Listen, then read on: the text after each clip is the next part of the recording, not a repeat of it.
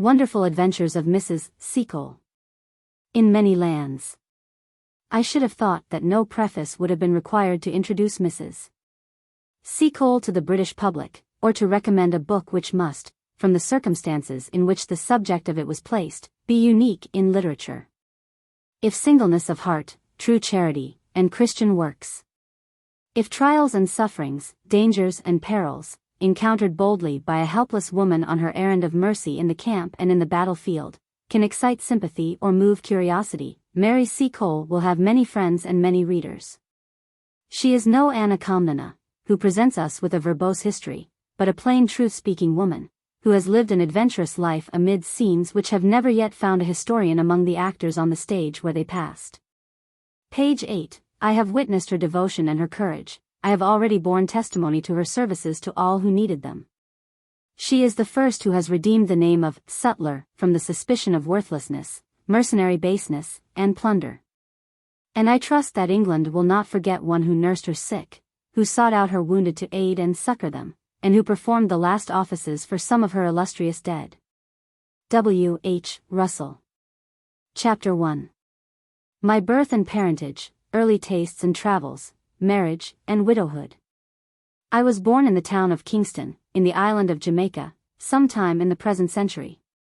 As a female, and a widow, I may be well excused giving the precise date of this important event. But I do not mind confessing that the century and myself were both young together, and that we have grown side by side into age and consequence. I am a Creole, and have good Scotch blood coursing in my veins. My father was a soldier, of an old Scotch family. And to him I often trace my affection for a camp life, and my sympathy with what I have heard my friends call the pomp, pride, and circumstance of glorious war. Many people have also traced to my Scotch blood that energy and activity which are not always found in the Creole race, and which have carried me to so many varied scenes, and perhaps they are right. I have often heard the term lazy Creole applied to my country people, but I am sure I do not know what it is to be indolent. All my life long I have followed the impulse which led me to be up and doing. And so far from resting idle anywhere, I have never wanted inclination to rove, nor will powerful enough to find a way to carry out my wishes.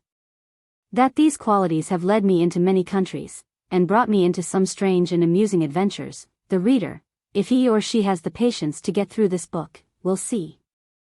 Some people, indeed, have called me quite a female Ulysses. I believe that they intended it as a compliment, but from my experience of the Greeks, I do not consider it a very flattering one. It is not my intention to dwell at any length upon the recollections of my childhood. My mother kept a boarding house in Kingston, and was, like very many of the Creole women, an admirable doctress, in high repute with the officers of both services, and their wives, who were from time to time stationed at Kingston. It was very natural that I should inherit her tastes, and so I had from early youth a yearning for medical knowledge and practice which has never deserted me. When I was a very young child I was taken by an old lady, who brought me up in her household among her own grandchildren, and who could scarcely have shown me more kindness had I been one of them. Indeed, I was so spoiled by my kind patroness that, but for being frequently with my mother, I might very likely have grown up idle and useless. But I saw so much of her, and of her patience, that the ambition to become a doctress early took firm root in my mind. And I was very young when I began to make use of the little knowledge I had acquired from watching my mother, upon a great sufferer, my doll. I have noticed always what actors' children are. If you leave one alone in a room, how soon it clears a little stage, and, making an audience out of a few chairs and stools, proceeds to act its childish griefs and blandishments upon its doll. So I also made good use of my dumb companion and confidant, and whatever disease was most prevalent in Kingston, be sure my poor doll soon contracted it. I have had many medical triumphs in later days, and saved some valuable lives. But I really think that few have given me more real gratification than the rewarding glow of health which my fancy used to picture stealing over my patient's waxen face after long and precarious illness. Before long it was very natural that I should seek to extend my practice, and so I found other patients in the dogs and cats around me. Many luckless brutes were made to simulate diseases which were raging among their owners, and had forced down their reluctant throats the remedies which I deemed most likely to suit their supposed complaints. And after a time I rose still higher in my ambition, and despairing of finding another human patient, I proceeded to try my simples and essences upon myself. When I was about 12 years old I was more frequently at my mother's house, and used to assist her in her duties. Very often sharing with her the task of attending upon invalid officers or their wives, who came to her house from the adjacent camp at Up Park, or the military station at Newcastle. As I grew into womanhood, I began to indulge that longing to travel which will never leave me while I have health and vigor. I was never weary of tracing upon an old map the route to England, and never followed with my gaze the stately ships homeward bound without longing to be in them, and see the blue hills of Jamaica fade into the distance. At that time it seemed most improbable that these girlish wishes should be gratified. But circumstances, which I need not explain, enabled me to accompany some relatives to England while I was yet a very young woman. I shall never forget my first impressions of London. Of course, I am not going to bore the reader with them. But they are as vivid now as though the year 18, I had very nearly let my age slip then, had not been long ago numbered with the past. Strangely enough, some of the most vivid of my recollections are the efforts of the London street boys to poke fun at my and my companion's complexion. I am only a little brown, a few shades duskier than the brunettes whom you all admire so much. But my companion was very dark and a fair, if I can apply the term to her, subject for their rude wit. She was hot-tempered, poor thing. And as there were no policemen to awe the boys and turn our servants' heads in those days, our progress through the London streets was sometimes a rather checkered one. I remained in England, upon the occasion of my first visit, about a year, and then returned to Kingston.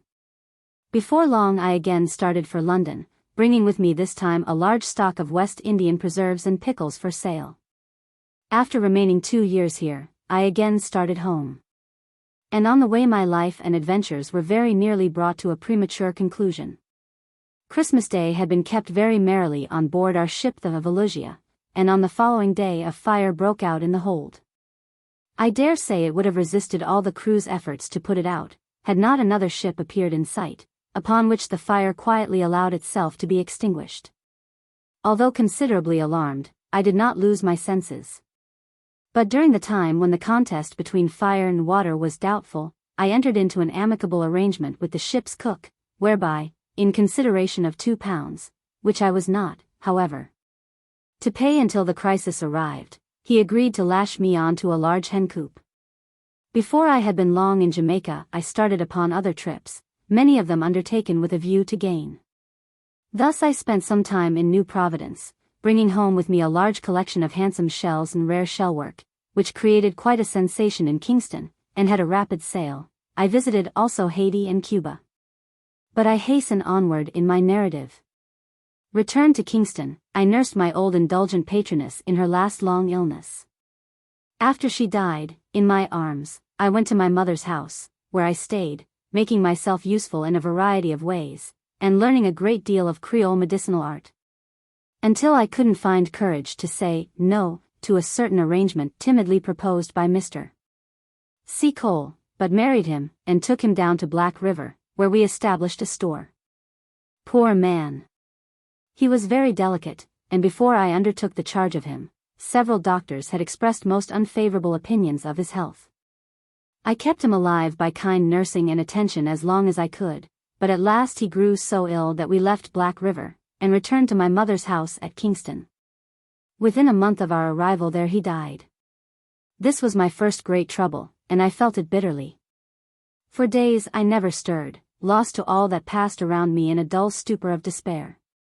If you had told me that the time would soon come when I should remember this sorrow calmly, I should not have believed it possible, and yet it was so. I do not think that we hot-blooded Creoles sorrow less for showing it so impetuously. But I do think that the sharp edge of our grief wears down sooner than theirs who preserve an outward demeanor of calmness, and nurse their woe secretly in their hearts. Chapter 2. Struggles for life, the cholera in Jamaica. I leave Kingston for the Isthmus of Panama, Chagres, Navy Bay, and Gatun, life in Panama, up the river Chagres to Gorgona and Cruces. I had one other great grief to master, the loss of my mother, and then I was left alone to battle with the world as best I might. The struggles which it cost me to succeed in life were sometimes very trying, nor have they ended yet. But I have always turned a bold front to fortune, and taken, and shall continue to take, as my brave friends in the Army and Navy have shown me how, my hurts before. Although it was no easy thing for a widow to make ends meet, I never allowed myself to know what repining or depression was, and so succeeded in gaining not only my daily bread, but many comforts besides from the beginning. Indeed, my experience of the world, it is not finished yet, but I do not think it will give me reason to change my opinion, leads me to the conclusion that it is by no means the hard bad world which some selfish people would have us believe it. It may be as my editor says, that gently comes the world to those that are cast in gentle mold. Hinting at the same time, politely, that the rule may apply to me personally. And perhaps he is right, for although I was always a hearty, strong woman, plain-spoken people might say stout, I think my heart is soft enough. How slowly and gradually I succeeded in life, need not be told at length. My fortunes underwent the variations which befall all. Sometimes I was rich one day, and poor the next. I never thought too exclusively of money, believing rather that we were born to be happy, and that the surest way to be wretched is to prize it overmuch. Had I done so, I should have mourned over many a promising speculation proving a failure, over many a pan of preserves or guava jelly burnt in the making. And perhaps lost my mind when the great fire of 1843, which devastated Kingston, burnt down my poor home. As it was, I very nearly lost my life, for I would not leave my house until every chance of saving it had gone, and it was wrapped in flames. But, of course, I set to work again in a humbler way, and rebuilt my house by degrees, and restocked it, succeeding better than before. For I had gained a reputation as a skillful nurse and doctress, and my house was always full of invalid officers and their wives from Newcastle, or the adjacent Uppark camp. Sometimes I had a naval or military surgeon under my roof, from whom I never failed to glean instruction, given, when they learned my love for their profession, with a readiness and kindness I am never likely to forget. Many of these kind friends are alive now. I met with some when my adventures had carried me to the battlefields of the Crimea. And to those whose eyes may rest upon these pages I again offer my acknowledgments for their past kindness, which helped me to be useful to my kind in many lands. And here I may take the opportunity of explaining that it was from a confidence in my own powers, and not at all from necessity, that I remained an unprotected female. Indeed, I do not mind confessing to my reader, in a friendly confidential way, that one of the hardest struggles of my life in Kingston was to resist the pressing candidates for the late Mr. Seacole's shoes. Officers of high rank sometimes took up their abode in my house. Others of inferior rank were familiar with me, long before their bravery, and, alas, too often death, in the Crimea, made them world famous. There were few officers of the 97th to whom Mother Seacole was not well known, before she joined them in front of Sebastopol. And among the best known was good-hearted, lovable, noble H.V., whose death shocked me so terribly, and with whose useful heroic life the English public have become so familiar. I can hear the ring of his boyish laughter even now. In the year 1850, the cholera swept over the island of Jamaica with terrible force. Our idea, perhaps an unfounded one, was that a steamer from New Orleans was the means of introducing it into the island. Anyhow, they sent some clothes on shore to be washed, and poor Dolly Johnson, the washerwoman, whom we all knew, sickened and died of the terrible disease. While the cholera raged, I had but too many opportunities of watching its nature, and from a Dr. B., who was then lodging in my house, received many hints as to its treatment which I afterwards found invaluable.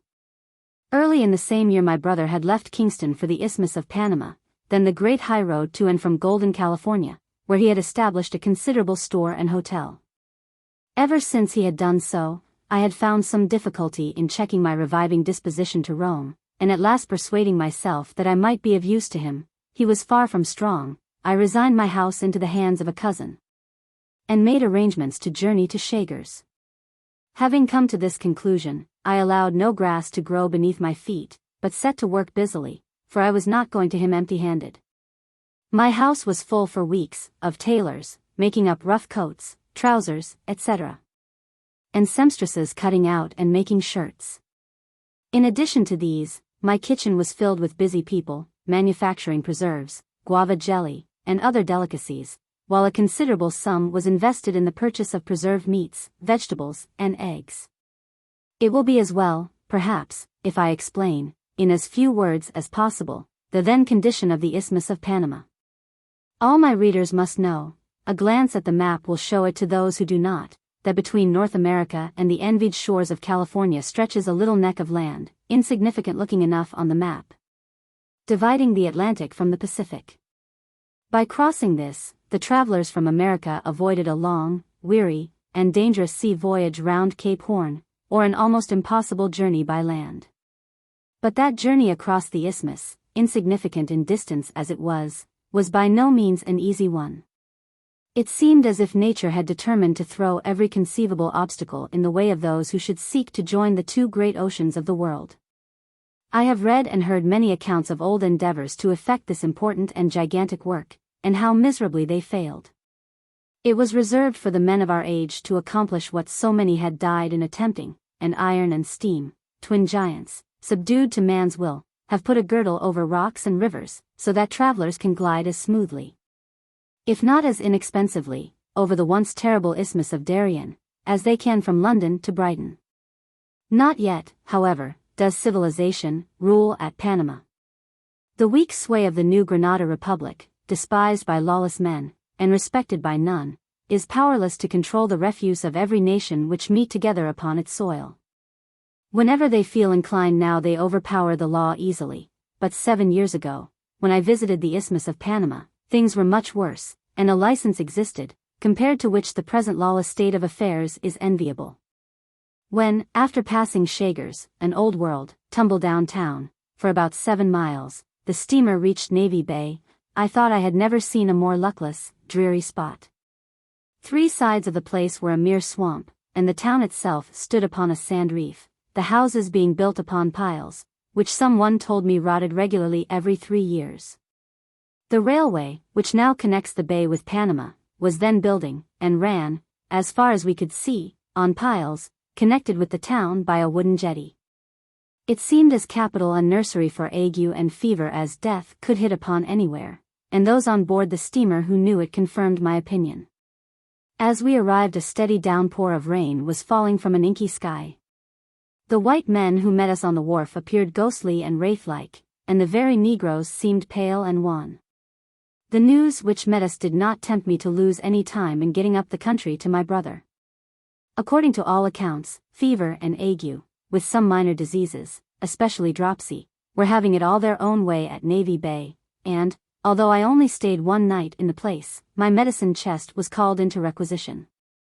But the sufferers wanted remedies which I could not give them: warmth, nourishment, and fresh air. Beneath leaky tents, damp huts, and even under broken railway wagons, I saw men dying from sheer exhaustion. Indeed, I was very glad when, with the morning, the crowd, as the Yankees called the bands of pilgrims to and from California, made ready to ascend to Panama. The first stage of our journey was by railway to Gatun, about 12 miles distant. For the greater portion of that distance the lines ran on piles, over as unhealthy and wretched a country as the eye could well grow weary of, but, at last, the country improved, and you caught glimpses of distant hills and English-like scenery.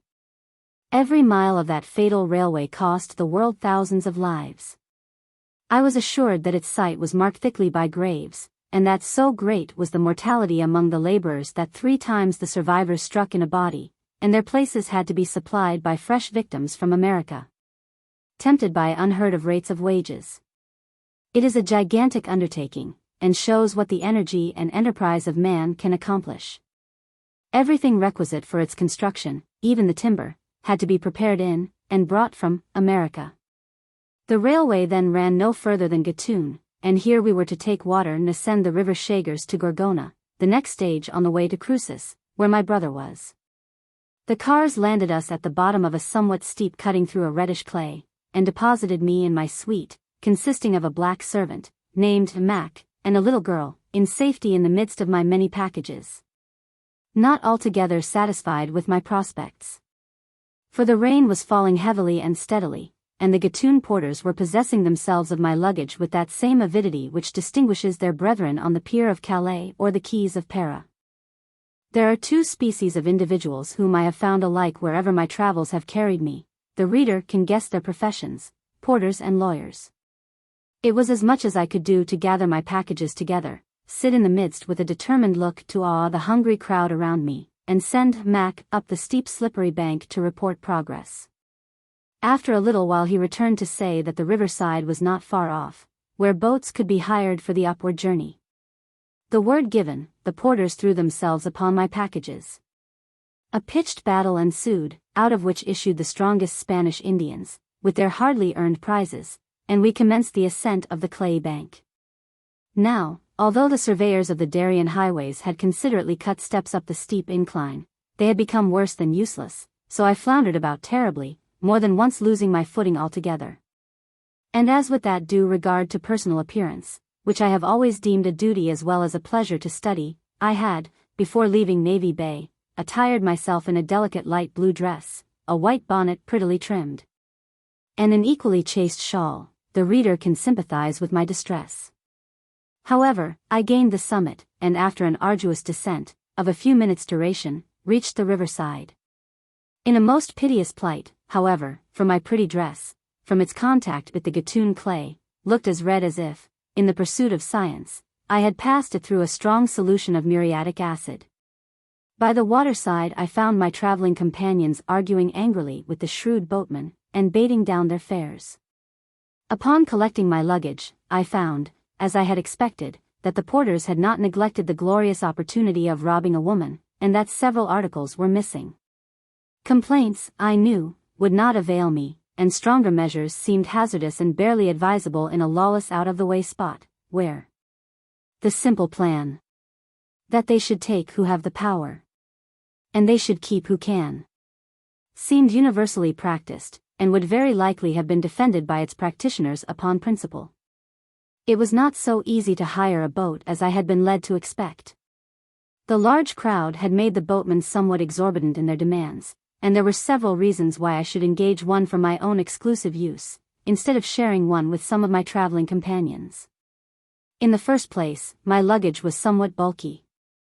And, in the second place, my experience of travel had not failed to teach me that Americans, even from the northern states, are always uncomfortable in the company of colored people, and very often show this feeling in stronger ways than by sour looks and rude words. I think, if I have a little prejudice against our cousins across the Atlantic, and I do confess to a little, it is not unreasonable. I have a few shades of deeper brown upon my skin which shows me related, and I am proud of the relationship, to those poor mortals whom you once held enslaved, and whose bodies America still owns. And having this bond, and knowing what slavery is, having seen with my eyes and heard with my ears proof positive enough of its horrors, let others affect to doubt them if they will. Is it surprising that I should be somewhat impatient of the airs of superiority which many Americans have endeavored to assume over me? Mind, I am not speaking of all. I have met with some delightful exceptions. At length I succeeded in hiring a boat for the modest consideration of £10, to carry me and my fortunes to Cruces. My boat was far from uncomfortable. Large and flat-bottomed, with an awning, dirty it must be confessed, beneath which swung a hammock, of which I took immediate possession. By the way, the Central Americans should adopt the hammock as their national badge. But for sheer necessity they would never leave it. The master of the boat, the padrone, was a fine tall Negro. His crew were four common enough specimens of humanity, with a marked disregard of the prejudices of society with respect to clothing. A dirty handkerchief rolled over the head, and a wisp of something, which might have been linen, bound round the loins, formed their attire. Perhaps, however, the thick coating of dirt which covered them kept them warmer than more civilized clothing, besides being indisputably more economical. The boat was generally propelled by paddles, but when the river was shallow, poles were used to punt us along, as on English rivers. The black padrone, whose superior position was indicated by the use of decent clothing, standing at the helm, gesticulating wildly, and swearing Spanish oaths with a vehemence that would have put Corporal Trim's comrades in Flanders to the blush. Very much shocked, of course, but finding it perfectly useless to remonstrate with him, I swung myself in my hammock and leisurely watched the river scene. The river Shagers lolled with considerable force, now between low marshy shores, now narrowing, between steep, thickly wooded banks. It was liable, as are all rivers in hilly districts, to sudden and heavy floods. And although the padrone, on leaving Gatun, had pledged his soul to land me at Cruces that night, I had not been long afloat before I saw that he would forfeit his worthless pledge. For the wind rose to a gale, ruffling the river here and there into a little sea. The rain came down in torrents, while the river rose rapidly, bearing down on its swollen stream trunks of trees, and similar waifs and strays, which it tossed about like a giant in sport, threatening to snag us with its playthings every moment. And when we came to a sheltered reach, and found that the little fleet of boats which had preceded us had laid to there, I came to the conclusion that, stiff, tired, and hungry, I should have to pass a night upon the river Shagers. All I could get to eat was some guavas, which grew wild upon the banks, and then I watched the padrone curl his long body up among my luggage, and listened to the crew, who had rolled together at the bottom of the boat, snore as peacefully as if they slept between fair linen sheets, in the purest of calico night gear, and the most unexceptionable of nightcaps, until somehow I fell into a troubled, dreamy sleep.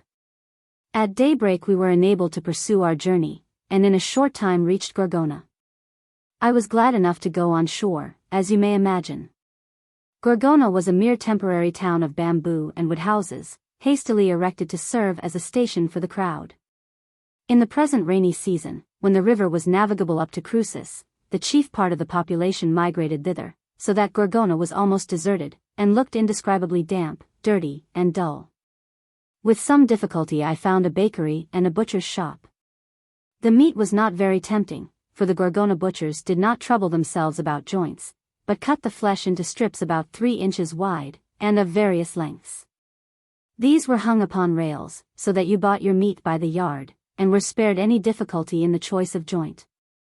I cannot say that I was favorably impressed with this novel and simple way of avoiding trouble, but I was far too hungry to be particular, and buying a strip for 1/4 of a real, carried it off to Mac to cook. Late that afternoon, the padrone and his crew landed me, tired, wretched, and out of temper, upon the miserable wharf of Cruces. Chapter 3. My reception at the Independent Hotel, a Cruces table d'hote, life in Cruces, amusements of the crowds, a novel 4-post bed. The sympathizing reader, who very likely has been laughing heartily at my late troubles, can fancy that I was looking forward with no little pleasurable anticipation to reaching my brother's cheerful home at Cruces.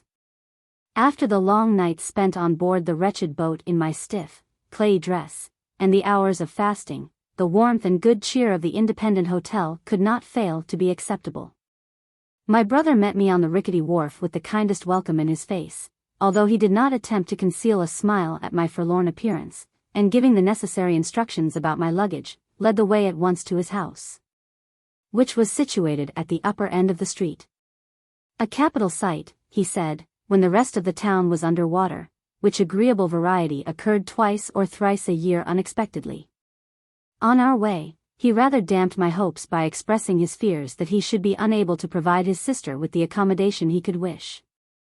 For you see, he said, the crowd from Panama has just come in, meeting your crowd from Navy Bay. And I shouldn't be at all surprised if very many of them have no better bed than the store floors. But, despite this warning, I was miserably unprepared for the reception that awaited me. To be sure, I found Cruces as like Gorgona, in its dampness, dirt, and confusion, as it well could be. But the crowd from the gold fields of California had just arrived, having made the journey from Panama on mules, and the street was filled with motley groups in picturesque variety of attire. The hotels were also full of them, while many lounged in the verandas after their day's journey.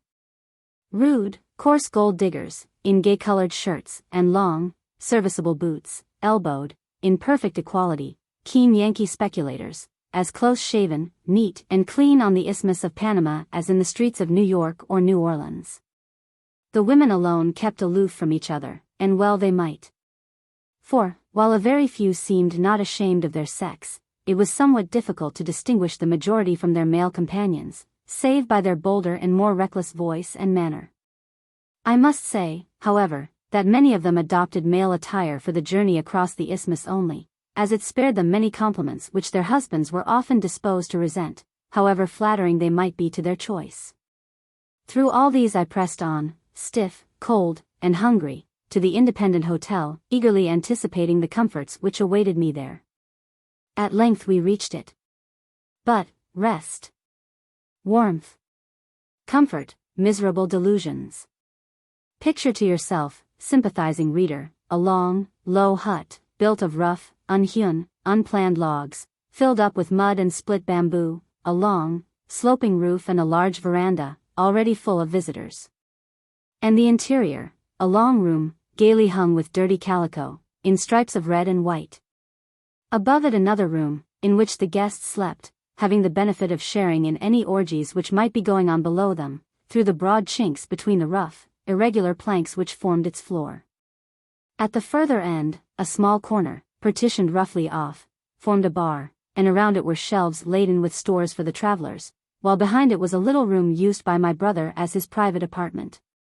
But 3 female travelers had hired it for their own especial use for the night, paying the enormous sum of £10 for so exclusive a luxury. At the entrance sat a black man, taking toll of the comers in, giving them in exchange for coin or gold dust. He had a rusty pair of scales to weigh the latter, a dirty ticket, which guaranteed them supper, a night's lodging, and breakfast. I saw all this very quickly, and turned round upon my brother in angry despair. What am I to do? Why did you ever bring me to this place? See what a state I am in, cold, hungry, and wretched. I want to wash, to change my clothes, to eat, too. But poor Edward could only shrug his shoulders and shake his head, in answer to my indignant remonstrances. At last he made room for me in a corner of the crowded bar, set before me some food, and left me to watch the strange life I had come to, and before long I soon forgot my troubles in the novelty of my position. The difference between the passengers to and from California was very distinguishable. Those bound for the gold country were to a certain extent fresh from civilization, and had scarcely thrown off its control. Whereas the homeward bound reveled in disgusting excess of license. Although many of the women on their way to California showed clearly enough that the life of license they sought would not be altogether unfamiliar to them, they still retained some appearance of decency in their attire and manner. But in many cases, as I have before said, the female companions of the successful gold diggers appeared in no hurry to resume the dress or obligations of their sex. Many were clothed as the men were, in flannel shirt and boots. Rode their mules in unfeminine fashion, but with much ease and courage, and in their conversation successfully rivaled the coarseness of their lords. I think, on the whole, that those French lady writers who desire to enjoy the privileges of man, with the irresponsibility of the other sex, would have been delighted with the disciples who were carrying their principles into practice in the streets of Cruces. The chief object of all the travelers seemed to be dinner or supper, I do not know what term they gave it. Down the entire length of the Independent Hotel ran a table covered with a green oilskin cloth, and at proper intervals were placed knives and forks, plates, and cups and saucers turned down. And when a newcomer received his ticket, and wished to secure his place for the coming repast, he would turn his plate, cup, and saucer up, which mode of reserving seats seemed respected by the rest. And as the evening wore on, the shouting and quarreling at the doorway in Yankee twang increased momentarily. While some seated themselves at the table, and hammering upon it with the handles of their knives, hallooed out to the excited nigger cooks to make haste with the slapjack. Amidst all this confusion, my brother was quietly selling shirts, boots, trousers, etc., to the travelers. While above all the din could be heard the screaming voices of his touters without, drawing attention to the good cheer of the Independent Hotel. Over and over again, while I cowered in my snug corner, wishing to avoid the notice of all, did I wish myself safe back in my pleasant home in Kingston, but it was too late to find out my mistake now. At last the table was nearly filled with a motley assemblage of men and women, and the slapjack, hot and steaming, was carried in by the black cooks. The hungry diners welcomed its advent with a shout of delight. And yet it did not seem particularly tempting. But beyond all doubt it was a capital piece de resistance for great eaters, and before the dinner was over, I saw ample reasons to induce any hotel keeper to give it his patronage. In truth, It was a thick substantial pancake of flour, salt, and water. Eggs were far too expensive to be used in its composition, and by the time the supply had disappeared, I thought the largest appetites must have been stayed. But it was followed by pork, strips of beef stewed with hard dumplings, hams, great dishes of rice, jugs of molasses and treacle for sauce, the whole being washed down with an abundance of tea and coffee.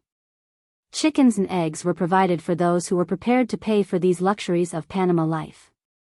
But, so scarce and expensive were they, that, as I afterwards discovered, those hotel keepers whose larders were so stocked would hang out a chicken upon their signposts, as a sure attraction for the richer and more reckless diggers. While the touter's cry of eggs and chickens here was a very telling one. Wine and spirits were also obtainable, but were seldom taken by the Americans, who are abstemious abroad as well as at home. After dinner the store soon cleared. Gambling was a great attraction, but my brother, dreading its consequences with these hot-brained armed men, allowed none to take place in his hotel. So some lounged away to the faro and Monte tables, which were doing a busy trade. Others loitered in the veranda, smoking, and looking at the native women, who sang and danced fandangos before them. The whole of the dirty, woebegone place, which had looked so wretched by the light of day, was brilliantly illuminated now. Night would bring no rest to Cruces, while the crowds were there to be fed, cheated, or amused. Daybreak would find the faro tables, with their piles of silver and little heaps of gold dust, still surrounded by haggard gamblers. Daybreak would gleam sickly upon the tawdry finery of the poor Spanish singers and dancers, whose weary night's work would enable them to live upon the traveler's bounty for the next week or so. These few hours of gaiety and excitement were to provide the Cruces people with food and clothing for as many days, and while their transitory sun shone, I will do them the justice to say they gathered in their hay busily. In the exciting race for gold, we need not be surprised at the strange groups which line the racecourse. All that I wondered at was, that I had not foreseen what I found, or that my rage for change and novelty had closed my ears against the warning voices of those who knew somewhat of the high road to California. But I was too tired to moralize long, and begged my brother to find me a bed somewhere. He failed to do so completely, and in despair I took the matter in my own hands. And stripping the green oilskin cloth from the rough table, it would not be wanted again until tomorrow's breakfast, pinned up some curtains round the table's legs, and turned in with my little servant beneath it. It was some comfort to know that my brother, his servants, and Mac brought their mattresses, and slept upon it above us.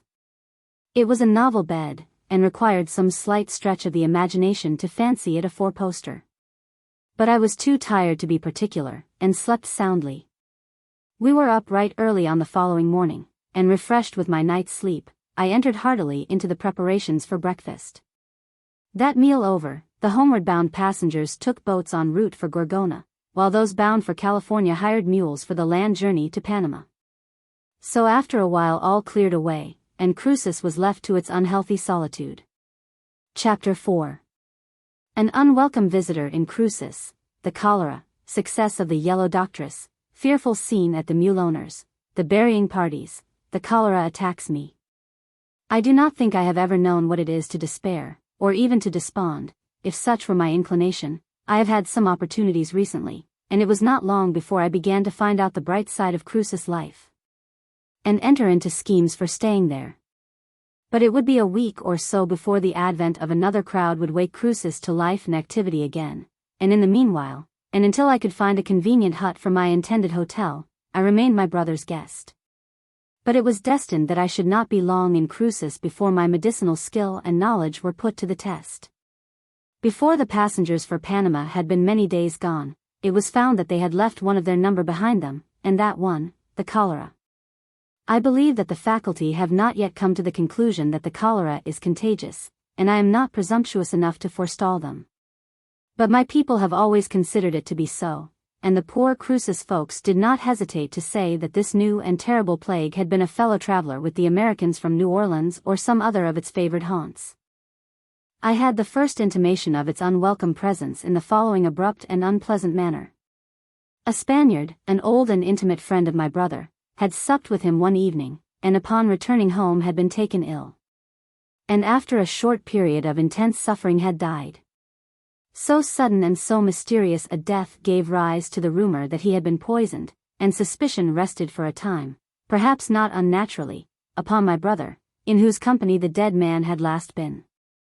Anxious for many reasons, the chief one, perhaps, the position of my brother, I went down to see the corpse. A single glance at the poor fellow showed me the terrible truth. The distressed face, sunken eyes, cramped limbs, and discolored shriveled skin were all symptoms which I had been familiar with very recently, and at once I pronounced the cause of death to be cholera. The Cruces people were mightily angry with me for expressing such an opinion. Even my brother, although it relieved him of the odium of a great crime, was as annoyed as the rest. But by 12 o'clock that morning one of the Spaniard's friends was attacked similarly, and the very people who had been most angry with me a few hours previously, came to me now eager for advice. There was no doctor in Cruces. The nearest approach to one was a little timid dentist, who was there by accident, and who refused to prescribe for the sufferer, and I was obliged to do my best. Selecting from my medicine chest, I never travel anywhere without it, what I deemed necessary, I went hastily to the patient, and at once adopted the remedies I considered fit. It was a very obstinate case, but by dint of mustard emetics, warm fomentations, mustard plasters on the stomach and the back, and calomel, at first in large then in gradually smaller doses, I succeeded in saving my first cholera patient in Cruces. For a few days the terrible disease made such slow progress amongst us that we almost hoped it had passed on its way and spared us. But all at once it spread rapidly, and affrighted faces and cries of woe soon showed how fatally the destroyer was at work. And in so great request were my services, that for days and nights together I scarcely knew what it was to enjoy 2 successive hours' rest. And here I must pause to set myself right with my kind reader. He or she will not, I hope, think that, in narrating these incidents, I am exalting my poor part in them unduly. I do not deny, it is the only thing indeed that I have to be proud of, that I am pleased and gratified when I look back upon my past life, and see times now and then, and places here and there, when and where I have been enabled to benefit my fellow creatures suffering from ills my skill could often remedy.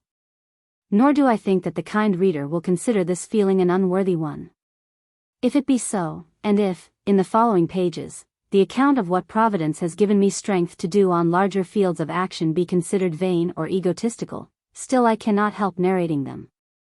For my share in them appears to be the one and only claim I have to interest the public ear. Moreover, I shall be sadly disappointed, if those years of life which may be still in store for me are not permitted by Providence to be devoted to similar usefulness. I am not ashamed to confess, for the gratification is, after all, a selfish one, that I love to be of service to those who need a woman's help. And wherever the need arises, on whatever distant shore, I ask no greater or higher privilege than to minister to it. After this explanation, I resume more freely the account of my labors in Cruces. It was scarcely surprising that the cholera should spread rapidly, for fear is its powerful auxiliary, and the Cruces people bowed down before the plague in slavish despair. The Americans and other foreigners in the place showed a brave front, but the natives, constitutionally cowardly, made not the feeblest show of resistance. Beyond filling the poor church, and making the priests bring out into the streets figures of tawdry dirty saints, supposed to possess some miraculous influence which they never exerted, before which they prostrated themselves, invoking their aid with passionate prayers and cries, they did nothing. Very likely the saints would have got the credit of helping them if they had helped themselves, but the poor cowards never stirred a finger to clean out their close, reeking huts, or rid the damp streets of the rotting accumulation of months. I think their chief reliance was on the yellow woman from Jamaica with the cholera medicine. Nor was this surprising. For the Spanish doctor, who was sent for from Panama, became nervous and frightened at the horrors around him, and the people soon saw that he was not familiar with the terrible disease he was called upon to do battle with, and preferred trusting to one who was. It must be understood that many of those who could afford to pay for my services did so handsomely, but the great majority of my patients had nothing better to give their doctors than thanks. The best part of my practice lay amongst the American store and hotel keepers, the worst among the native boatmen and muleteers. These latter died by scores, and among them I saw some scenes of horror I would fain forget, if it were possible. One terrible night, passed with some of them, has often haunted me. I will endeavor to narrate it, and should the reader be supposed to think it highly colored and doubtful, I will only tell him that, terrible as it seems, I saw almost as fearful scenes on the Crimean Peninsula among British men. A few thousand miles only from comfort and plenty. It was late in the evening when the largest mule owner in Cruces came to me and implored me to accompany him to his kraal, a short distance from the town, where he said some of his men were dying. One in particular, his head muleteer, a very valuable servant, he was most selfishly anxious for, and, on the way thither, promised me a large remuneration if I should succeed in saving him. Our journey was not a long one, but it rained hard, and the fields were flooded, so that it took us some time to reach the long, low hut which he called his home. I would rather not see such another scene as the interior of that hut presented. Its roof scarcely sheltered its wretched inmates from the searching rain, its floor was the damp, rank turf, trodden by the mule's hoofs and the muleteer's feet into thick mud. Around, in dirty hammocks, and on the damp floor, were the inmates of this wretched place, male and female, the strong and the sick together, breathing air that nearly choked me, accustomed as I had grown to live in impure atmosphere. For beneath the same roof the mules, more valuable to their master than his human servants, were stabled, their 4 feet locked, and beside them were heaps of saddles, packs, and harness. The groans of the sufferers and the anxiety and fear of their comrades were so painful to hear and witness, that for a few minutes I felt an almost uncontrollable impulse to run out into the stormy night, and flee from this plague spot. But the weak feeling vanished, and I set about my duty. The mule owner was so frightened that he did not hesitate to obey orders, and, by my directions, doors and shutters were thrown open, fires were lighted, and every effort made to ventilate the place. And then, with the aid of the frightened women, I applied myself to my poor patients. 2 were beyond my skill. Death alone could give them relief. The others I could help. But no words of mine could induce them to bear their terrible sufferings like men. They screamed and groaned, not like women, for few would have been so craven-hearted, but like children. Calling, in the intervals of violent pain, upon Jesu, the Madonna, and all the saints of heaven whom their lives had scandalized. I stayed with them until midnight, and then got away for a little time. But I had not long been quiet, before the mulemaster was after me again. The men were worse. Would I return with him? The rain was drifting heavily on the thatched roof, as it only does in tropical climates, and I was tired to death. But I could not resist his appeal. He had brought with him a pair of tall, thick boots, in which I was to wade through the flooded fields, and with some difficulty I again reached the kraal. I found the worst cases sinking fast, one of the others had relapsed, while fear had paralyzed the efforts of the rest. At last I restored some order, and, with the help of the bravest of the women, fixed up rude screens around the dying men. But no screens could shut out from the others their awful groans and cries for the aid that no mortal power could give them. So the long night passed away. First a death-like stillness behind one screen, and then a sudden silence behind the other, showing that the fierce battle with death was over, and who had been the victor. And, meanwhile, I sat before the flickering fire, with my last patient in my lap, a poor, little, brown-faced orphan infant, scarce a year old, was dying in my arms, and I was powerless to save it.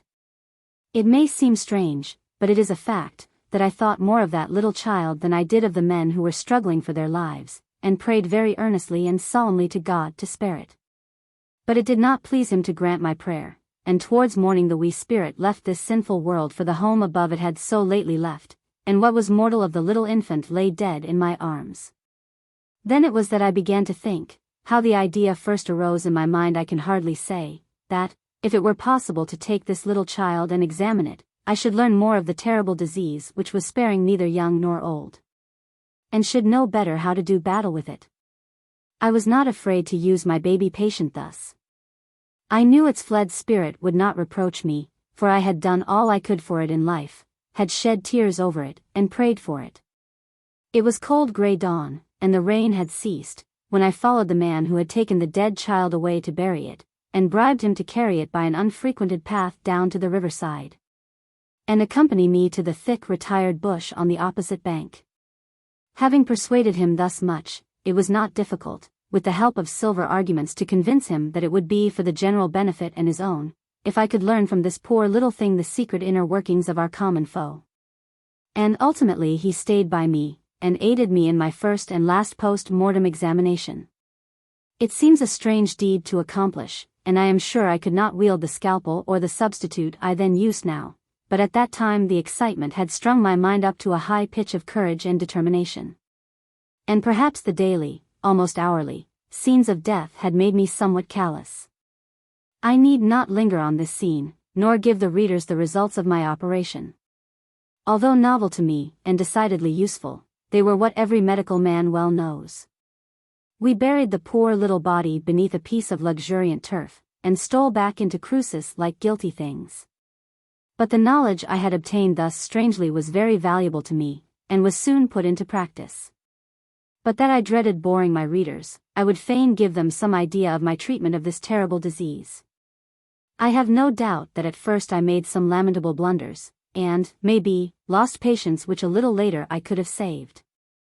I know I came across, the other day, some notes of cholera medicines which made me shudder, and I dare say they have been used in their turn and found wanting. The simplest remedies were perhaps the best. Mustard plasters, and emetics, and calomel. The mercury applied externally, where the veins were nearest the surface, were my usual resources. Opium I rather dreaded, as its effect is to incapacitate the system from making any exertion, and it lulls the patient into a sleep which is often the sleep of death. When my patients felt thirsty, I would give them water in which cinnamon had been boiled. One stubborn attack succumbed to an additional dose of 10 grains of sugar of lead, mixed in a pint of water, given in doses of a tablespoonful every quarter of an hour. Another patient, a girl, I rubbed over with warm oil, camphor, and spirits of wine.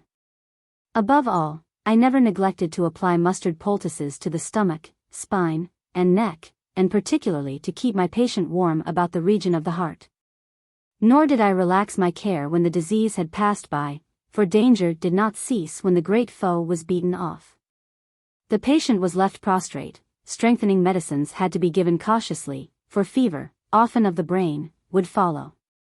But, after all, one great conclusion, which my practice in cholera cases enabled me to come to, was the old one, that few constitutions permitted the use of exactly similar remedies, and that the course of treatment which saved one man, would, if persisted in, have very likely killed his brother. Generally speaking, the cholera showed premonitory symptoms, such as giddiness, sickness, diarrhea, or sunken eyes and distressed look. But sometimes the substance followed its forecoming shadow so quickly, and the crisis was so rapid, that there was no time to apply any remedies. An American carpenter complained of giddiness and sickness, warning signs, succeeded so quickly by the worst symptoms of cholera, that in less than an hour his face became of an indigo tint, his limbs were doubled up horribly with violent cramps. And he died. To the convicts, and if there could be grades of wretchedness in Cruces, these poor creatures were the lowest, belonged the terrible task of burying the dead, a duty to which they showed the utmost repugnance. Not unfrequently, at some fancied alarm, they would fling down their burden, until at last it became necessary to employ the soldiers to see that they discharged the task allotted to them.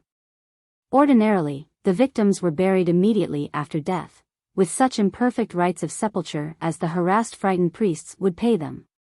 And very seldom was time afforded by the authorities to the survivors to pay those last offices to the departed which a Spaniard and a Catholic considers so important. Once I was present at a terrible scene in the house of a New Granada grandee, whose pride and poverty justified many of the old Spanish proverbs leveled at his caste. It was when the cholera was at its height, and yet he had left, perhaps on important business, his wife and family, and gone to Panama for 3 days. On the day after his departure, the plague broke out in his house, and my services were required promptly. I found the miserable household in terrible alarm, and yet confining their exertions to praying to a coarse black priest in a black surplice, who, kneeling beside the couch of the Spanish lady, was praying, in his turn, to some favorite saint in Cruces. The sufferer was a beautiful woman, suffering from a violent attack of cholera, with no one to help her, or even to take from her arms the poor little child they had allowed her to retain. In her intervals of comparative freedom from pain, her cries to the Madonna and her husband were heartrending to hear. I had the greatest difficulty to rout the stupid priest and his as stupid worshippers, and do what I could for the sufferer. It was very little, and before long the unconscious Spaniard was a widower. Soon after, the authorities came for the body. I never saw such passionate anger and despair as were shown by her relatives and servants, old and young, at the intrusion, rage that she, who had been so exalted in life, should go to her grave like the poor clay she was. Orders were given to bar the door against the convict gang who had come to discharge their unpleasant duty, and while all were busy decking out the unconscious corpse in gayest attire, none paid any heed to me bending over the fire with the motherless child, journeying fast to join its dead parent. I had made more than one effort to escape, for I felt more sick and wretched than at any similar scene of woe, but finding exit impossible, I turned my back upon them and attended to the dying child. Nor did I heed their actions until I heard orders given to admit the burial party, and then I found that they had dressed the corpse in rich white satin, and decked her head with flowers. The agitation and excitement of this scene had affected me as no previous horror had done, and I could not help fancying that symptoms were showing themselves in me with which I was familiar enough in others. Leaving the dying infant to the care of its relatives, when the Spaniard returned he found himself widowed and childless. I hastened to my brother's house. When there, I felt an unpleasant chill come over me, and went to bed at once. Other symptoms followed quickly, and, before nightfall, I knew full well that my turn had come at last, and that the cholera had attacked me, perhaps its greatest foe in Cruces. Chapter 5. American Sympathy. I take an hotel in Cruces. My customers, Lola Montez, Miss Hayes and the Bishop, gambling in Cruces, quarrels amongst the travelers, New Granada military, the thieves of Cruces, a narrow escape. When it became known that their yellow doctress had the cholera, I must do the people of Cruces the justice to say that they gave her plenty of sympathy, and would have shown their regard for her more actively, had there been any occasion. Indeed, when I most wanted quiet, it was difficult to keep out the sympathizing Americans and sorrowing natives who came to inquire after me, and who, not content with making their inquiries, and leaving their offerings of blankets, flannel, etc., must see with their own eyes what chance the yellow woman had of recovery. The rickety door of my little room could never be kept shut for many minutes together. A visitor would open it silently, poke his long face in with an expression of sympathy that almost made me laugh in spite of my pain, draw it out again, between the narrowest possible opening, as if he were anxious to admit as little air as he could. While another would come in bodily, and after looking at me curiously and inquisitively, as he would eye a horse or nigger he had some thoughts of making a bid for, would help to carpet my room, with the result perhaps of his meditations. And saying, gravely, "Are you better, Auntie Seacole, now? Isn't there a something we can do for you, ma'am?" would as gravely give place to another and another yet, until I was almost inclined to throw something at them, or call them bad names, like the Scotch king does the ghosts in the play. But, fortunately, the attack was a very mild one, and by the next day all danger had gone by, although I still felt weak and exhausted. After a few weeks, the first force of the cholera was spent, and although it lingered with us, as though loath to leave so fine a resting place, for some months, it no longer gave us much alarm. And before long, life went on as briskly and selfishly as ever with the Cruces survivors, and the terrible past was conveniently forgotten. Perhaps it is so everywhere, but the haste with which the Cruces people buried their memory seemed indecent. Old houses found new masters, the mules new drivers, the great Spaniard chose another pretty woman, and had a grand, poor, dirty wedding, and was married by the same lazy black priest who had buried his wife, dead a few months back. And very likely they would all have hastened as quickly to forget their doctress, had circumstances permitted them, but every now and then one of them sickened and died of the old complaint. And the reputation I had established founded for me a considerable practice. The Americans in the place gladly retained me as their medical attendant, and in one way or other gave me plenty to do. But, in addition to this, I determined to follow my original scheme of keeping an hotel in Cruces. Right opposite my brother's independent hotel there was a place to let which it was considered I could adapt to my purpose. It was a mere tumble-down hut, with wattled sides, and a rotten thatched roof, containing 2 rooms, one small enough to serve as a bedroom. For this charming residence, very openly situated, and well ventilated, £20 a month was considered a fair and by no means exorbitant rent. And yet I was glad to take possession of it. And in a few days had hung its rude walls with calico of gayest color and stripes, with an exuberance of fringes, frills, and bows, the Americans love show dearly, and prepared it to accommodate 50 dinner guests. I had determined that it should be simply a table d'hôte, and that I would receive no lodgers. Once, and once only, I relaxed this rule in favor of 2 American women, who sent me to sleep by a lengthy quarrel of words, woke me in the night to witness its crisis in a fisticuff duello, and left in the morning. After having taken a fancy to some of my movables which were most easily removable. I had on my staff my black servant Mac, the little girl I have before alluded to, and a native cook. I had had many opportunities of seeing how my brother conducted his business, and adopted his tariff of charges. For an ordinary dinner my charge was 4 shillings, eggs and chickens were, as I have before said, distinct luxuries, and fetched high prices. For crowds generally passed through cruces every month. In these were to be found passengers to and from Chile, Peru, and Lima, as well as California and America. The distance from Cruces to Panama was not great, only 20 miles, in fact. But the journey, from the want of roads and the roughness of the country, was a most fatiguing one. In some parts, as I found when I made the journey, in company with my brother, it was almost impassable. And for more than half the distance, 3 miles an hour was considered splendid progress. The great majority of the travelers were rough, rude men, of dirty, quarrelsome habits. The others were more civilized and more dangerous. And it was not long before I grew very tired of life in Cruces, although I made money rapidly, and pressed my brother to return to Kingston. Poor fellow! It would have been well for him had he done so. For he stayed only to find a grave on the Isthmus of Panama. The company at my table d'hôte was not over-select, and it was often very difficult for an unprotected female to manage them, although I always did my best to put them in good humor. Among other comforts, I used to hire a black barber, for the rather large consideration of £2, to shave my male guests. You can scarcely conceive the pleasure and comfort an American feels in a clean chin. And I believe my barber attracted considerable custom to the British Hotel at Cruces. I had a little outhouse erected for his especial convenience. And there, well provided with towels, and armed with plenty of razors, a brush of extraordinary size, and a foaming sea of lather, José shaved the newcomers.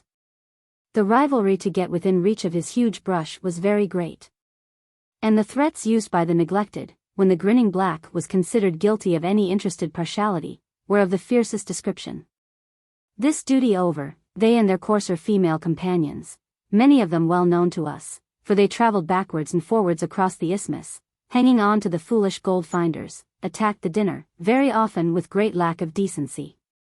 It was no use giving them carving knives and forks, for very often they laid their own down to insert a dirty hairy hand into a full dish, while the floor soon bore evidences of the great national American habit of expectoration. Very often quarrels would arise during the progress of dinner, and more than once I thought the knives, which they nearly swallowed at every mouthful, would have been turned against one another. It was, I always thought, extremely fortunate that the reckless men rarely stimulated their excitable passions with strong drink. Tea and coffee were the common beverages of the Americans. Englishmen, and men of other nations, being generally distinguishable by their demand for wine and spirits. But the Yankees' capacity for swilling tea and coffee was prodigious. I saw one man drink 10 cups of coffee. And finding his appetite still unsatisfied, I ran across to my brother for advice. There was a merry twinkle in his eyes as he whispered, "I always put in a good spoonful of salt after the 6th cup. It chokes them off admirably." It was no easy thing to avoid being robbed and cheated by the less scrupulous travelers, although I think it was only the acutest Yankee who stood any fair chance of outwitting me. I remember an instance of the biter bit, which I will narrate, hoping it may make my reader laugh as heartily as its recollection makes me. He was a tall, thin Yankee, with a furtive glance of the eyes, and an amazing appetite, which he seemed nothing loath to indulge. His appetite for eggs especially seemed unbounded. Now, I have more than once said how expensive eggs were. And this day they happened to be 8 pence apiece.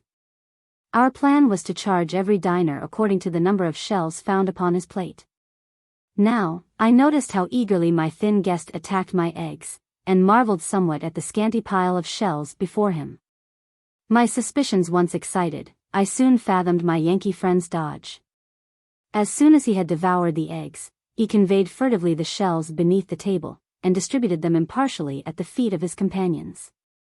I gave my little black maid a piece of chalk, and instructions. And creeping under the table, she counted the scattered shells, and chalked the number on the tail of his coat. And when he came up to pay his score, he gave up his number of eggs in a loud voice. And when I contradicted him, and referred to the coat tail in corroboration of my score, there was a general laugh against him.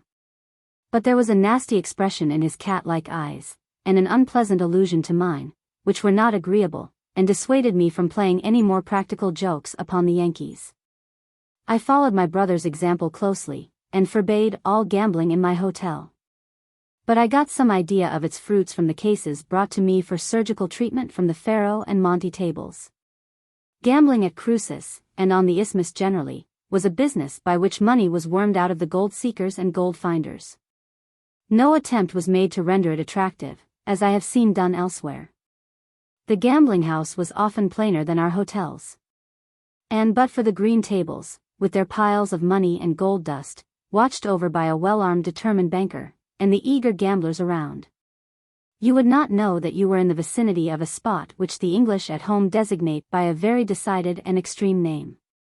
A Dr. Casey, everybody familiar with the Americans knows their fondness for titles, owned the most favored table in Cruces, and this, although he was known to be a reckless and unscrupulous villain. Most of them knew that he had been hunted out of San Francisco. And at that time, years before the Vigilance Committee commenced their labors of purification, a man too bad for that city must have been a prodigy of crime, and yet, and although he was violent-tempered, and had a knack of referring the slightest dispute to his revolver, his table was always crowded. Probably because, the greatest rogues have some good qualities, he was honest in his way, and played fairly. Occasionally some distinguished passengers passed on the upward and downward tides of rascality and ruffianism, that swept periodically through Cruces. Came one day, Lola Montez, in the full zenith of her evil fame, bound for California, with a strange suite. A good-looking, bold woman, with fine, bad eyes, and a determined bearing. Dressed ostentatiously in perfect male attire, with shirt collar turned down over a velvet-lapelled coat, richly worked shirt front, black hat, French unmentionables, and natty, polished boots with spurs. She carried in her hand a handsome riding whip, which she could use as well in the streets of Cruces as in the towns of Europe. For an impertinent American, presuming, perhaps not unnaturally, upon her reputation, laid hold jestingly of the tails of her long coat, and as a lesson received a cut across his face that must have marked him for some days. I did not wait to see the row that followed, and was glad when the wretched woman rode off on the following morning. A very different notoriety followed her at some interval of time, Miss Catherine Hayes, on her successful singing tour, who disappointed us all by refusing to sing at Cruces. And after her came an English bishop from Australia, who need have been a member of the church militant to secure his pretty wife from the host of admirers she had gained during her day's journey from Panama. Very quarrelsome were the majority of the crowds, holding life cheap, as all bad men strangely do, equally prepared to take or lose it upon the slightest provocation. Few tales of horror in Panama could be questioned on the ground of improbability. Not less partial were many of the natives of Cruces to the use of the knife, preferring, by the way, to administer sly stabs in the back, when no one was by to see the dastard blow dealt. Terribly bullied by the Americans were the boatmen and muleteers, who were reviled, shot, and stabbed by these free and independent filibusters, who would fain whop all creation abroad as they do their slaves at home. Whenever any Englishmen were present, and in a position to interfere with success, this bullying was checked, and they found, instead of the poor Spanish Indians, foemen worthy of their steel or lead. I must do them credit to say, that they were never loath to fight any one that desired that passing excitement, and thought little of ending their journey of life abruptly at the wretched wayside town of Cruces. It very often happened so, and over many a hasty head and ready hand have I seen the sod roughly pressed down, their hot hearts stilled suddenly in some senseless quarrel. And so in time I grew to have some considerable experience in the treatment of knife and gunshot wounds. One night I heard a great noise outside my window, and on rising found a poor boatman moaning piteously, and in a strange jumble of many languages begging me to help him. At first I was afraid to open the door, on account of the noisy mob which soon joined him, for villainy was very shrewd at Cruces. But at last I admitted him, and found that the poor wretch's ears had been cruelly split by some hasty citizen of the United States. I stitched them up as well as I could, and silenced his cries.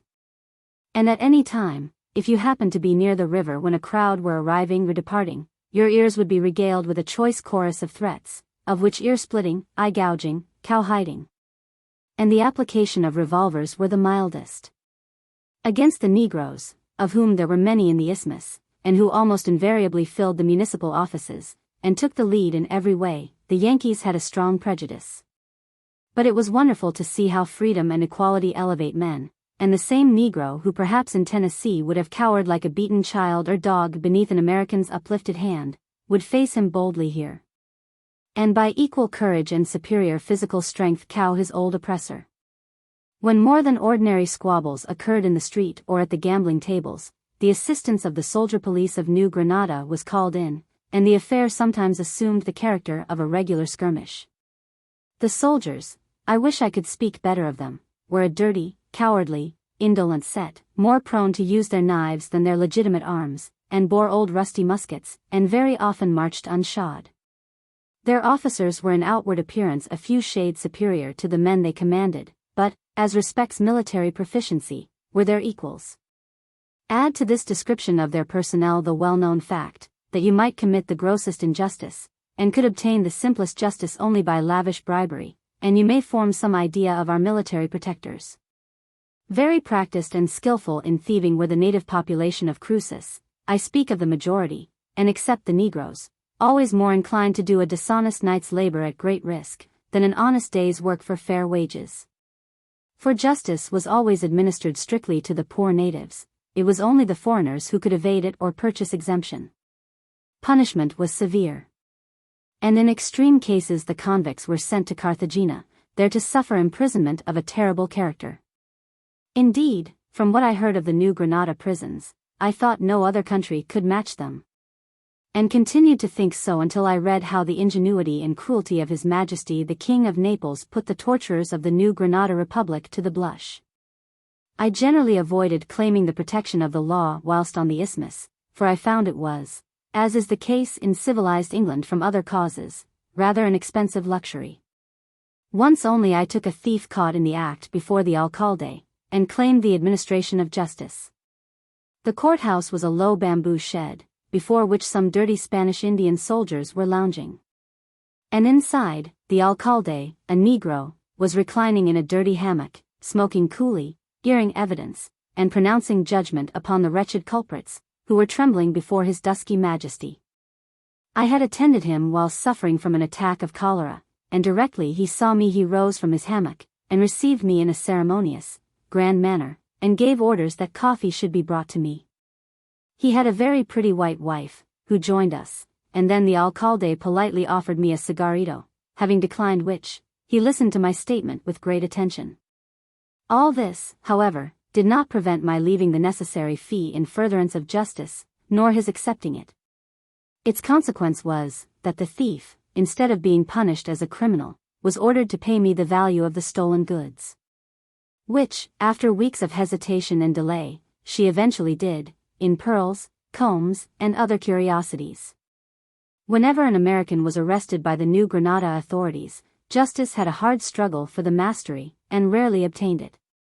Once I was present at the courthouse, when an American was brought in heavily ironed, charged with having committed a highway robbery, if I may use the term where there were no roads, on some travelers from Chile. Around the frightened soldiers swelled an angry crowd of brother Americans, abusing and threatening the authorities in no measured terms, all of them indignant that a nigger should presume to judge one of their countrymen.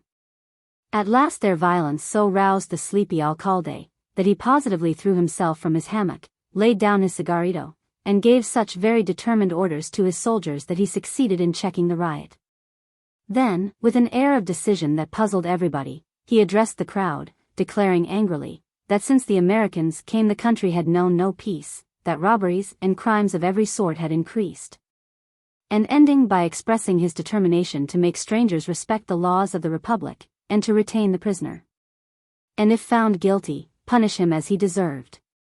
The Americans seemed too astonished at the audacity of the black man, who dared thus to beard them, to offer any resistance, but I believe that the prisoner was allowed ultimately to escape.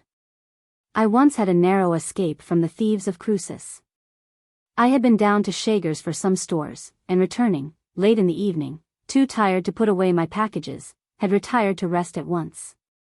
My little maid, who was not so fatigued as I was, and slept more lightly, woke me in the night to listen to a noise in the thatch, at the further end of the store. But I was so accustomed to hear the half-starved mules of Cruces munching my thatch, that I listened lazily for a few minutes, and then went unsuspiciously into another heavy sleep. I do not know how long it was before I was again awoke by the child's loud screams and cries of "Hombro, Landro," and sure enough, by the light of the dying fire, I saw a fellow stealing away with my dress, in the pocket of which was my purse. I was about to rush forward, when the fire gleamed on a villainous-looking knife in his hand, so I stood still, and screamed loudly, hoping to arouse my brother over the way. For a moment the thief seemed inclined to silence me, and had taken a few steps forward, when I took up an old rusty horse pistol which my brother had given me that I might look determined, and snatching down the can of ground coffee, proceeded to prime it, still screaming as loudly as my strong lungs would permit, until the rascal turned tail and stole away through the roof. The thieves usually buried their spoil like dogs, as they were, but this fellow had only time to hide it behind a bush, where it was found on the following morning, and claimed by me. Footnote: Mrs. Seacole very likely refers to Macbeth. But it was the witches he abused. Ed. Chapter 6. Migration to Gorgona, farewell dinners and speeches, a building speculation, life in Gorgona, sympathy with American slaves, Dr. Casey in trouble, floods and fires, Yankee independence and freedom.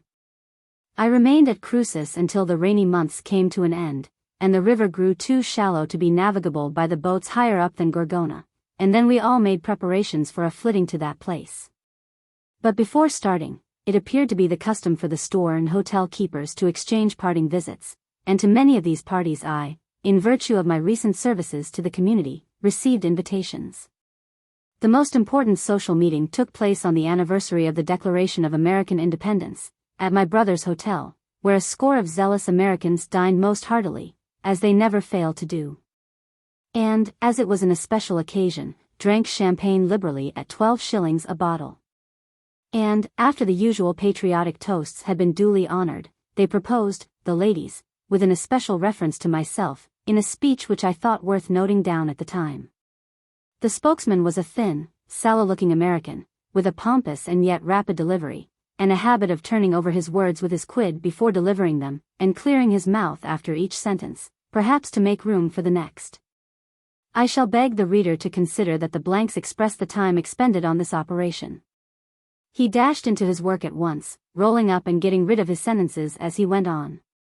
Well, gentlemen, I expect you'll all support me in a drinking of this toast that I do. Auntie Seacole, gentlemen, I give you, Auntie Seacole. We can't do less for her, after what she's done for us, when the cholera was among us, gentlemen, not many months ago. So, I say, God bless the best yaller woman he ever made, from Jamaica, gentlemen, from the Isle of Springs. Well, gentlemen, I expect there are only two things we're vexed for. And the first is, that she ain't one of us, a citizen of the great United States, and the other thing is, gentlemen, that Providence made her a yaller woman.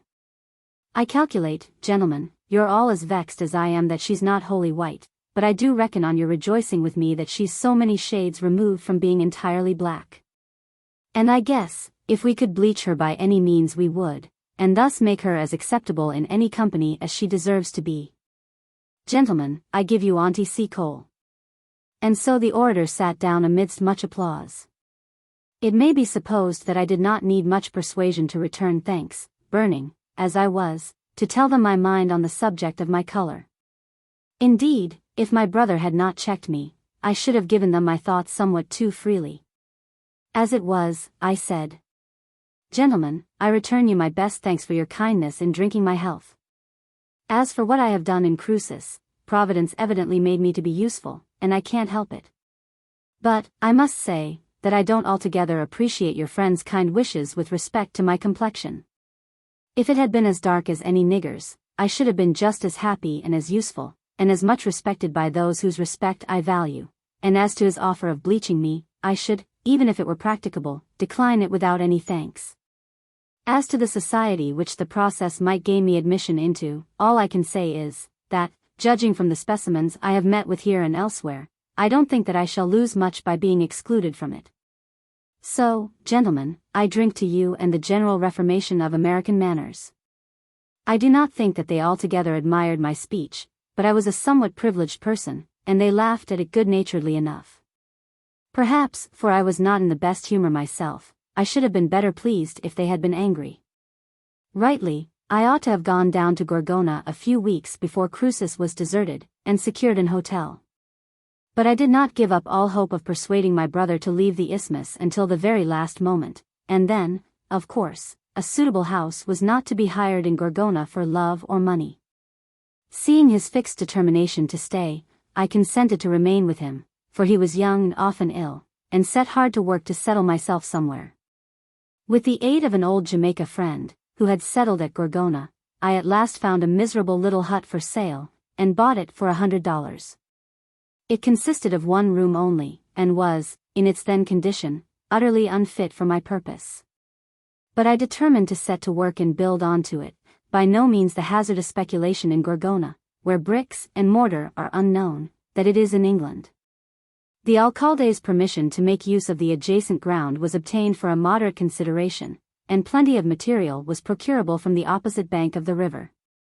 An American, whom I had cured of the cholera at Cruces, lent me his boat, and I hired 2 or 3 natives to cut down and shape the posts and bamboo poles.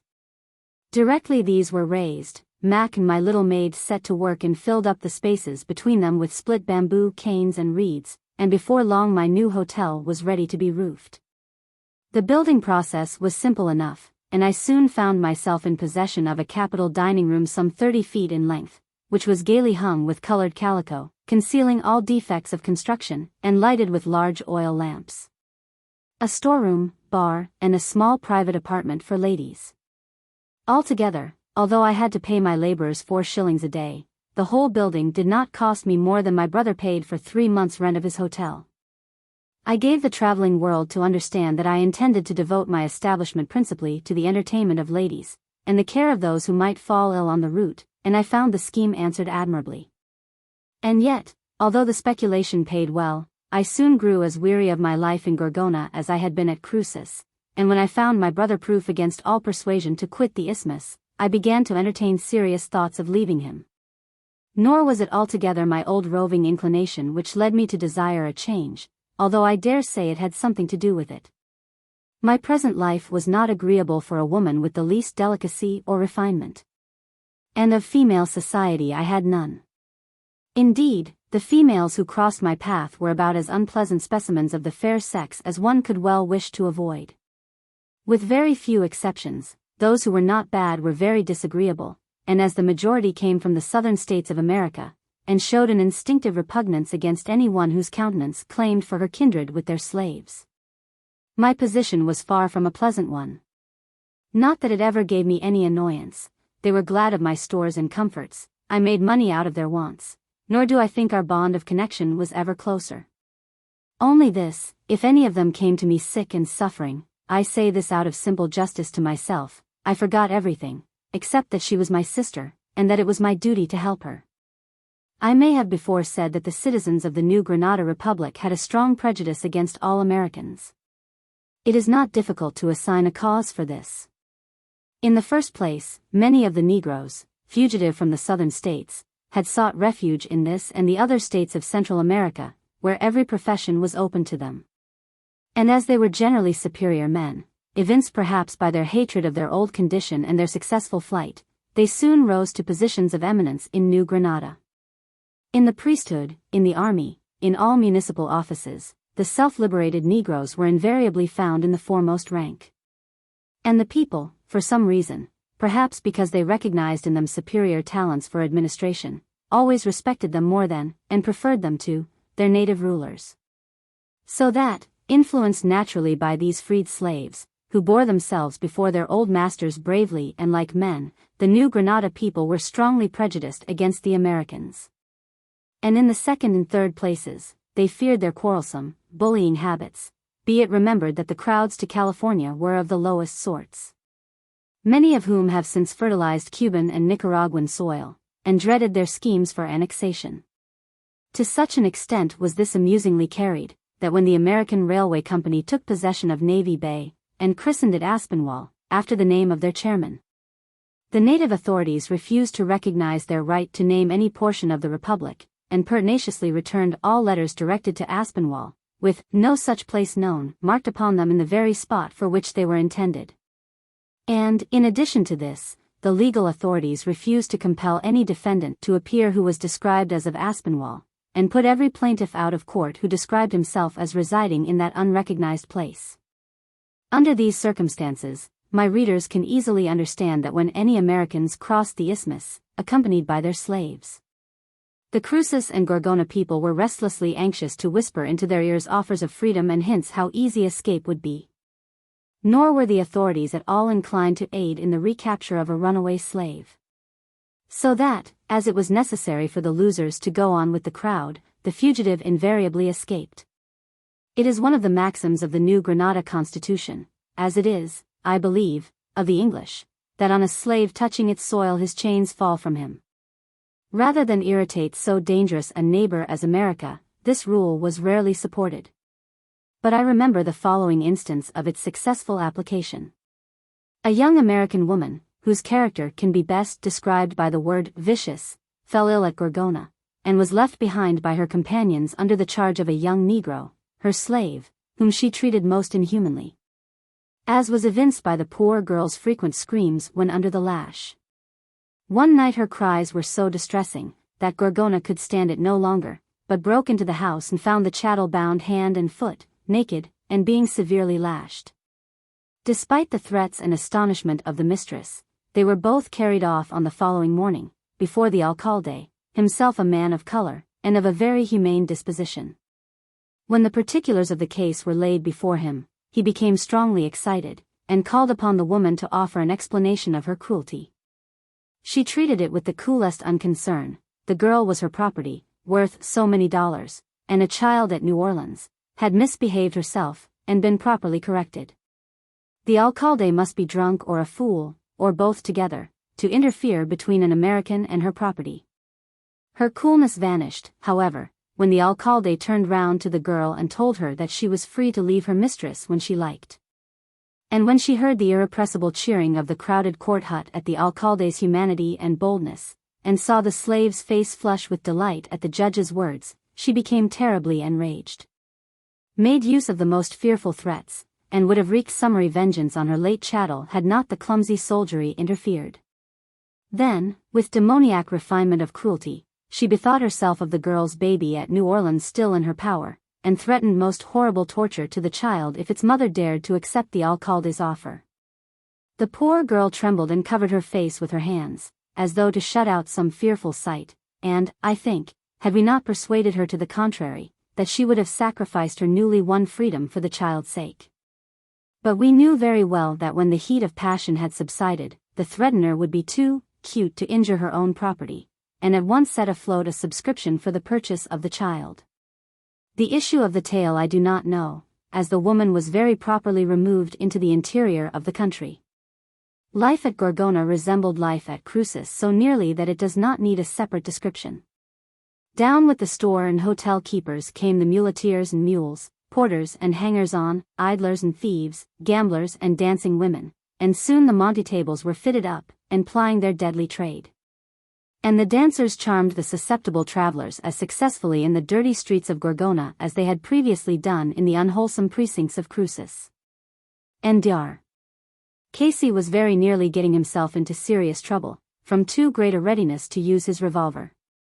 Still, He had a better excuse for bloodshed this time than might have been found for his previous breaches of the sixth commandment.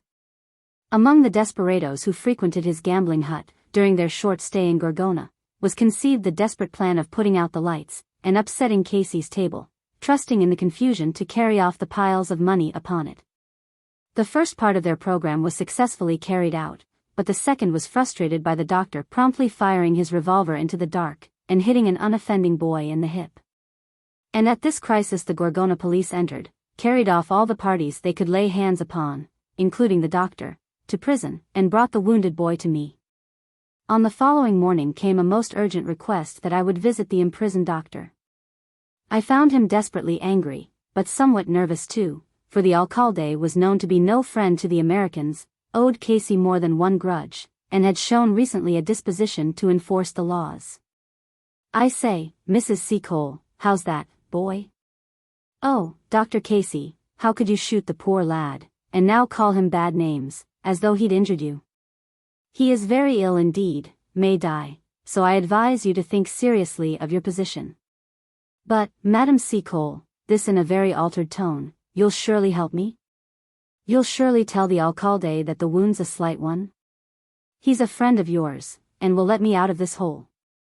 Come, Madam Seacole, you'll never leave me to be murdered by these bloodthirsty savages?" "What can I do or say, Dr. Casey?"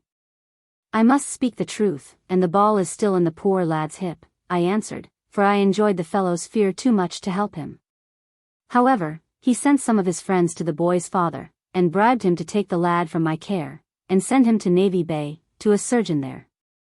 Of course, he never returned to prosecute Dr. Casey. And he was left with the alcalde only to deal with, who, although he hated the man, could not resist his money, and so set him free.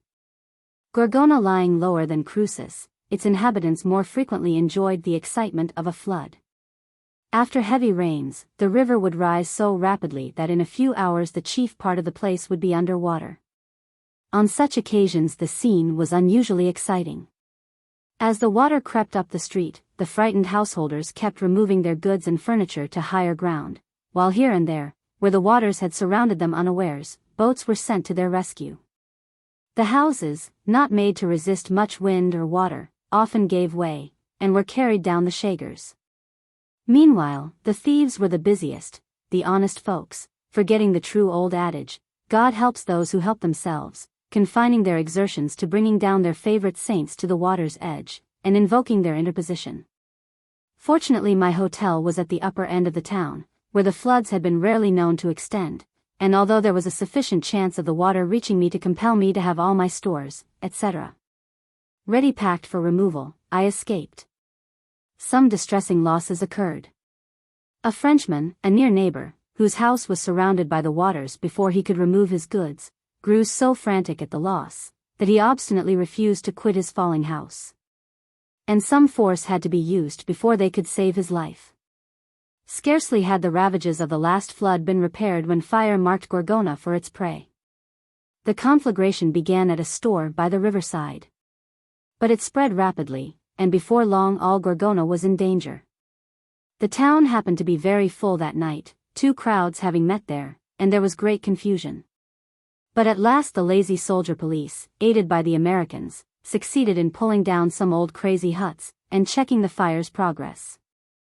The travelers were in sore plight, many of them being reduced to sleep upon their luggage, piled in the drenched streets.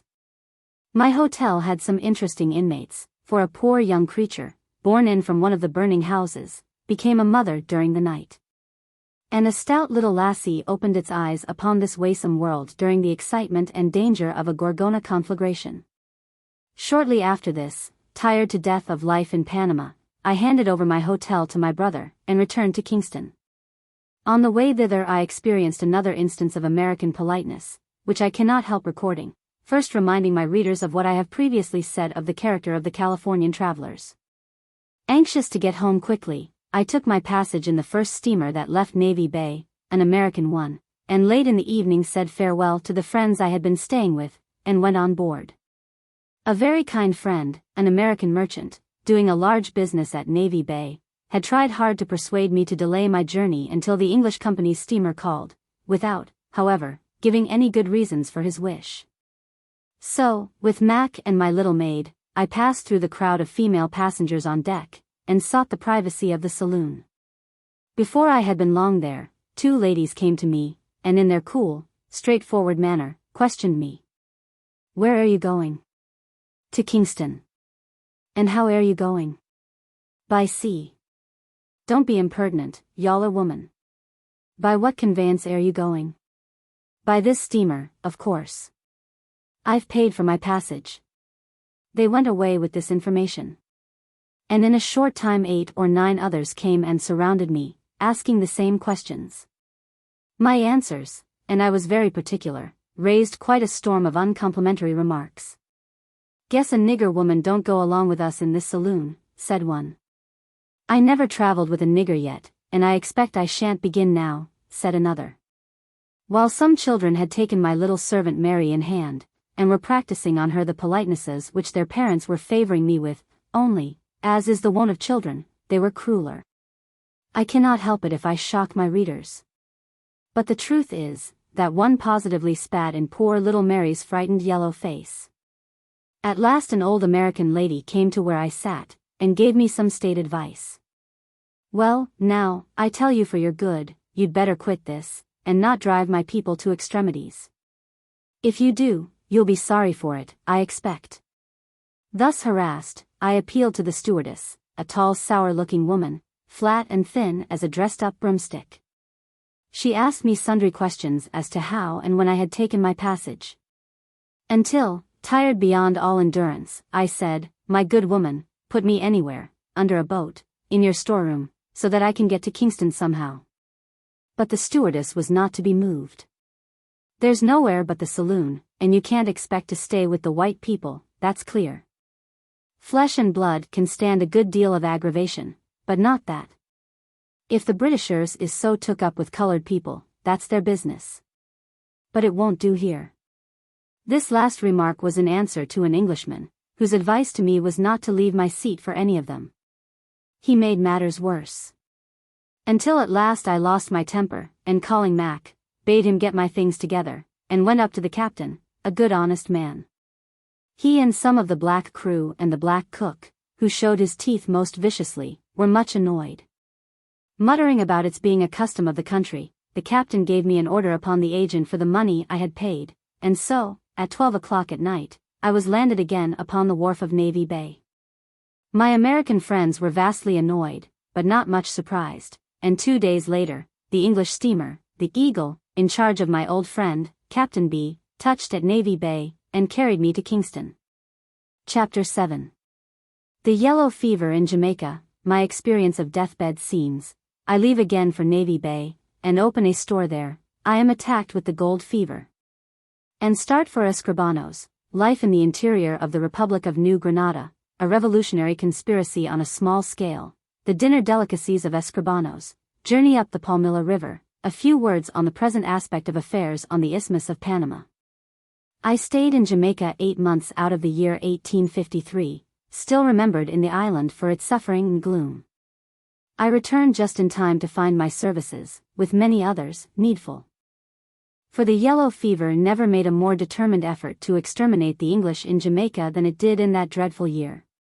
So violent was the epidemic, that some of my people fell victims to its fury, a thing rarely heard of before. My house was full of sufferers, officers, their wives and children. Very often they were borne in from the ships in the harbor, sometimes in a dying state, sometimes, after long and distressing struggles with the grim foe, to recover. Habituated as I had become with death in its most harrowing forms, I found these scenes more difficult to bear than any I had previously borne a part in. And for this reason perhaps, that I had not only to cheer the deathbed of the sufferer, but, far more trying task, to soothe the passionate grief of wife or husband left behind. It was a terrible thing to see young people in the youth and bloom of life suddenly stricken down, not in battle with an enemy that threatened their country, but in vain contest with a climate that refused to adopt them. Indeed, the mother country pays a dear price for the possession of her colonies. I think all who are familiar with the West Indies will acknowledge that nature has been favorable to strangers in a few respects. And that one of these has been in instilling into the hearts of the Creoles an affection for English people and an anxiety for their welfare, which shows itself warmest when they are sick and suffering. I can safely appeal on this point to anyone who is acquainted with life in Jamaica. Another benefit has been conferred upon them by inclining the Creoles to practice the healing art, and inducing them to seek out the simple remedies which are available for the terrible diseases by which foreigners are attacked, and which are found growing under the same circumstances which produce the ills they minister to. So true is it that beside the nettle ever grows the cure for its sting. I do not willingly care to dwell upon scenes of suffering and death, but it is with such scenes that my life's experience has made me most familiar, and it is impossible to avoid their description now and then. And here I would fain record, in humble spirit, my conclusions, drawn from the bearing of those whom I have now and then accompanied a little distance on their way into the valley of the shadow of death. On the awful and important question of religious feeling. Death is always terrible, no one need be ashamed to fear it. How we bear it depends much upon our constitutions. I have seen some brave men, who have smiled at the cruelest amputation, die trembling like children. While others, whose lives have been spent in avoidance of the least danger or trouble, have drawn their last painful breath like heroes, striking at their foe to the last, robbing him of his victory, and making their defeat a triumph. But I cannot trace all the peace and resignation which I have witnessed on many deathbeds to temperament alone, although I believe it has much more to do with them than many teachers will allow. I have stood by receiving the last blessings of Christians, and closing the eyes of those who had nothing to trust to but the mercy of a God who will be far more merciful to us than we are to one another. And I say decidedly that the Christian's death is the glorious one, as is his life. You can never find a good man who is not a worker, he is no laggard in the race of life.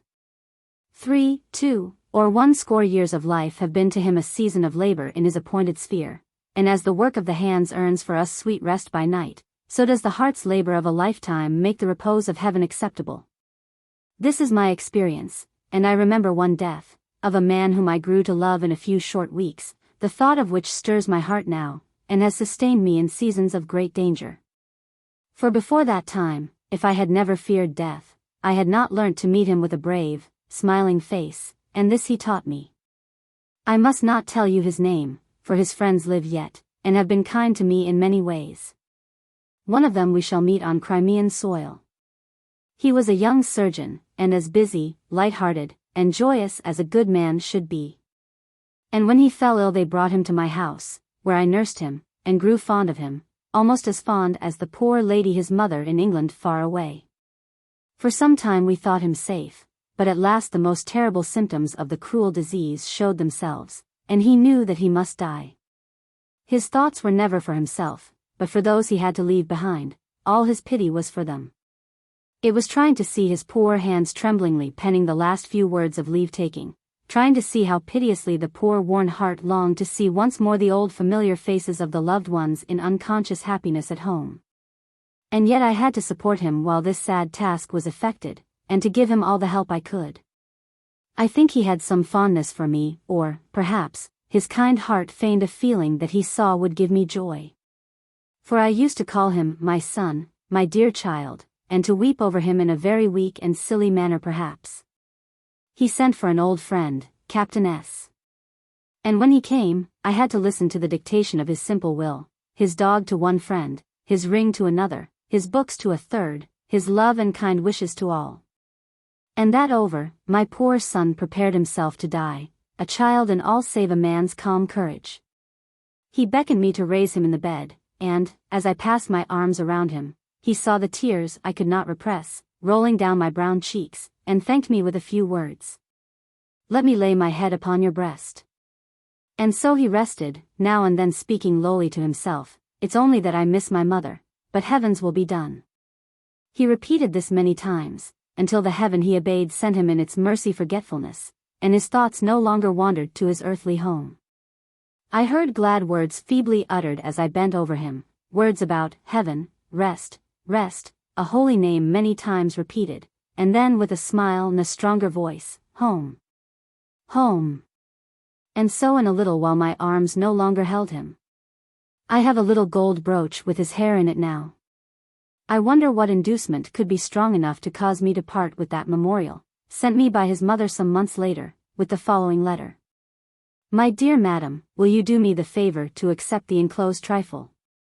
In remembrance of that dear son whose last moments were soothed by your kindness, and as a mark of the gratitude of, my dear madam, your ever sincere and obliged M.S. After this, I was sent for by the medical authorities to provide nurses for the sick at Up Park Camp, about a mile from Kingston, and leaving some nurses and my sister at home, I went there and did my best. But it was little we could do to mitigate the severity of the epidemic. About 8 months after my return to Jamaica, it became necessary that someone should go to the Isthmus of Panama to wind up the affairs of my late hotel. And having another fit of restlessness, I prepared to return there myself. I found Navy Bay but little altered. It was evening when I arrived there, and my friend Mr.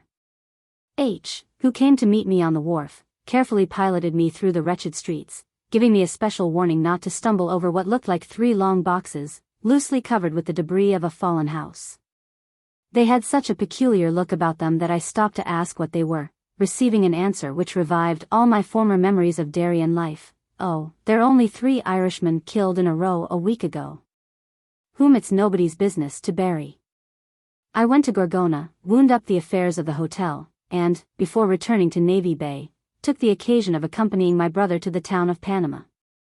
We did not go with the crowd, but rode alone on mules, taking with us 3 native guides on foot, and although the distance was not much over 20 miles, and we started at daybreak, we did not reach Panama until nightfall.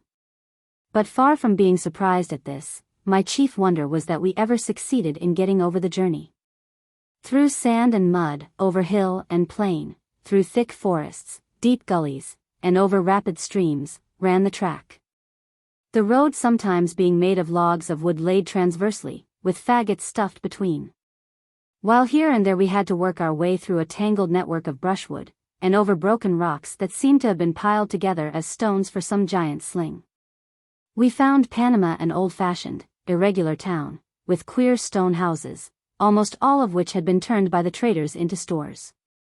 On my return to Navy Bay, or Cologne, as the New Granadans would have it called, I again opened a store, and stayed there for 3 months or so. I did not find that society had improved much in my absence. Indeed, it appeared to have grown more lawless. Endless quarrels, often resulting in bloodshed, took place between the strangers and the natives, and disturbed the peace of the town. Once the Spanish were incensed to such an extent, that they planned a general rising against the foreigners, and but for the opportune arrival of an English war steamer, the consequences might have been terrible. The Americans were well armed and ready, but the native population far outnumbered them. Altogether, I was not sorry when an opportunity offered itself to do something at one of the stations of the New Granada Gold Mining Company, Escribanos, about 70 miles from Navy Bay. I made the journey there in a little vessel, all communication by land from Navy Bay being impossible, on account of the thick, dense forests, that would have resisted the attempts of an army to cut its way through them. As I was at this place for some months altogether, and as it was the only portion of my life devoted to gold seeking, I shall make no apologies for endeavoring to describe the out-of-the-way village life of New Granada. Escribanos is in the province of Veraguas, in the state of New Granada, information uninteresting enough, I have little doubt, to all but a very few of my readers. It lies near the mouth of a rivulet bearing that name, which, leaving the river Belen, runs away to the sea on its own account, about a mile from the mouth of that river. It is a great neighborhood for gold mines. And about that time companies and private individuals were trying hard to turn them to good account. Near it is the Fort Bowen mine, and several others, some yielding silver, others gold ore, in small quantities.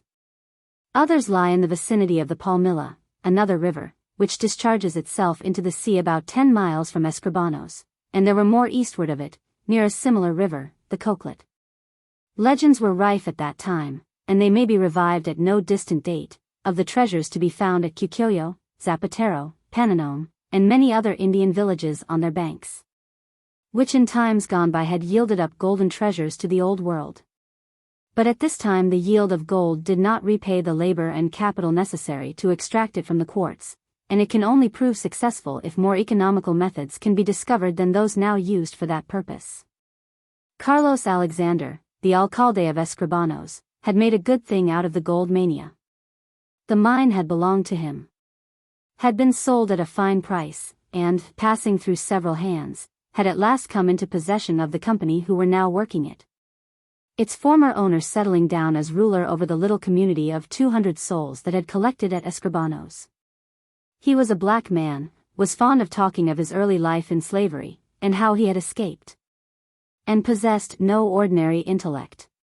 He possessed, also, a house, which in England a well-bred hound would not have accepted as a kennel, a white wife, and a pretty daughter, with a whitey-brown complexion and a pleasant name, Juliana. Of this mine Mr. Day, by whose invitation, when I saw him at Navy Bay, I went there, was at that time superintendent. He was a distant connection of my late husband, and treated me with great kindness. Strangely enough, we met again in a far different part of the world, and became more closely connected. But I am anticipating. The major part of the population of Escribanos, including even the women and children, worked at the mine.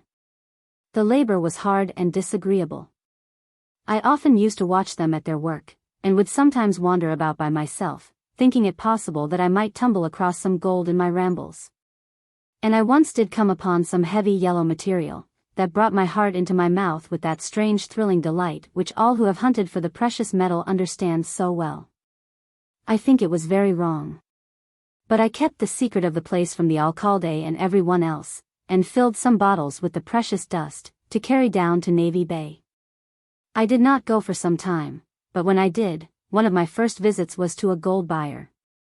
And you can imagine my feelings when he coolly laughed, and told me it was some material, I forget its name, very like gold, but valueless. The worst part of it was that, in my annoyance and shame, I threw all I had away, and among it some which I had reason to believe subsequently was genuine. The landing at Escribanos was very difficult, and when the surf ran high, impossible. And I was once witness to a harrowing scene there. A little boat, manned by 3 sailors, grounded on a rock not far from shore, at a terrible season, when to reach it from the land was, after many attempts, found impossible. The hapless crew lingered on for 2 days, suffering cruelly from hunger and thirst, their cries ringing in our ears above the storm's pitiless fury. On the 3rd day, 2 of them took to the sea, and were drowned. The 3rd was not strong enough to leave the boat, and died in it. I did not stay long at Escribanos, on my first visit, as the alcalde's guest. But, having made arrangements for a longer sojourn, I went back to Navy Bay, where I laid in a good stock of the stores I should have most use for, and returned to Escribanos in safety. I remained there some months, pleased with the novelty of the life, and busy with schemes for seeking for, or, as the gold diggers call it, prospecting for, other mines. The foreigners were just as troublesome in this little out-of-the-way place as they were, and are, in every other part of Central America, and quarrels were as frequent in our little community as at Cruces or Navy Bay. Indeed, Alexander had hard work to maintain peace in his small kingdom, and although ably seconded by Mr. Day, more than once American disregard of his sway was almost too strong for him. Very often the few foreigners would quarrel among themselves. And once when they came to blows, and an Irishman was stabbed by an American named Campfield, the alcalde roused himself to punish the culprit. The native population were glad enough to have an American in their power. And when I heard Alexander give his men instructions to shoot the culprit if he resisted, I started off to his hut, and reached it in time to prevent bloodshed. He was taken and kept in confinement. And soft-hearted Juliana and I had enough to do to prevent his being made a stern example of. But we got him off for a fine of $500. Again the little community of Escribanos was very near getting up a revolution against its constituted government, a very common amusement in Central America. 12 sailors, deserters from an American ship, found their way there, and before long plotted to dethrone Alexander, and take possession of the mine. Mr. Day gained information of their plan. The whole population of Escribanos were roused and warned. And arming a score of the boldest natives, he surrounded the house in which they were, and captured the conspirators, who were too much taken by surprise to offer resistance, and sent them down to Navy Bay. there to be handed over to the government whose service they had left. Of course, my medical skill did not rust for want of practice at Escribanos. The place was not healthy, and strangers to the climate suffered severely. A surgeon himself, sent there by the West Granada Gold Mining Company, was glad to throw his physic to the dogs, and be cured in my way by mine, while I was fortunately able to nurse Mr. Day through a sharp attack of illness. In consequence of the difficulty of communication with Navy Bay, our fare was of the simplest at Escribanos. It consisted mainly of salt meat, rice, and roasted Indian corn. The native fare was not tempting, and some of their delicacies were absolutely disgusting. With what pleasure, for instance, could one foreign to their tastes and habits dine off a roasted monkey, whose grilled head bore a strong resemblance to a Negro baby's? And yet the Indians used to bring them to us for sale, strung on a stick. They were worse still stewed in soup, when it was positively frightful to dip your ladle in unsuspectingly, and bring up what closely resembled a brown baby's limb. I got on better with the parrots, and could agree with the señorita, buono, with which the natives recommended them, and yet their flesh, what little there was of it, was very coarse and hard. Nor did I always refuse to concede praise to a squirrel, if well cooked. But although the flesh of the iguana, another favorite dish, was white and tender as any chicken, I never could stomach it.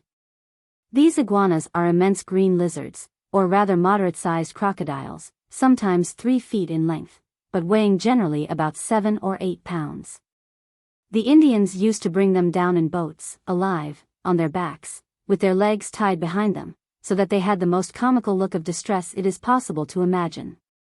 The Spanish Indians have a proverb referring to an iguana so bound, the purport of which has slipped from my memory, but which shows the habit to be an old one. Their eggs are highly prized, and their captors have a cruel habit of extracting these delicacies from them while alive, and roughly sewing up the wound, which I never could muster sufficient courage to witness. The rivers near Escribanos were well stocked with crocodiles, the sea had its fair share of sharks, while on land you too often met with snakes and other venomous reptiles. The sting of some of them was very dangerous. One man, who was bitten when I was there, swelled to an enormous size, and bled even at the roots of his hair. The remedy of the natives appeared to be copious bleeding. Before I left Escribanos I made a journey, in company with a gentleman named Little, my maid, and the alcalde's daughter, into the interior of the country, for a short distance, following the course of the Palmilla River. This was for the purpose of prospecting a mine on that river, said to be obtainable at an easy price. Its course was a very winding one, and we often had to leave the canoe and walk through the shallow waters, that every now and then interfered with our progress. As we progressed, Little carefully sounded the channel of the river, with the view of ascertaining to what extent it was navigable. The tropical scenery was very grand. But I am afraid I only marked what was most curious in it, at least, that is foremost in my memory now. I know I wondered much what motive nature could have had in twisting the roots and branches of the trees into such strange fantastic contortions. I watched with unfailing interest the birds and animals we disturbed in our progress, from the huge peccary or wild boar, that went tearing through the brushwood, to the tiniest bright-hued bird that dashed like a flash of many-colored fire before our eyes. And very much surprised was I when the Indians stopped before a large tree, and on their making an incision in the bark with a machito, hatchet, there exuded a thick creamy liquid, which they wished me to taste, saying that this was the famous milk tree. I needed some persuasion at first, but when I had tasted some upon a biscuit, I was so charmed with its flavor that I should soon have taken more than was good for me had not Mr. Little interfered with some judicious advice. We reached the mine, and brought back specimens of the quartz, some of which I have now. Soon after this I left Escribanos, and stopping but a short time at Navy Bay, came on direct to England. I had claims on a mining company which are still unsatisfied. I had to look after my share in the Palmilla mine speculation.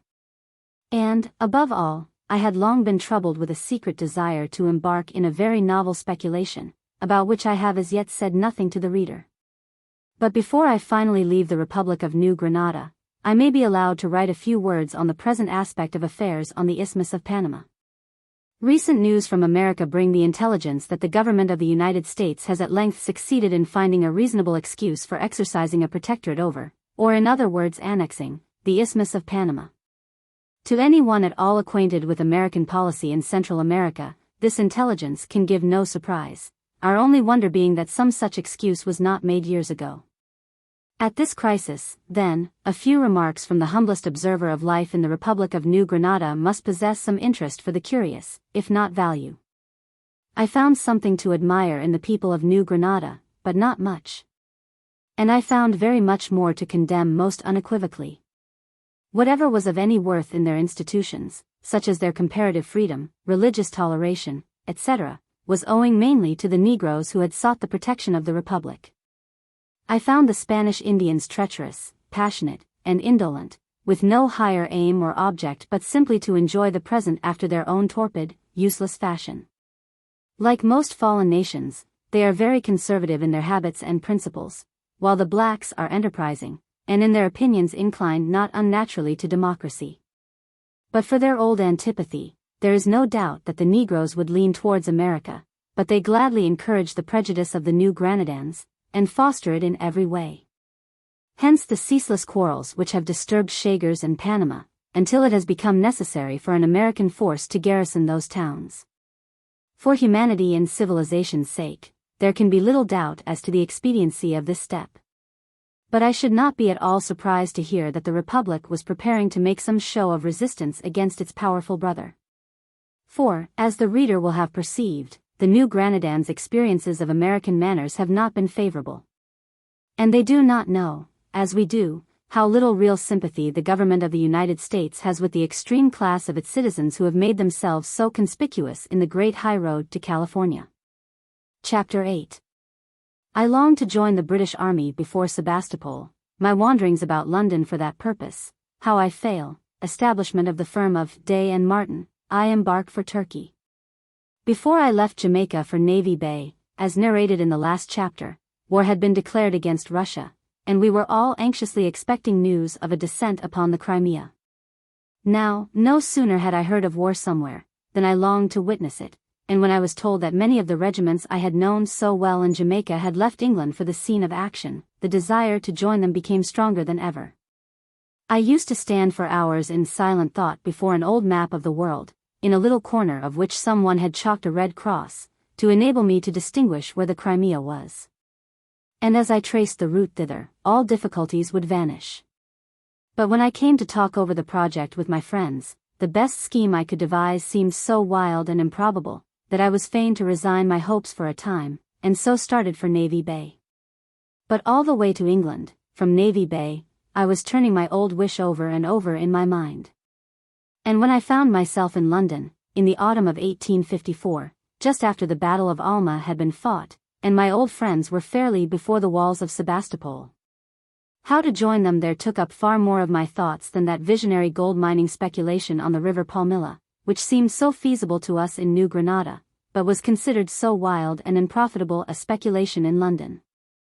And, as time wore on, the inclination to join my old friends of the 97th, 48th, and other regiments, battling with worse foes than yellow fever or cholera, took such exclusive possession of my mind, that I threw over the gold speculation altogether, and devoted all my energies to my new scheme. Heaven knows it was visionary enough. I had no friends who could help me in such a project, nay, who would understand why I desired to go, and what I desired to do when I got there. My funds, although they might, carefully husbanded, carry me over the 3,000 miles, and land me at Balaclava, would not support me there long. While to persuade the public that an unknown Creole woman would be useful to their army before Sebastopol was too improbable an achievement to be thought of for an instant. Circumstances, however, assisted me. As the winter wore on, came hints from various quarters of mismanagement, want, and suffering in the Crimea, and after the battles of Balaclava and Inkerman, and the fearful storm of the 14th of November, the worst anticipations were realized.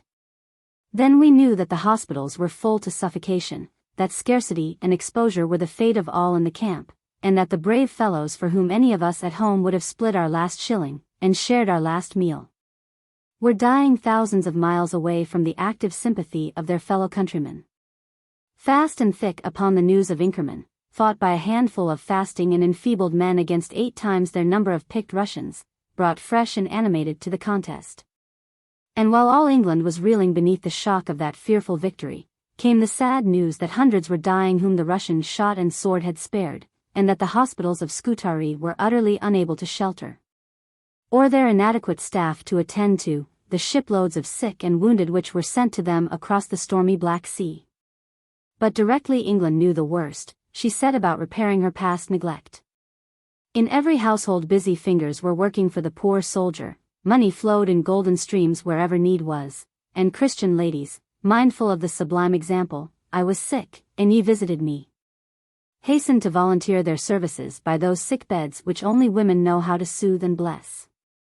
Need I be ashamed to confess that I shared in the general enthusiasm, and longed more than ever to carry my busy, and the reader will not hesitate to add experienced, fingers where the sword or bullet had been busiest and pestilence most rife. I had seen much of sorrow and death elsewhere, but they had never daunted me. And if I could feel happy binding up the wounds of quarrelsome Americans and treacherous Spaniards, what delight should I not experience if I could be useful to my own sons, suffering for a cause it was so glorious to fight and bleed for? I never stayed to discuss probabilities, or enter into conjectures as to my chances of reaching the scene of action. I made up my mind that if the army wanted nurses, they would be glad of me, and with all the ardor of my nature, which ever carried me where inclination prompted, I decided that I would go to the Crimea, and go I did, as all the world knows. Of course, had it not been for my old strong-mindedness, which has nothing to do with obstinacy, and is in no way related to it, the best term I can think of to express it being judicious decisiveness, I should have given up the scheme a score of times in as many days. So regularly did each successive day give birth to a fresh set of rebuffs and disappointments. I shall make no excuse to my readers for giving them a pretty full history of my struggles to become a Crimean heroine. My first idea, and knowing that I was well fitted for the work, and would be the right woman in the right place, the reader can fancy my audacity, was to apply to the War Office for the post of hospital nurse. Among the diseases which I understood were most prevalent in the Crimea were cholera, diarrhea, and dysentery, all of them more or less known in tropical climates, and with which, as the reader will remember, my Panama experience had made me tolerably familiar. Now, no one will accuse me of presumption, if I say that I thought, and so it afterwards proved, that my knowledge of these human ills would not only render my services as a nurse more valuable, but would enable me to be of use to the overworked doctors. That others thought so too, I took with me ample testimony. I cannot resist the temptation of giving my readers one of the testimonials I had, it seems so eminently practical and to the point. I became acquainted with Mrs. Seacole through the instrumentality of T.B. Cowan, Esq., H.B.M., Consul at Cologne, on the Isthmus of Panama, and have had many opportunities of witnessing her professional zeal and ability in the treatment of aggravated forms of tropical diseases. I am myself personally much indebted for her indefatigable kindness and skill at a time when I am apt to believe the advice of a practitioner qualified in the North would have little availed. Her peculiar fitness, in a constitutional point of view, for the duties of a medical attendant, needs no comment. Signed, A. G. M. Late Medical Officer, West Granada Gold Mining Company. So I made long and unwearied application at the War Office, in blissful ignorance of the labor and time I was throwing away. I have reason to believe that I considerably interfered with the repose of sundry messengers, and disturbed, to an alarming degree, the official gravity of some nice gentlemanly young fellows, who were working out their salaries in an easy, off-hand way. But my ridiculous endeavors to gain an interview with the Secretary at War of course failed, and glad at last to oblige a distracted messenger, I transferred my attentions to the Quartermaster General's department. Here I saw another gentleman, who listened to me with a great deal of polite enjoyment, and, his amusement ended, hinted, had I not better apply to the medical department? And accordingly I attached myself to their quarters with the same unwearying ardor. But, of course, I grew tired at last, and then I changed my plans. Now, I am not for a single instant going to blame the authorities who would not listen to the offer of a motherly yellow woman to go to the Crimea and nurse her sons there, suffering from cholera, diarrhea, and a host of lesser ills. In my country, where people know our use, it would have been different, but here it was natural enough, although I had references, and other voices spoke for me, that they should laugh, good-naturedly enough, at my offer. War, I know, is a serious game, but sometimes very humble actors are of great use in it, and if the reader, when he comes in time to peruse the evidence of those who had to do with the Sebastopol drama, of my share in it, will turn back to this chapter, he will confess perhaps that, after all, the impulse which led me to the War Department was not unnatural. My new scheme was, I candidly confess, worse devised than the one which had failed. Miss Nightingale had left England for the Crimea, but other nurses were still to follow, and my new plan was simply to offer myself to Mrs. H. as a recruit. Feeling that I was one of the very women they most wanted, experienced and fond of the work, I jumped at once to the conclusion that they would gladly enroll me in their number. To go to Cox's, the army agents, who were most obliging to me, and obtain the Secretariat War's private address, did not take long. And that done, I laid the same pertinacious siege to his great house in Square, as I had previously done to his place of business. Many a long hour did I wait in his great hall, while scores passed in and out, many of them looking curiously at me. The flunkies, noble creatures, marveled exceedingly at the yellow woman whom no excuses could get rid of, nor impertinence dismay, and showed me very clearly that they resented my persisting in remaining there in mute appeal from their sovereign will. At last I gave that up, after a message from Mrs. H. that the full complement of nurses had been secured, and that my offer could not be entertained. Once again I tried, and had an interview this time with one of Miss Nightingale's companions. She gave me the same reply, and I read in her face the fact, that had there been a vacancy, I should not have been chosen to fill it. As a last resort, I applied to the managers of the Crimean Fund to know whether they would give me a passage to the camp. Once there I would trust to something turning up. But this failed also, and one cold evening I stood in the twilight, which was fast deepening into wintry night, and looked back upon the ruins of my last castle in the air. The disappointment seemed a cruel one. I was so conscious of the unselfishness of the motives which induced me to leave England, so certain of the service I could render among the sick soldiery, and yet I found it so difficult to convince others of these facts. Doubts and suspicions arose in my heart for the first and last time, thank heaven. Was it possible that American prejudices against color had some root here?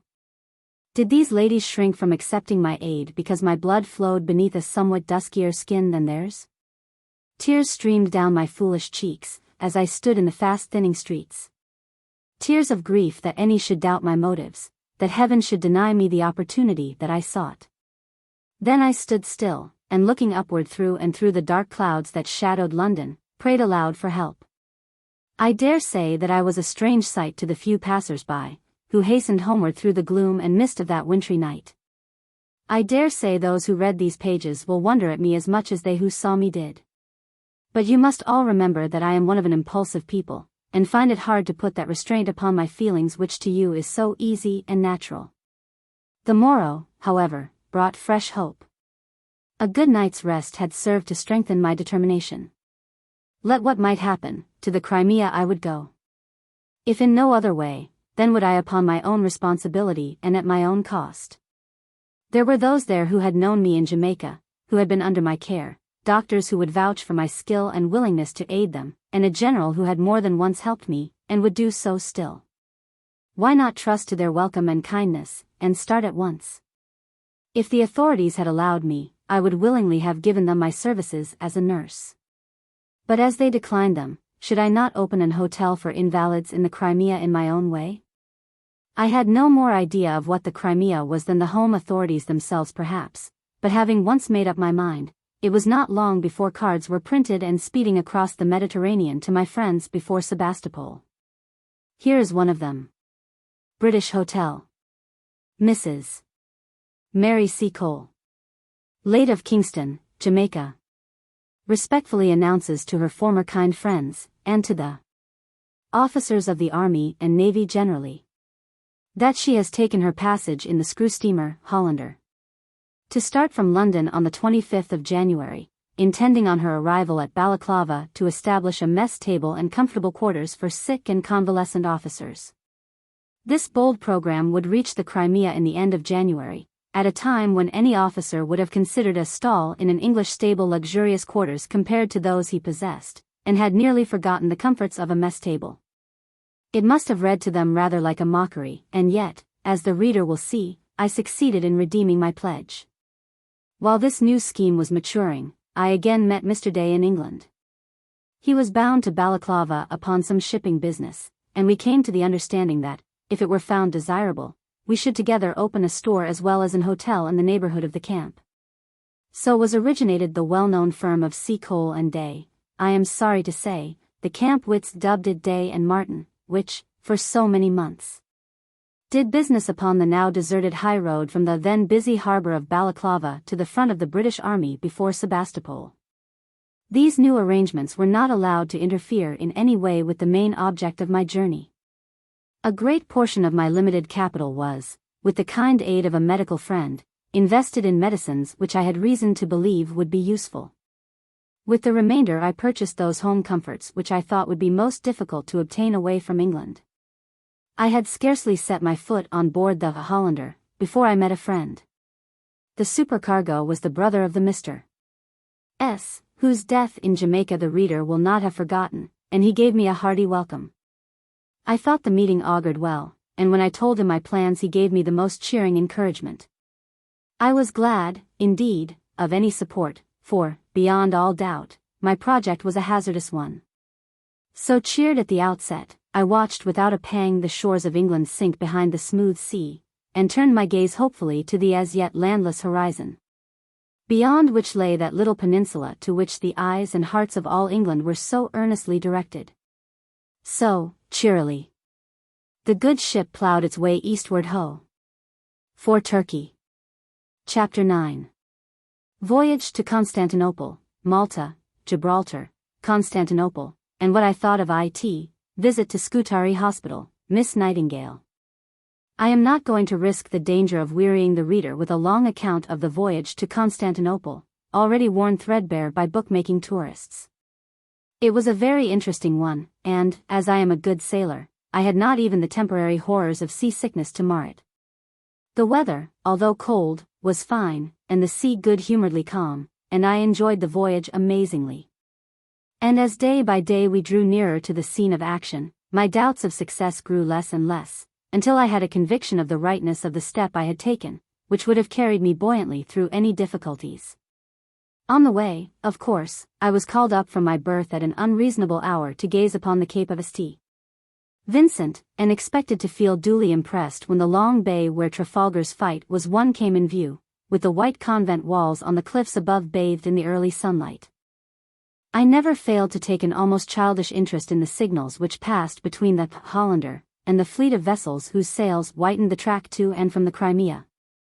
Trying to puzzle out the language these children of the ocean spoke in their hurried course, and wondering whether any, or what sufficiently important thing could happen which would warrant their stopping on their busy way. We spent a short time at Gibraltar, and you may imagine that I was soon on shore making the best use of the few hours reprieve granted to the Hollander's weary engines. I had an idea that I should do better alone, so I declined all offers of companionship and selecting a brisk young fellow from the mob of cicerones who offered their services, saw more of the art of fortification in an hour or so than I could understand in as many years. The pleasure was rather fatiguing, and I was not sorry to return to the marketplace, where I stood curiously watching its strange and motley population. While so engaged, I heard for the first time an exclamation which became familiar enough to me afterwards. "Why, bless my soul, old fellow, if this is not our good old Mother Seacole." I turned round, and saw two officers, whose features, set in a broad frame of Crimean beard, I had some difficulty in recognizing. But I soon remembered that they were two of the 48th, who had been often in my house at Kingston. Glad were the kind-hearted fellows, and not a little surprised withal, to meet their old hostess in the marketplace of Gibraltar, bound for the scene of action which they had left invalid. And it was not long before we were talking old times over some wine, Spanish, I suppose, but it was very nasty. "And you are going to the front, old lady, you, of all people in the world?" "Why not, my sons, won't they be glad to have me there?" "By Jove!" "Yes, mother," answered one, an Irishman. "It isn't many women, God bless them, we've had to spoil us out there. But it's not the place even for you, who know what hardship is. You'll never get a roof to cover you at Balaclava, nor on the road either. So they rattled on, telling me of the difficulties that were in store for me. But they could not shake my resolution. Do you think I shall be of any use to you when I get there? Surely. Then I'll go, were the place 100 times worse than you describe it. Can't I rig up a hut with the packing cases, and sleep, if need be, on straw, like Marjorie Daw? So they laughed, and drank success to me, and to our next meeting, for, although they were going home invalid, the brave fellows' hearts were with their companions, for all the hardships they had passed through. We stopped at Malta also, where, of course, I landed, and stared about me, and submitted to be robbed by the lazy Maltese with all a traveler's resignation. Here, also, I met friends, some medical officers who had known me in Kingston. And one of them, Dr. F., lately arrived from Scutari, gave me, when he heard my plans, a letter of introduction to Miss Nightingale, then hard at work, evoking order out of confusion, and bravely resisting the despotism of death, at the hospital of Scutari.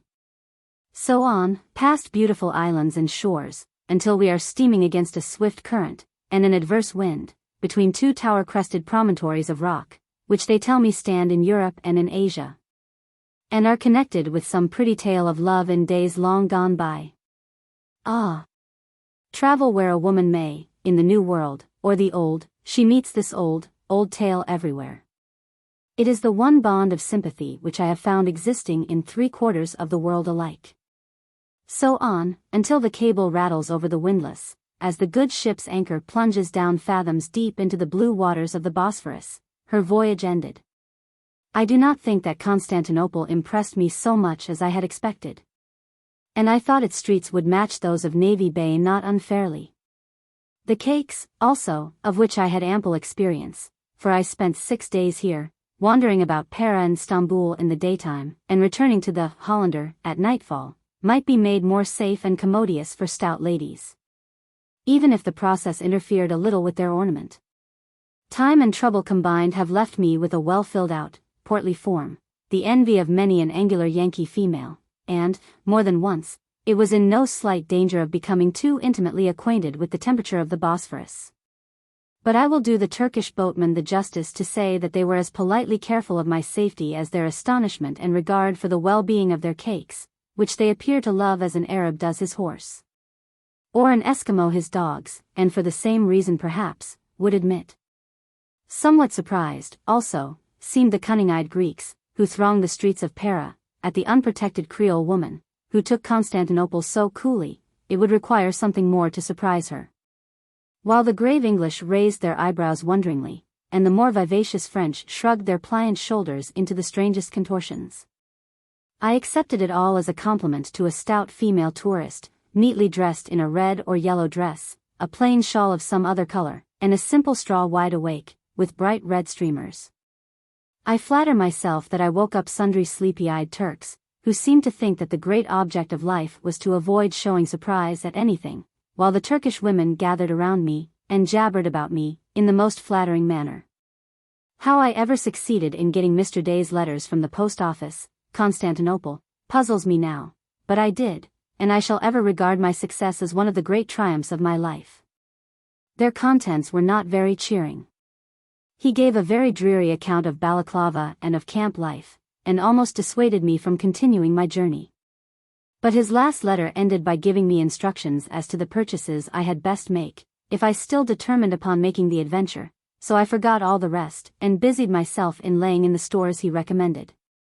But I found time, before I left the Hollander, to charter a crazy caïque, to carry me to Scutari, intending to present Dr. F.'s letter to Miss Nightingale. It was afternoon when the boatman set me down in safety at the landing place of Scutari, and I walked up the slight ascent, to the great dull-looking hospital. Thinking of the many noble fellows who had been born, or had painfully crept along this path, only to die within that dreary building, I felt rather dull. And directly I entered the hospital, and came upon the long wards of sufferers, lying there so quiet and still, a rush of tears came to my eyes, and blotted out the sight for a few minutes. But I soon felt at home, and looked about me with great interest. The men were, many of them, very quiet. Some of the convalescent formed themselves into little groups around one who read a newspaper. Others had books in their hands, or by their side, where they had fallen when slumber overtook the readers, while hospital orderlies moved to and fro, and now and then the female nurses, in their quiet uniform, passed noiselessly on some mission of kindness. I was fortunate enough to find an old acquaintance, who accompanied me through the wards, and rendered it unnecessary for me to trouble the busy nurses. This was an old 97th man, a Sergeant T, whom I had known in Kingston, and who was slowly recovering from an attack of dysentery, and making himself of use here until the doctors should let him go back and have another shy at the Russians. He is very glad to meet me, and tells me his history very socially, and takes me to the bedsides of some comrades, who had also known me at Up Park Camp. My poor fellows! How their eyes glisten when they light upon an old friend's face in these Turkish barracks, put to so sad a use, 3,000 miles from home. Here is one of them, hurt in the trenches, says the sergeant, with shaven bandaged head, and bright, restless, Irish eyes, who halloos out, Mother Seacole. Mother Seacole, in such an excited tone of voice. And when he has shaken hands a score of times, falls back upon his pillow very wearily. But I sit by his side, and try to cheer him with talk about the future, when he shall grow well, and see home, and hear them all thank him for what he has been helping to do, so that he grows all right in a few minutes. But, hearing that I am on the way to the front, gets excited again, for, you see, illness and weakness make these strong men as children, not least in the patient unmurmuring resignation with which they suffer. I think my Irish friend had an indistinct idea of a muddle, somewhere, which had kept him for weeks on salt meat and biscuit, until it gave him the scurvy, for he is very anxious that I should take over plenty of vegetables, of every sort. And, oh, Mother! And it is strange to hear his almost plaintive tone as he urges this, take them plenty of eggs, Mother, we never saw eggs over there. At some slight risk of giving offense, I cannot resist the temptation of lending a helping hand here and there, replacing a slipped bandage or easing a stiff one. But I do not think anyone was offended. And one doctor, who had with some surprise and, at first, alarm on his face, watched me replace a bandage, which was giving pain, said, very kindly, when I had finished, thank you, ma'am. One thought never left my mind as I walked through the fearful miles of suffering in that great hospital. If it is so here, what must it not be at the scene of war, on the spot where the poor fellows are stricken down by pestilence or Russian bullets, and days and nights of agony must be passed before a woman's hand can dress their wounds. And I felt happy in the conviction that I must be useful 3 or 4 days nearer to their pressing wants than this. It was growing late before I felt tired, or thought of leaving Scutari, and Dr.'s, another Jamaica friend, who had kindly borne me company for the last half-hour, agreed with me that the caique was not the safest conveyance by night on the Bosphorus, and recommended me to present my letter to Miss Nightingale. And perhaps a lodging for the night could be found for me. So, still under the sergeant's patient guidance, we thread our way through passages and corridors, all used as sick wards, until we reach the corner tower of the building, in which are the nurses' quarters. I think Mrs. B., who saw me, felt more surprise than she could politely show. I never found women so quick to understand me as the men, when I handed her Dr. F.'s kind letter respecting me, and apologized for troubling Miss Nightingale. There is that in the doctor's letter, he had been much at Scutari, which prevents my request being refused, and I am asked to wait until Miss Nightingale, whose every moment is valuable, can see me. Meanwhile Mrs. B. questions me very kindly, but with the same look of curiosity and surprise. What object has Mrs. Seacole in coming out? This is the purport of her questions.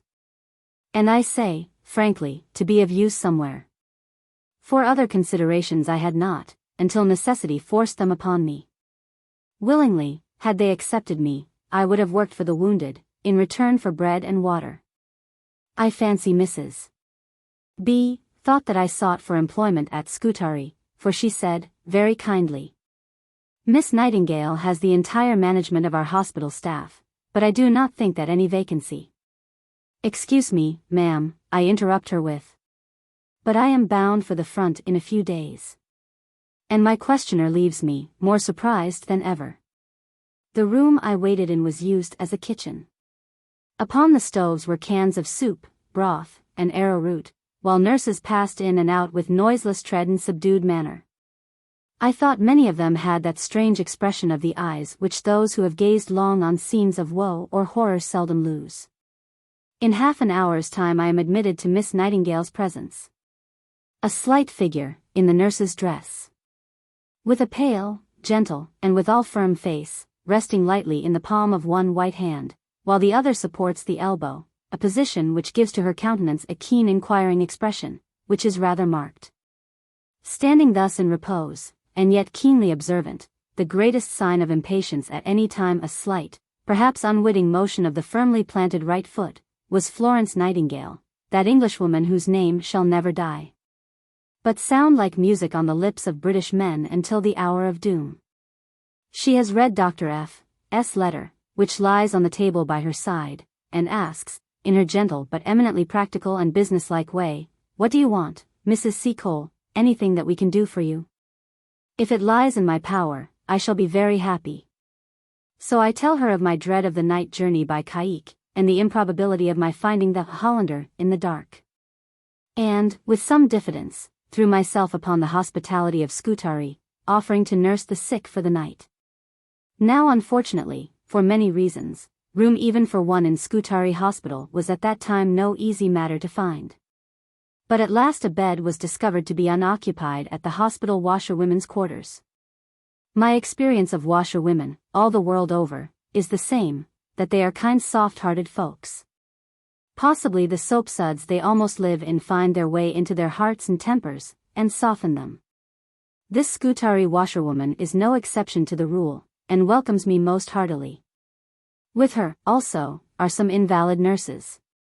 And after they have gone to bed, we spend some hours of the night talking over our adventures, and giving one another scraps of our respective biographies. I hadn't long retired to my couch before I wished most heartily that we had continued our chat, for unbidden and most unwelcome companions took the washerwoman's place, and persisted not only in dividing my bed, but my plump person also. Upon my word, I believe the fleas are the only industrious creatures in all Turkey. Some of their relatives would seem to have migrated into Russia, for I found them in the Crimea equally prosperous and ubiquitous. In the morning, a breakfast is sent to my mangled remains, and a kind message from Mrs. B, having reference to how I spent the night.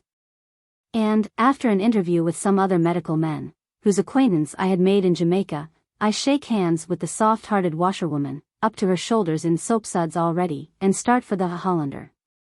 Footnote. Subsequently I saw much of Miss Nightingale, at Balaclava. Chapter 10. Jew Johnny, I start for Balaclava, kindness of my old friends, on board the Medora, my life on shore, the sick wharf. During my stay in Constantinople, I was accustomed to employ, as a guide, a young Greek Jew, whose name it is no use my attempting to spell, but whom I called by the one common name there, Johnny.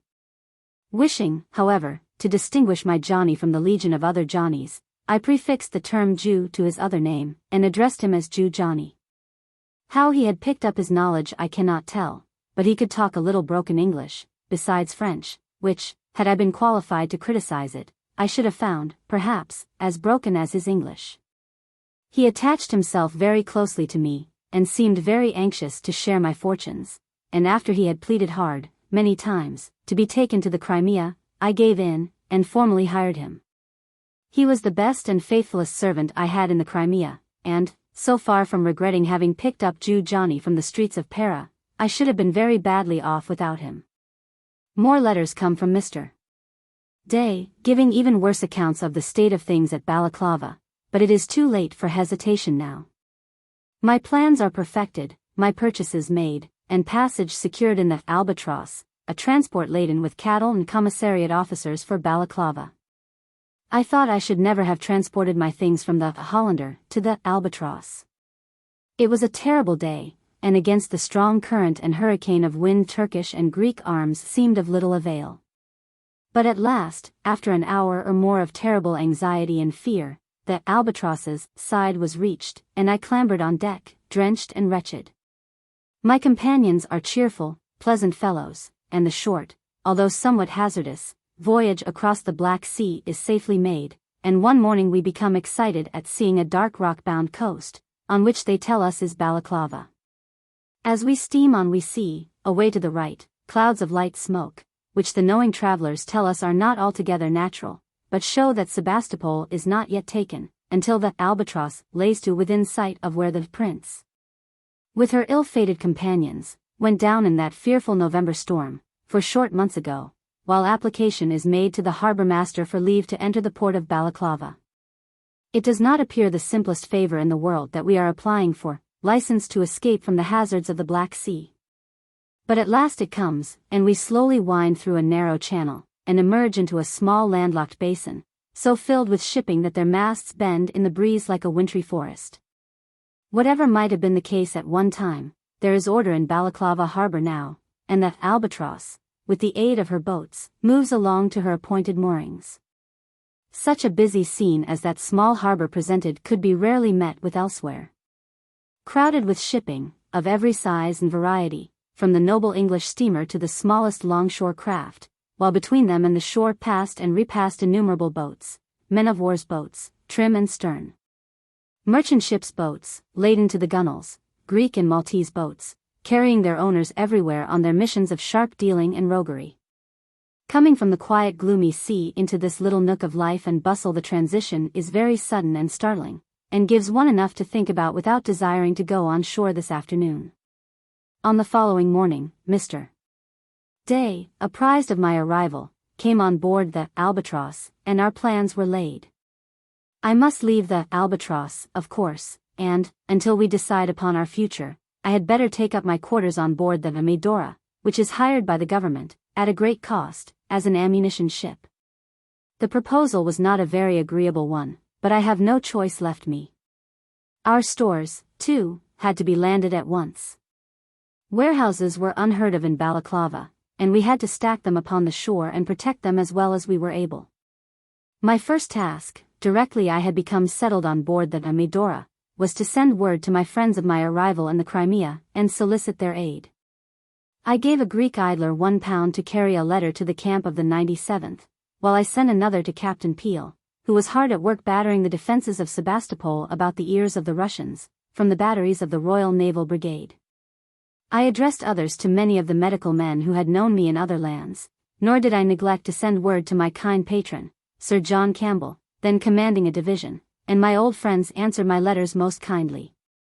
As the various officers came down on duty or business to Balaclava, they did not fail to find me out, and welcome me to the Crimea, while Captain Peel and Sir J. Campbell sent the kindest messages. And when they saw me, promised me every assistance, the General adding that he is glad to see me where there is so much to do. Among others, poor H. Vickers, whose kind face had so often lighted up my old house in Kingston, came to take me by the hand in this out-of-the-way corner of the world. I never felt so sure of the success of any step as I did of this, before I had been a week in Balaclava. But I had plenty of difficulties to contend with on every side. Among the first, one of the ships, in which were many of our stores, the Nonpareil, was ordered out of the harbour before we could land them all. And there was more than a probability that she would carry back to Constantinople many of the things we had most pressing occasion for. It became necessary, therefore, that someone should see Admiral Boxer, and try to interest that mild-spoken and affable officer in our favour. When I mentioned it to Mr. Day, he did not seem inclined to undertake the mission, and nothing was left but for me to face the terrible Port Admiral. Fortunately, Captain H., of the Diamond, was inclined to be my friend, and, not a little amused with his mission, carried me right off to the Admiral. I confess that I was as nearly frightened out of my wits as I ever have been, for the Admiral's kind heart beat under a decidedly rough husk. And when Captain H. told him that I wanted his permission for the Nonpareil to remain in the harbour for a few days, as there were stores on board, he let fly enough hard words to frighten any woman. But when I spoke up, and told him that I had known his son in the West Indies, he relented, and granted my petition. But it was not without more hard words, and much grumbling that a parcel of women should be coming out to a place where they were not wanted. Now, the Admiral did not repeat this remark a few days afterwards, when he saw me attending the sick and wounded upon the sick wharf. I remained 6 weeks in Balaclava, spending my days on shore, and my nights on board ship. Over our stores, stacked on the shore, a few sheets of rough tarpaulin were suspended, and beneath these, my sole protection against the Crimean rain and wind, I spent some portion of each day, receiving visitors and selling stores. But my chief occupation, and one with which I never allowed any business to interfere, was helping the doctors to transfer the sick and wounded from the mules and ambulances into the transports that had to carry them to the hospitals of Scutari and VIII. I did not forget the main object of my journey, to which I would have devoted myself exclusively had I been allowed, and very familiar did I become before long with the sick wharf of Balaclava. My acquaintance with it began very shortly after I had reached Balaclava. The very first day that I approached the wharf, a party of sick and wounded had just arrived. Here was work for me, I felt sure. With so many patients, the doctors must be glad of all the hands they could get. Indeed, so strong was the old impulse within me, that I waited for no permission, but seeing a poor artilleryman stretched upon a pallet, groaning heavily, I ran up to him at once, and eased the stiff dressings. Lightly my practiced fingers ran over the familiar work, and well was I rewarded when the poor fellow's groans subsided into a restless uneasy mutter. God help him! He had been hit in the forehead, and I think his sight was gone. I stooped down, and raised some tea to his baked lips. Here and there upon the wharf were rows of little pannikins containing this beverage. Then his hand touched mine, and rested there, and I heard him mutter indistinctly, as though the discovery had arrested his wandering senses. "Ha! This is surely a woman's hand." I couldn't say much, but I tried to whisper something about hope and trust in God, but all the while I think his thoughts were running on this strange discovery. Perhaps I had brought to his poor mind memories of his home, and the loving ones there, who would ask no greater favor than the privilege of helping him thus. For he continued to hold my hand in his feeble grasp, and whisper, "God bless you, woman, whoever you are, God bless you," over and over again. I do not think that the surgeons noticed me at first, although, as this was my introduction to Balaclava, I had not neglected my personal appearance, and wore my favorite yellow dress, and blue bonnet, with the red ribbons. But I noticed one coming to me, who, I think, would have laughed very merrily had it not been for the poor fellow at my feet. As it was, he came forward, and shook hands very kindly, saying, "How do you do, ma'am? Much obliged to you for looking after my poor fellow, very glad to see you here." And glad they always were, the kind-hearted doctors, to let me help them look after the sick and wounded sufferers brought to that fearful wharf. I wonder if I can ever forget the scenes I witnessed there. Oh! They were heartrending. I declare that I saw rough-bearded men stand by and cry like the softest-hearted women at the sights of suffering they saw, while some who scorned comfort for themselves, would fidget about for hours before the long trains of mules and ambulances came in, nervous lest the most trifling thing that could minister to the sufferer's comfort should be neglected.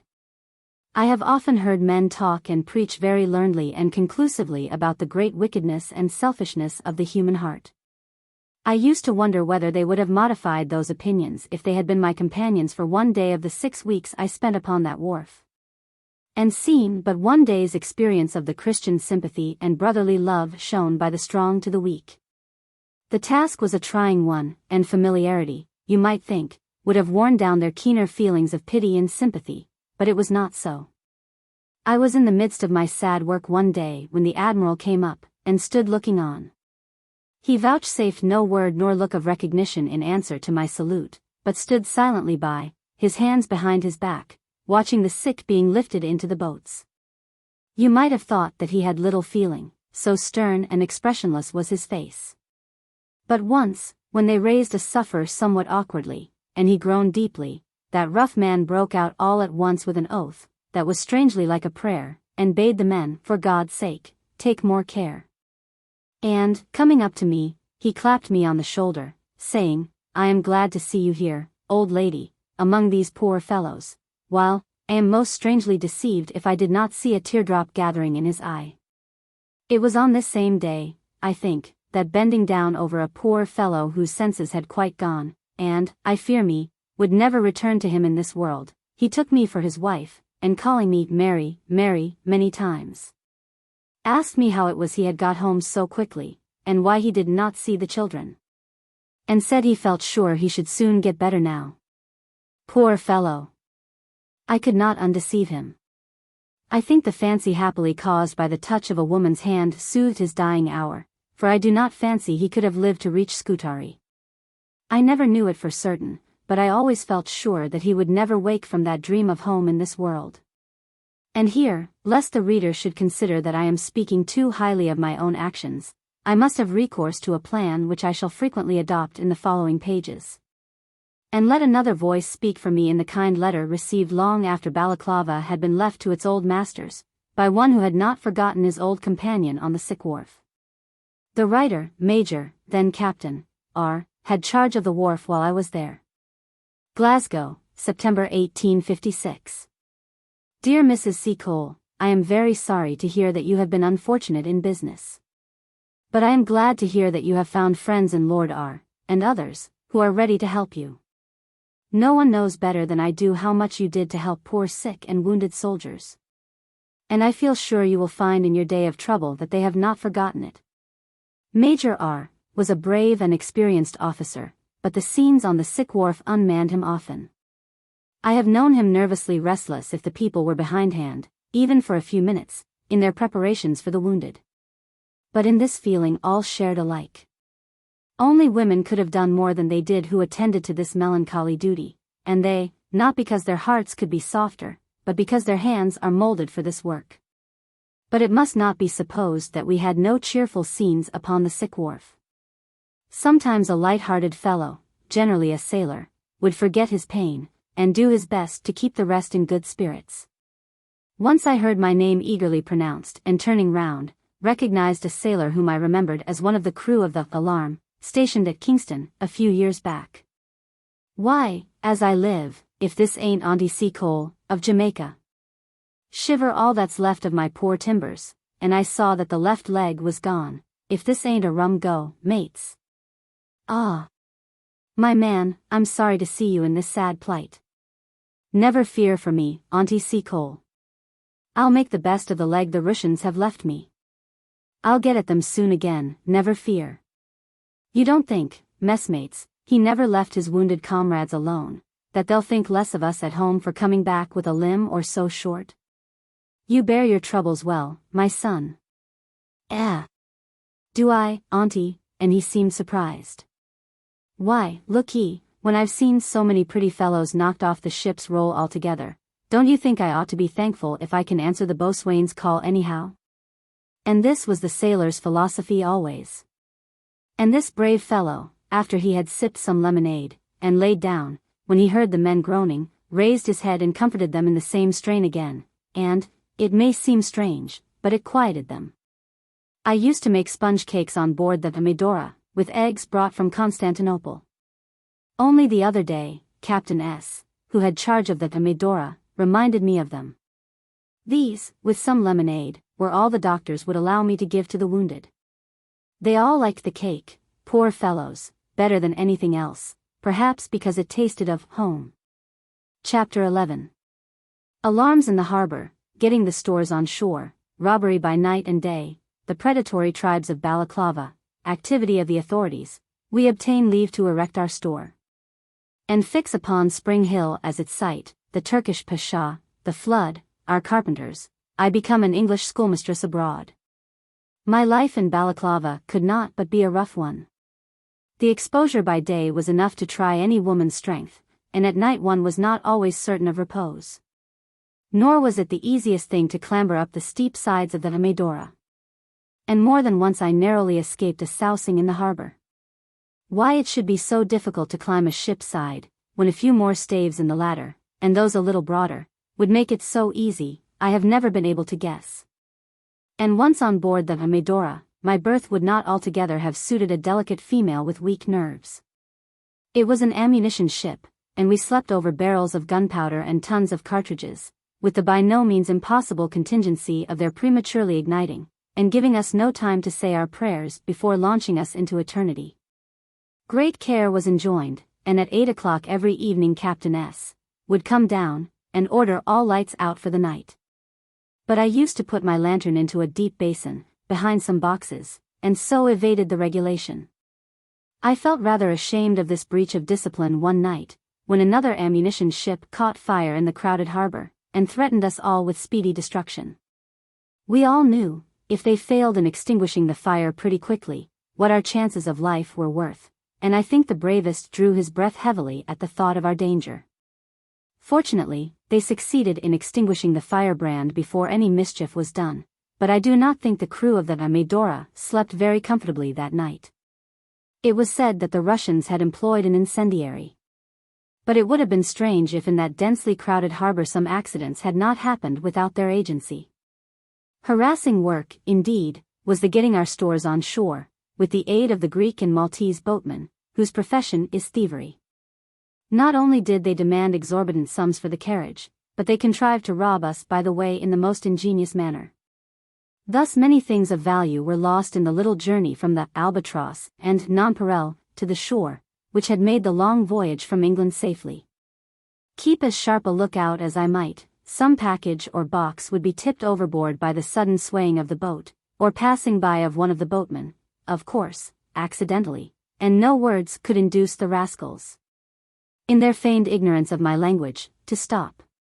And, looking back at the helpless waif, it was not altogether consolatory to see another boat dart from between some shipping, where it had been waiting, as accidentally, ready to pounce upon any such wind or waterfalls.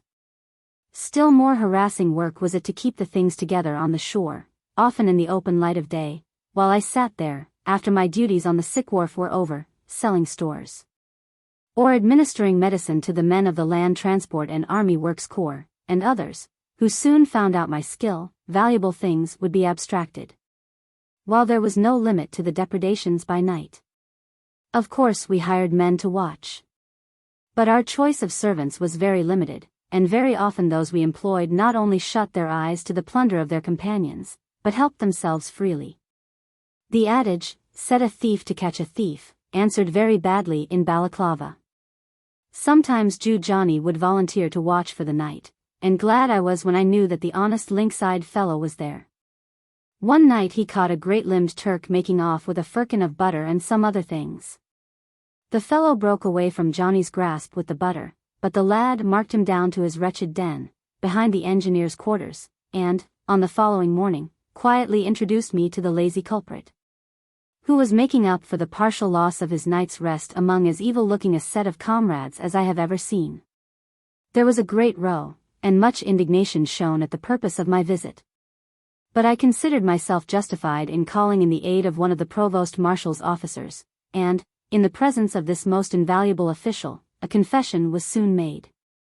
Beneath the fellow's dirty bed, the butter was found buried. And, in its company, a 24 case of sherry, which the rogue had, in flagrant defiance of the prophet's injunction, stolen for his own private drinking, a few nights previously. The thievery in this little out-of-the-way port was something marvelous, and the skill and ingenuity of the operators would have reflected credit upon the elite of their profession practicing in the most civilized city of Europe. Nor was the thievery confined altogether to the professionals, who had crowded to this scene of action from the cities and islands of the Mediterranean. They robbed us, the Turks, and one another, but a stronger hand was sometimes laid on them. The Turk, however, was sure to be the victim, let who might be the oppressor. In this predatory warfare, as in more honorable service, the Zouaves particularly distinguished themselves. These undoubtedly gallant little fellows, always restless for action, of some sort, would, when the luxury of a brash with the Russians was occasionally denied them, come down to Balaclava, in search of opportunities of waging war against society at large. Their complete and utter absence of conscientious scruples as to the rights of property was most amusing. To see a Zo gravely cheat a Turk, or trip up a Greek street merchant, or Maltese fruit seller, and scud away with the spoil, cleverly stowed in his roomy red pantaloons, was an operation, for its coolness, expedition, and perfectness, well worth seeing. And, to a great extent, they escaped scatheless, for the English Provost Marshal's department was rather chary of interfering with the eccentricities of our gallant allies. While if the French had taken close cognizance of the Zouaves' amusements out of school, one half of the regiments would have been always engaged punishing the other half. The poor Turk.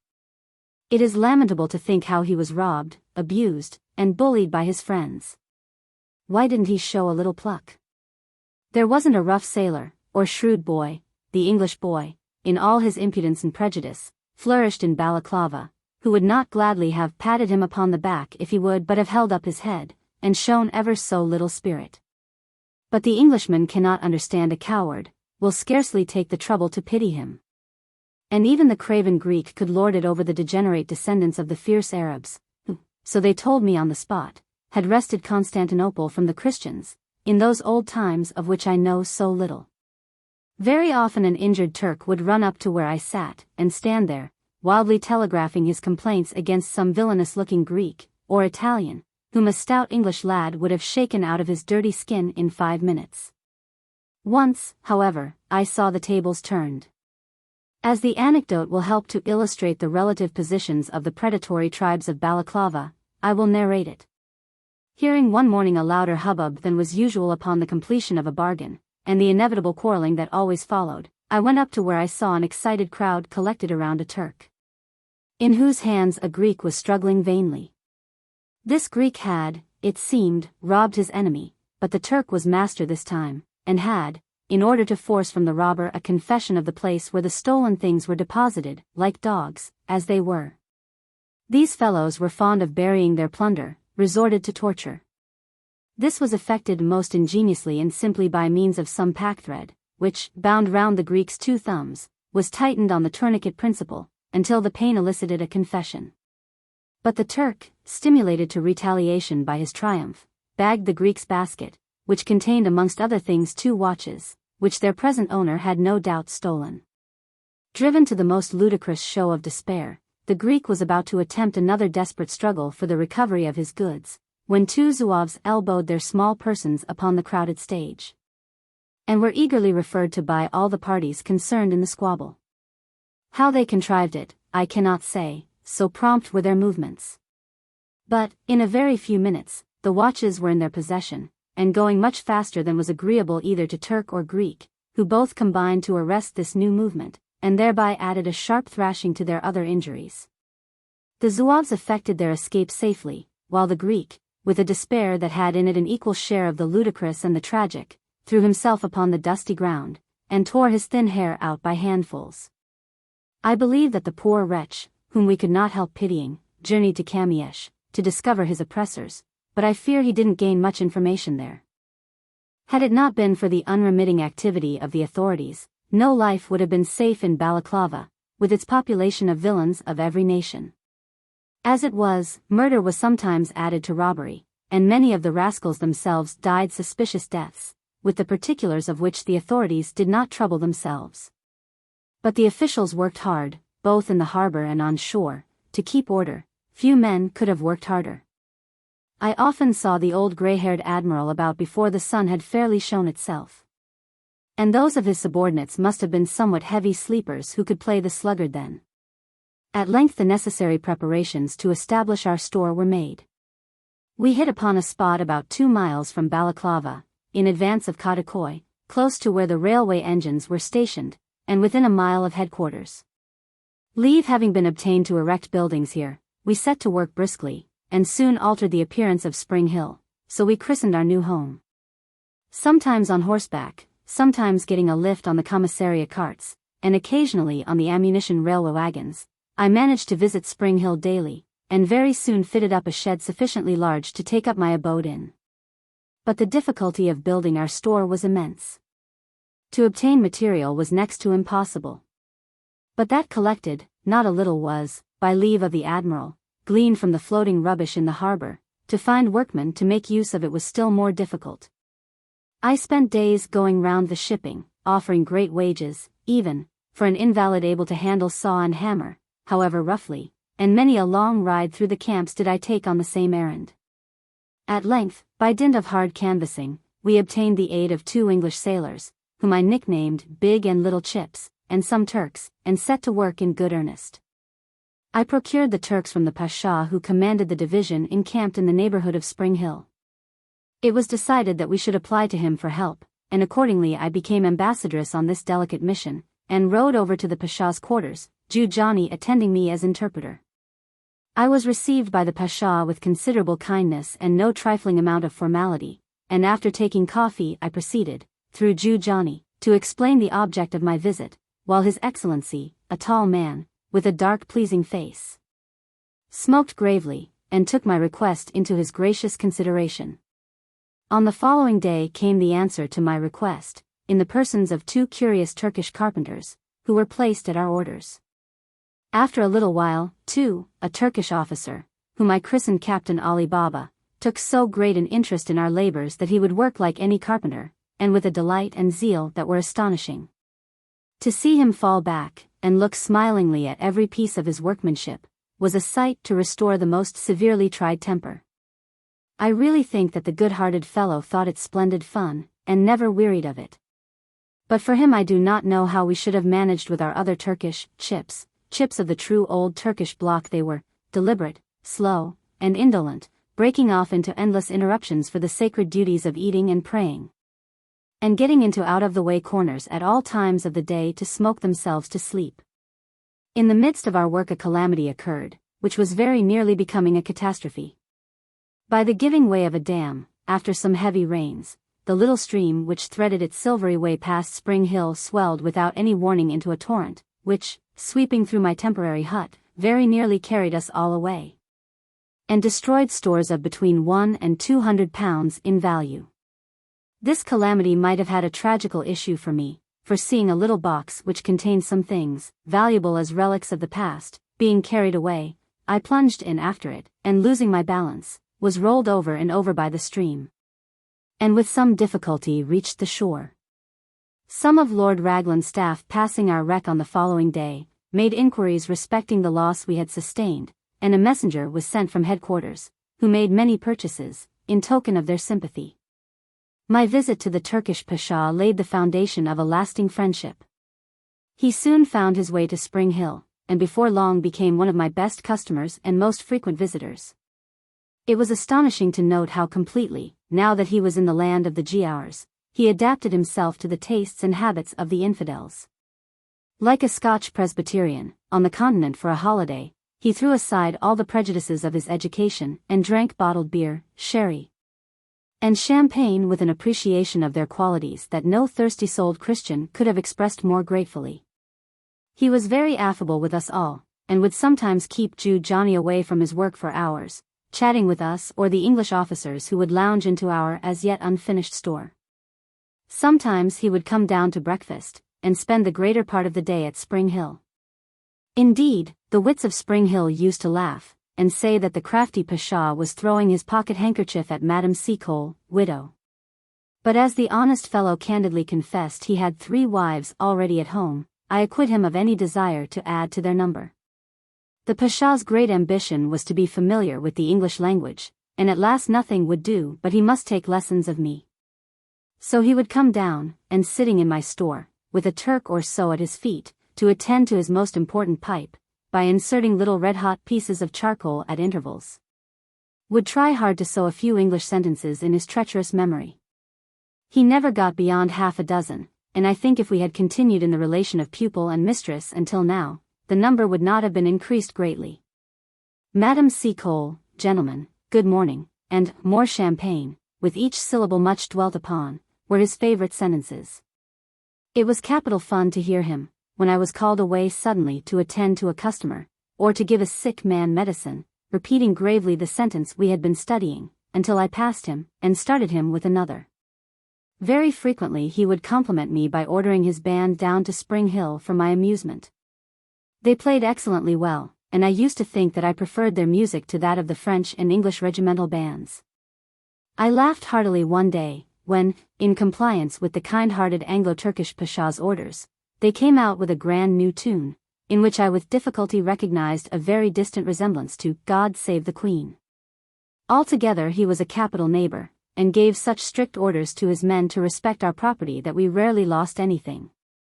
On the whole, the Turks were the most honest of the nations there, I except the English and the Sardinians, and the most tractable. But the Greeks hated them, and showed their hate in every way. In bringing up things for the Pasha's use they would let the mules down, and smash their loads most relentlessly. Now and then they suffered, as was the case one day when I passed through the camp and saw my friends superintending the correction of a Greek who was being bastinadoed. It seemed a painful punishment. I was sorry, therefore, when my friend's division was ordered to Camara, and we lost our neighbors. But my pupil did not forget his schoolmistress. A few days after they had left the neighborhood of Spring Hill came a messenger, with a present of lambs, poultry, and eggs, and a letter, which I could not decipher, as many of the interpreters could speak English far better than they could write it. But we discovered that the letter contained an invitation, to Mr. Day and myself, to go over to Camara, and select from the spoil of the village anything that might be useful in our new buildings. And a few days later came over a large araba, drawn by 4 mules, and laden with a pair of glass doors, and some window frames, which the thoughtful kind Pasha had judged, and judged rightly, would be a very acceptable present. And very often the good-natured fellow would ride over from Camara, and resume his acquaintance with myself and my champagne, and practice his English sentences. We felt the loss of our Turkish neighbors in more ways than one. The neighborhood, after their departure, was left lonely and unprotected, and it was not until a division of the Land Transport Corps came and took up their quarters near us, that I felt at all secure of personal safety. Mr. Day rarely returned to Spring Hill until nightfall relieved him from his many duties, and I depended chiefly upon 2 sailors, both of questionable character, 2 black servants, Jew Johnny, and my own reputation for determination and courage, a poor delusion, which I took care to heighten by the judicious display of a double-barreled pistol, lent me for the purpose by Mr. Day, and which I couldn't have loaded to save my life. Chapter 12. The British Hotel, Domestic Difficulties, Our Enemies, The Russian Rats, Adventures in Search of a Cat, Light-Fingered Zouaves, Crimean Thieves, Powdering a Horse. Summer was fairly advanced before the British Hotel was anything like finished. Indeed, it never was completed, and when we left the hill, a year later, it still wanted shutters. But long before that time Spring Hill had gained a great reputation. Of course, I have nothing to do with what occurred in the camp, although I could not help hearing a great deal about it. Mismanagement and privation there might have been, but my business was to make things right in my sphere, and whatever confusion and disorder existed elsewhere, comfort and order were always to be found at Spring Hill. When there was no sun elsewhere, some few gleams, so its grateful visitors said, always seemed to have stayed behind, to cheer the weary soldiers that gathered in the British Hotel. And, perhaps, as my kind friend Punch said, after all these things had become pleasant memories of the past. The cold without gave a zest, no doubt, to the welcome warmth within. But her smile, good old soul, lent heat to the coal, and power to the pannikin. Let me, in a few words, describe the British Hotel. It was acknowledged by all to be the most complete thing there. It cost no less than £800. The buildings and yards took up at least an acre of ground, and were as perfect as we could make them. The hotel and storehouse consisted of a long iron room, with counters, closets, and shelves. Above it was another low room, used by us for storing our goods, and above this floated a large Union Jack. Attached to this building was a little kitchen, not unlike a ship's caboose, all stoves and shelves. In addition to the iron house were 2 wooden houses, with sleeping apartments for myself and Mr. Day, outhouses for our servants, a canteen for the soldiery, and a large enclosed yard for our stock, full of stables, low huts, and sties. Everything, although rough and unpolished, was comfortable and warm, and there was a completeness about the whole which won general admiration.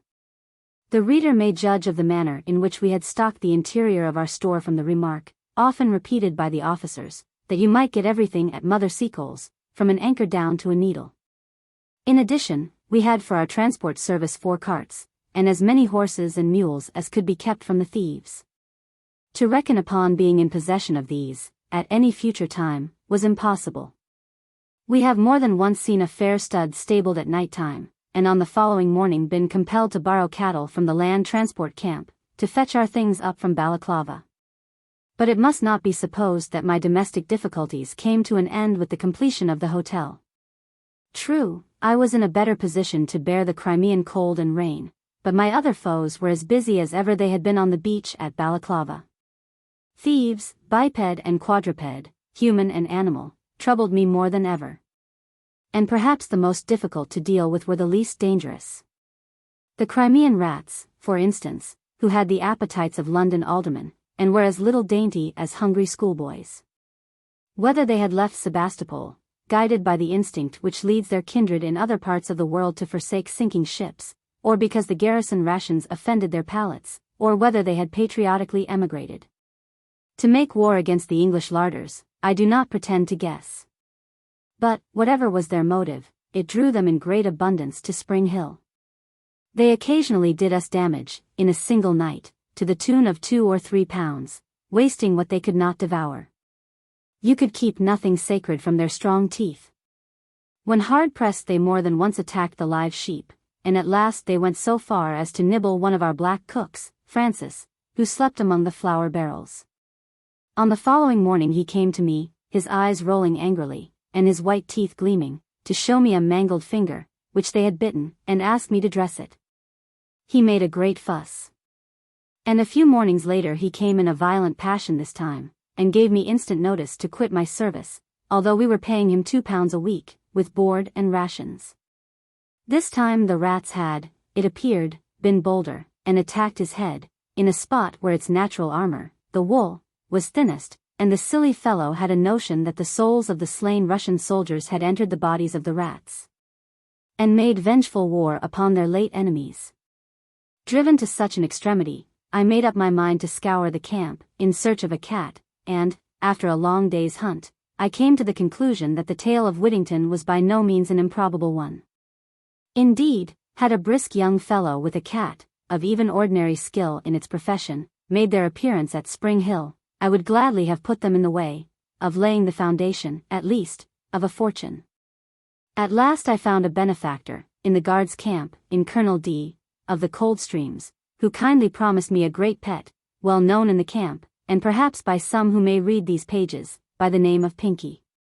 Pinky was then helping a brother officer to clear his hut, but on the following day a guardsman brought the noble fellow down.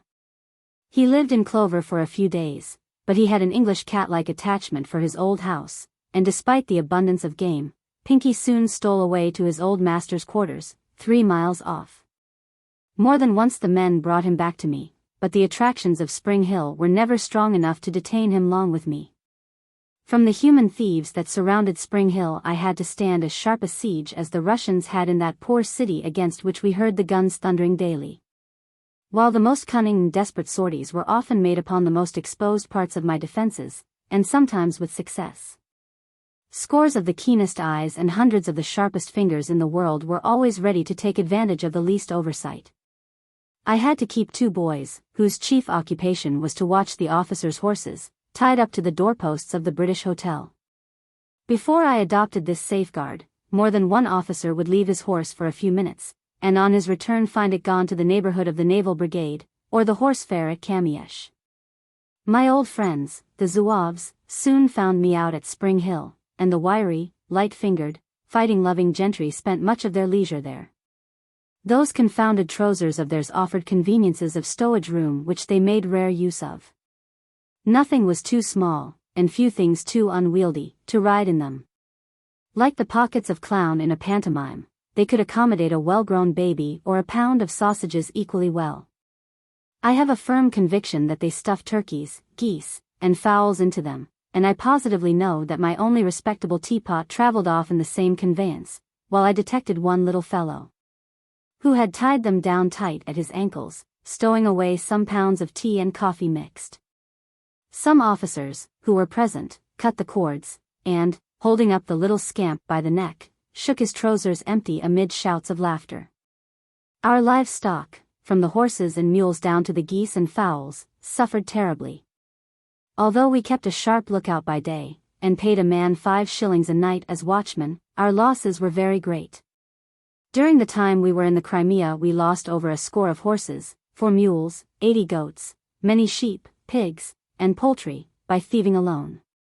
We missed in a single night 40 goats and 7 sheep, and on Mr. Day's going to headquarters with intelligence of the disaster, they told him that Lord Raglan had recently received 40 sheep from Asia, all of which had disappeared in the same manner. The geese, turkeys, and fowls vanished by scores.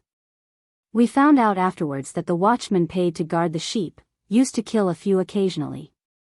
As he represented them to have died a natural death during the night, he got permission to bury them, instead of which he sold them. King Frost claimed his share of our stock too, and on one December night, of the winter of 1855, killed no less than 40 sheep. It is all very well to smile at these things now, but at the time they were heartrending enough, and helped, if they did not cause, the ruin which eventually overtook the firm of Seacole and Day.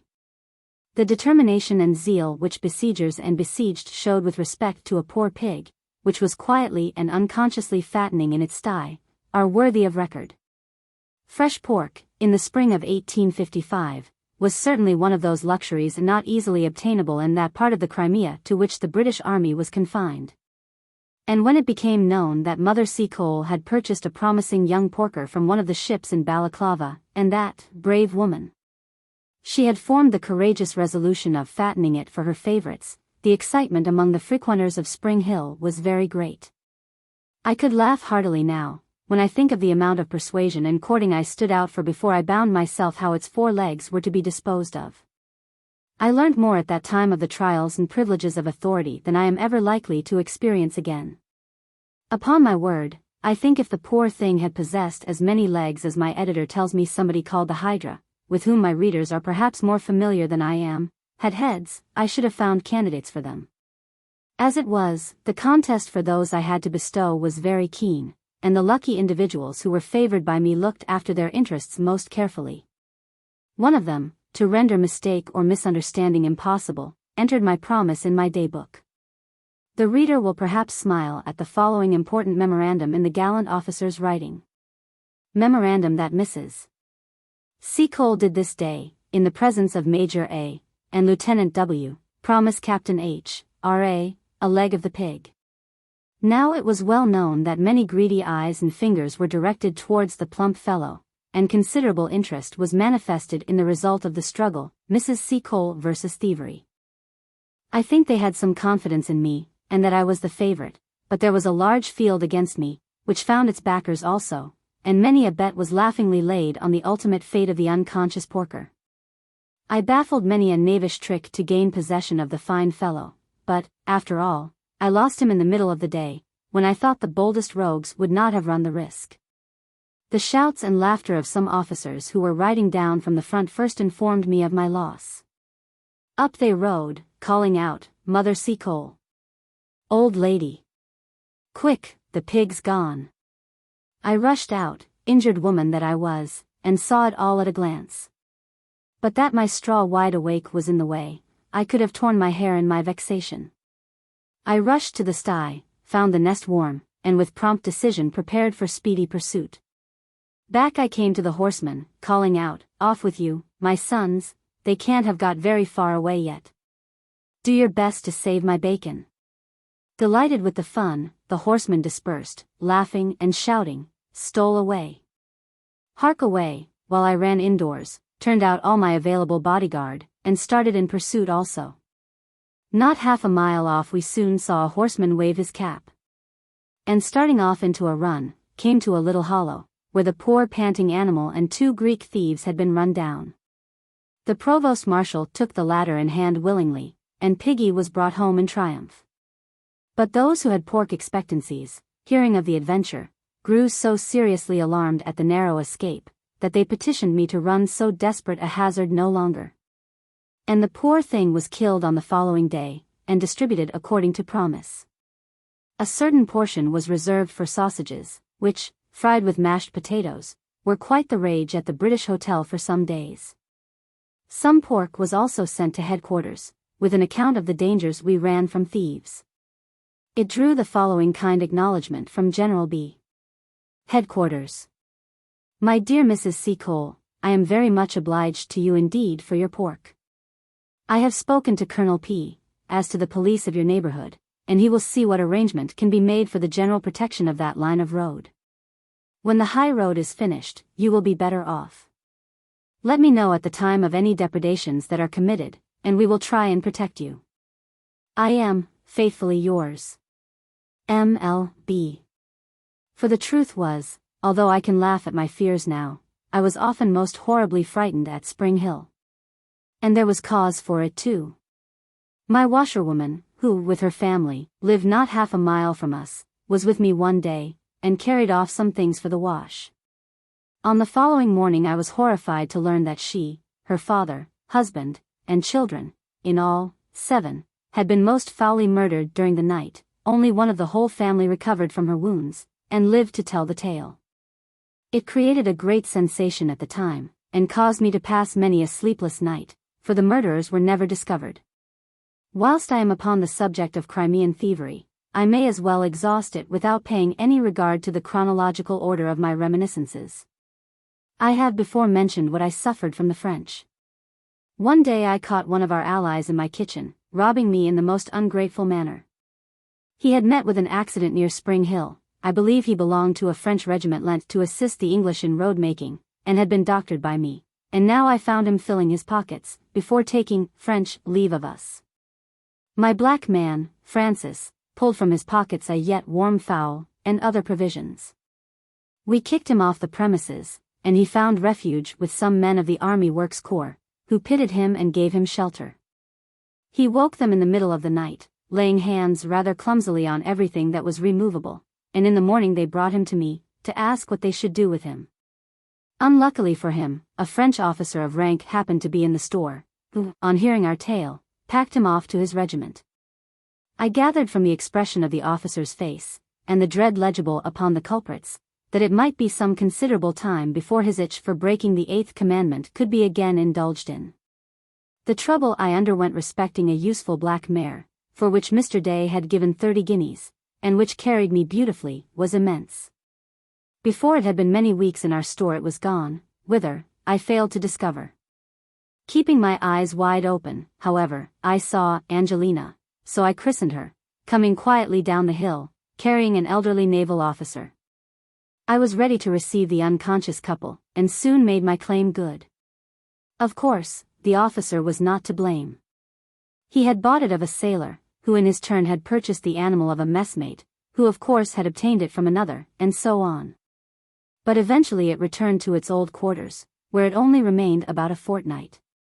I grew tired of looking for Angelina, and had given her up, when one day she turned up, in capital condition, in the possession of a French officer of chasseurs. But nothing I could say to the Frenchman would induce him to take the view of the matter I wished, but had no right to enforce. He had bought the horse at Crimea, and intended to keep it. We grew hot at last.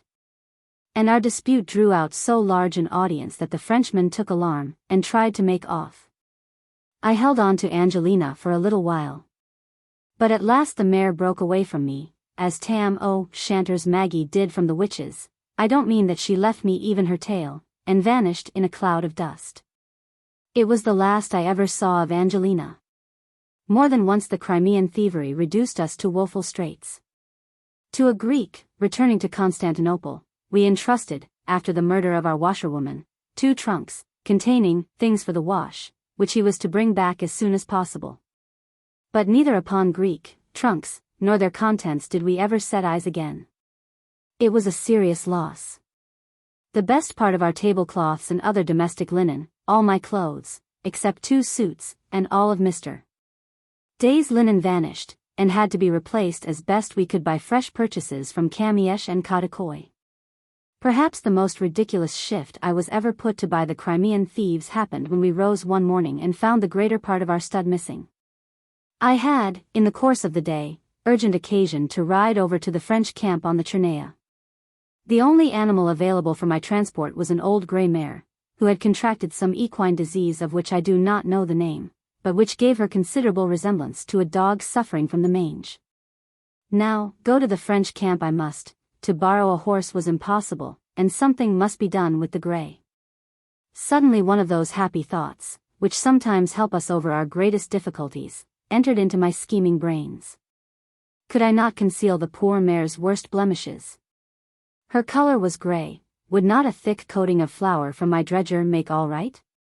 There was no time to be lost. The remedy was administered successfully, and off I started, but, alas! The wind was high and swept the skirts of my riding habit so determinately against the side of the poor beast, that before long its false coat was transferred to the dark cloth, and my innocent ruse exposed. The French are proverbially and really a polite and considerate nation, but I never heard more hearty peals of laughter from any sides than those which conveyed to me the horrible assurance that my scheme had unhappily failed. Chapter 13. My work in the Crimea. I hope the reader will give me credit for the assertion that I am about to make, viz., that I enter upon the particulars of this chapter with great reluctance.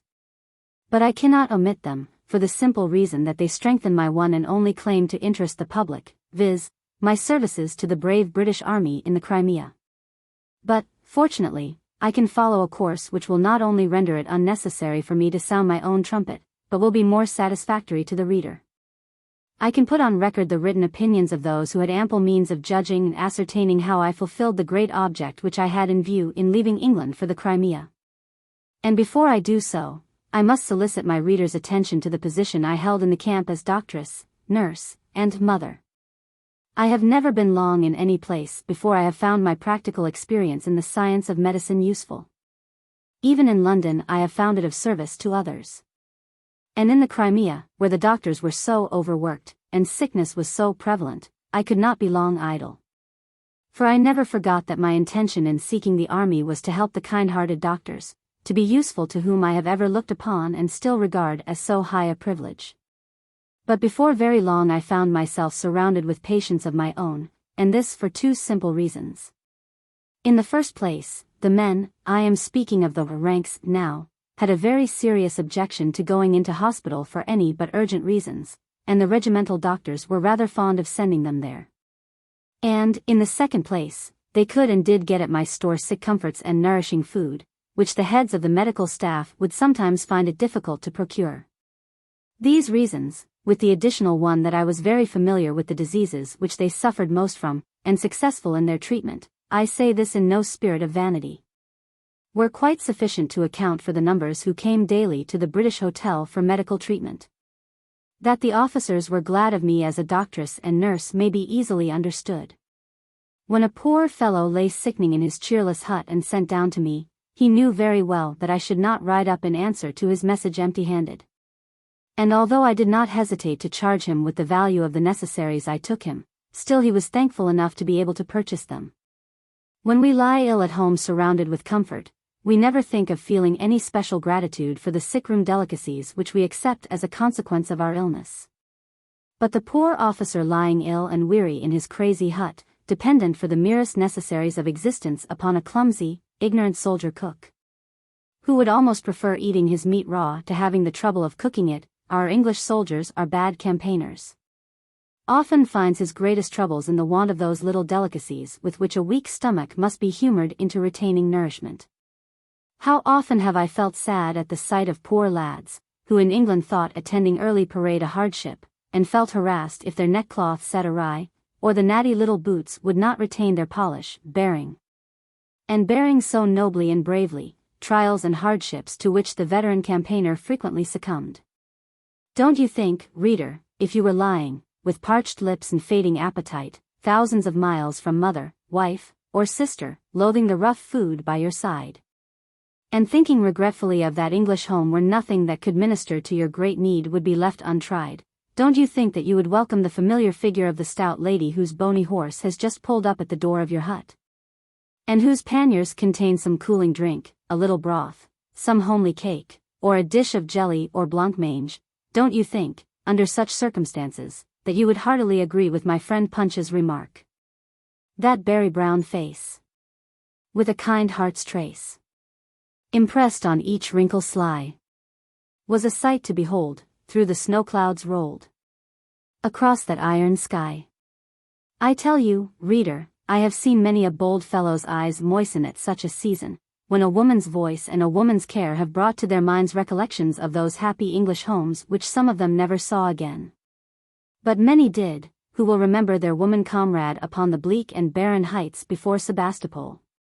Then their calling me mother was not, I think, altogether unmeaning. I used to fancy that there was something homely in the word. And, reader, you cannot think how dear to them was the smallest thing that reminded them of home. Some of my Crimean patients, who were glad of me as nurse and doctress, bore names familiar to all England, and perhaps, did I ask them, they would allow me to publish those names. I am proud to think that a gallant sailor, on whose brave breast the Order of Victoria rests, a more gallant man can never wear it, sent for the doctress whom he had known in Kingston, when his arm, wounded on the fatal 18th of June, refused to heal. And I think that the application I recommended did it good. But I shall let some of my patients' letters, taken from a large bundle, speak for me. Of course I must suppress most of their names. Here are two from one of my best and kindest sons. My dear Mamma, will you kindly give the bearer the bottle you promised me when you were here this morning, for my jaundice? Please let me know how much I am to take of it. Yours truly. F.M.C.E. You see, the medicine does him good, for a few days later comes another from the same writer. My dear Mrs. Seacole, I have finished the bottle, which has done my jaundice a deal of good. Will you kindly send another by bearer? Truly yours. F. M. It was a capital prescription which had done his jaundice good. There was so great a demand for it, that I kept it mixed in a large pan, ready to ladle it out to the scores of applicants who came for it. Sometimes they would send for other and no less important medicines. Here is such an application from a sick officer. Mrs. Seacole would confer a favor on the writer, who is very ill, by giving his servant, the bearer, a boiled or roast fowl. If it be impossible to obtain them, some chicken broth would be very acceptable. I am yours, truly obliged. J. K. 18th R.S. Doesn't that read like a sick man's letter, glad enough to welcome any woman's face? Here are some gentlemen of the commissariat anxious to speak for me. Arthur C., Com. Staff Officer, having been attacked one evening with a very bad diarrhea at Mrs. Seacole's, took some of her good medicine. It cured me before the next morning, and I have never been attacked since. October 17, 1855. Archibald R. L., Com. Staff, Crimea, was suffering from diarrhea for a week or more, after taking Mrs. Seacole's good medicines for 2 days, he became quite well, and remains so to this day. October 17, 1855. Here is Mr. M., Paymaster of the Land Transport Corps, ready with a good account of my services. I certify that Madame Seacole twice cured me effectually of dysentery while in the Crimea, and also my clerk and the men of my corps, to my certain knowledge. And some of the men shall speak for themselves. Stationary Engine, December 1, 1855. I certify that I was severely attacked by diarrhea after landing in the Crimea. I took a great deal of medicine, but nothing served me until I called on Mrs. Seacole. She gave me her medicine but once, and I was cured effectually. William Knowles, Surgt, L.T.C. This is to certify that William Rowe, L.T.C., had a severe attack of illness, and was in a short time restored to health by the prompt attention and medical skill of Mrs. Seacole, British Hotel, Spring Hill, Crimea. Many of my patients belonged to the Land Transport and Army Works Corps. The former indeed were in my close neighborhood, and their hospital was nearly opposite to the British Hotel. I did all I could for them, and have many letters expressive of their gratitude. From them I select the following. Headquarters, Camp, Crimea, June 30, 1856. I have much pleasure in bearing testimony to Mrs. Seacole's kindness and attention to the sick of the Railway Labourers Army Works Corps and Land Transport Corps during the winters of 1854 and 1855. She not only, from the knowledge she had acquired in the West Indies, was enabled to administer appropriate remedies for their ailments, but, what was of as much or more importance, she charitably furnished them with proper nourishment, which they had no means of obtaining except in the hospital, and most of that class had an objection to go into hospital, particularly the railway laborers and the men of the Army Works Corps. John Hall, Inspector General of Hospitals. I hope that Mr. P., of the Army Works Corps, will pardon my laying the following letter before the public. Dear Mrs. Seacole, it is with feelings of great pleasure that I hear you are safely arrived in England, upon which I beg to congratulate you, and return you many thanks for your kindness whilst in the Crimea. The bitter sherry you kindly made up for me was in truth a great blessing to both myself and my son, and as I expect to go to Bombay shortly, I would feel grateful to you if you would favor me with the receipt for making it. As it appears to be so very grateful a beverage for weakness and bowel complaints in a warm climate. With many kind regards, believe me, dear madam, your obliged servant. Samuel P. Late Superintendent Army Works Corps. Here is a certificate from one of the Army Works men, to whose case I devoted no little time and trouble. I certify that I was laboring under a severe attack of diarrhea last August, and that I was restored to health through the instrumentality and kindness of Mrs. Seacole. I also certify that my fingers were severely jammed whilst at work at Frenchman's Hill, and Mrs. Seacole cured me after 3 doctors had fruitlessly attempted to cure them. And I cannot leave the Crimea without testifying to the kindness and skill of Mrs. Seacole, and may God reward her for it. James Wallen. 5th Division Army Works Corps. Here are 3 more letters, and the last I shall print, from a sailor, a soldier, and a civilian. This is to certify that William Adams, caulker, of HMS Wasp, and belonging to the Royal Naval Brigade, had a severe attack of cholera, and was cured in a few hours by Mrs. Seacole. I certify that I was troubled by a severe inflammation of the chest, caused by exposure in the trenches, for about 4 months, and that Mrs. Seacole's medicine completely cured me in 1 month, and may God reward her. Charles Flynn, Circt. 3rd County. RSM. Upper Clapton, Middlesex, March 2, 1856. Dear Madam, having been informed by my son, Mr. Edward Gill, of St. George's Store, Crimea, of his recent illness, jaundice, and of your kind attention and advice to him during that illness, and up to the time he was, by the blessing of God and your assistance, restored to health, permit me, on behalf of myself, my wife, and my family, to return you our most grateful thanks, trusting you may be spared for many years to come, in health of body and vigor of mind, to carry out your benevolent intention.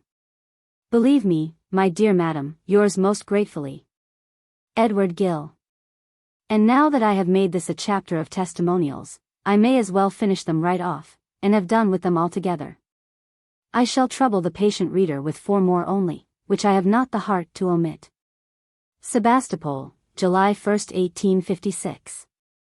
Mrs. Seacole was with the British Army in the Crimea from February, 1855, to this time. This excellent woman has frequently exerted herself in the most praiseworthy manner in attending wounded men, even in positions of great danger, and in assisting sick soldiers by all means in her power. In addition, she kept a very good store, and supplied us with many comforts at a time we much required them. William P. Adjutant General of the British Army in the Crimea. July 1, 1856. I have much pleasure in stating that I am acquainted with Mrs. Seacole, and from all that I have seen or heard of her, I believe her to be a useful and good person, kind and charitable. C.A.W. Light Gen. Com. of Sebastopol. The third is from the pen of one who at that time was more looked to, and better known, than any other man in the Crimea. In the 2nd volume of Russell's Letters from the Seat of War, is the following entry. In the hour of their illness these men, Army Works Corps, in common with many others, have found a kind and successful physician. Close to the railway, halfway between the Col de Balaclava and Kadikoy, Mrs. Seacole, formerly of Kingston and of several other parts of the world, such as Panama and Chagres, has pitched her abode, an iron storehouse with wooden sheds and outlying tributaries, and here she doctors and cures all manner of men with extraordinary success. She is always in attendance near the battlefield to aid the wounded, and has earned many a poor fellow's blessings. Yes. I cannot, referring to that time, conscientiously charge myself with doing less for the men who had only thanks to give me, than for the officers whose gratitude gave me the necessaries of life. I think I was ever ready to turn from the latter to help the former, humble as they might be, and they were grateful in their way, and as far as they could be. They would buy me apples and other fruit at Balaclava, and leave them at my store. One made me promise, when I returned home, to send word to his Irish mother, who was to send me a cow in token of her gratitude for the help I had been to her son. I have a book filled with hundreds of the names of those who came to me for medicines and other aids. And never a train of sick or wounded men from the front passed the British Hotel, but its hostess was awaiting them to offer comforts to the poor fellows, for whose suffering her heart bled. Punch, who allowed my poor name to appear in the pages which had welcomed Miss Nightingale home, Punch, that whimsical mouthpiece of some of the noblest hearts that ever beat beneath black coats, shall last of all raise its voice.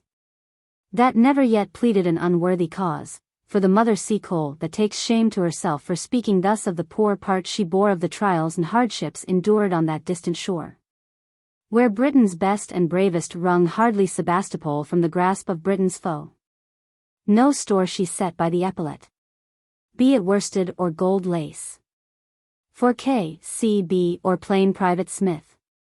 She had still one pleasant face, and not alone was her kindness shown to the hale and hungry lot, who drank her grog and ate her prog, and paid their honest shot. The sick and sorry can tell the story of her nursing and dosing deeds. Regimental MD never worked as she, in helping sick men's needs. Of such work, God knows, was as much as she chose. That dreary wintertide, when death hung o'er the damp and pestilent camp, and his scythe swung far and wide, she gave her aid to all who prayed, to hungry and sick and cold, open hand and heart, alike ready to part, kind words and acts, and gold, and, be the right man in the right place who can. The right woman was Dame Seacole. Reader, now that we have come to the end of this chapter, I can say what I have been all anxiety to tell you from its beginning. Please look back to, and see how hard the right woman had to struggle to convey herself to the right place. Chapter 14. My customers at the British Hotel. I shall proceed in this chapter to make the reader acquainted with some of the customers of the British Hotel, who came there for its creature comforts as well as its hostess's medicines when need was. And if he or she should be inclined to doubt or should hesitate at accepting my experience of Crimean life as entirely credible, I beg that individual to refer to the accounts which were given in the newspapers of the spring of 1855. And I feel sure they will acquit me of any intention to exaggerate. If I were to speak of all the nameless horrors of that spring as plainly as I could, I should really disgust you, but those I shall bring before your notice have all something of the humorous in them, and so it ever is. Time is a great restorer, and changes surely the greatest sorrow into a pleasing memory. The sun shines this springtime upon green grass that covers the graves of the poor fellows we left behind sadly a few short months ago. Bright flowers grow up upon ruins of batteries and crumbling trenches, and cover the sod that presses on many a mouldering token of the old time of battle and death. I dare say that, if I went to the Crimea now, I should see a smiling landscape, instead of the blood-stained scene which I shall ever associate with distress and death, and as it is with nature so it is with humankind. Whenever I meet those who have survived that dreary spring of 1855, we seldom talk about its horrors, but remembering its transient gleams of sunshine, smile at the fun and good nature that varied its long and weary monotony. And now that I am anxious to remember all I can that will interest my readers, my memory prefers to dwell upon what was pleasing and amusing. Although the time will never come when it will cease to retain most vividly the pathos and woe of those dreadful months. I have said that the winter had not ended when we began operations at the British Hotel. And very often, after we considered we were fairly under spring's influence, our old enemy would come back with an angry roar of wind and rain, leveling tents, unroofing huts, destroying roads, and handing over May to the command of General Fevrier. But the sun fought bravely for us, and in time always dispersed the leaden clouds and gilded the iron sky, and made us cheerful again. During the end of March, the whole of April, and a considerable portion of May, however, the army was but a little better off for the advent of spring. The military road to the camp was only in progress, the railway only carried ammunition. A few hours' rain rendered the old road all but impassable, and scarcity often existed in the front before Sebastopol, although the frightened and anxious commissariat toiled hard to avert such a mishap. So that very often to the British Hotel came officers starved out on the heights above us. The dandies of Rotten Row would come down riding on sorry nags, ready to carry back. Their servants were on duty in the trenches, anything that would be available for dinner. A single glance at their personal appearance would suffice to show the hardships of the life they were called upon to lead. Before I left London for the seat of war, I had been more than once to the United Service Club, seeking to gain the interest of officers whom I had known in Jamaica.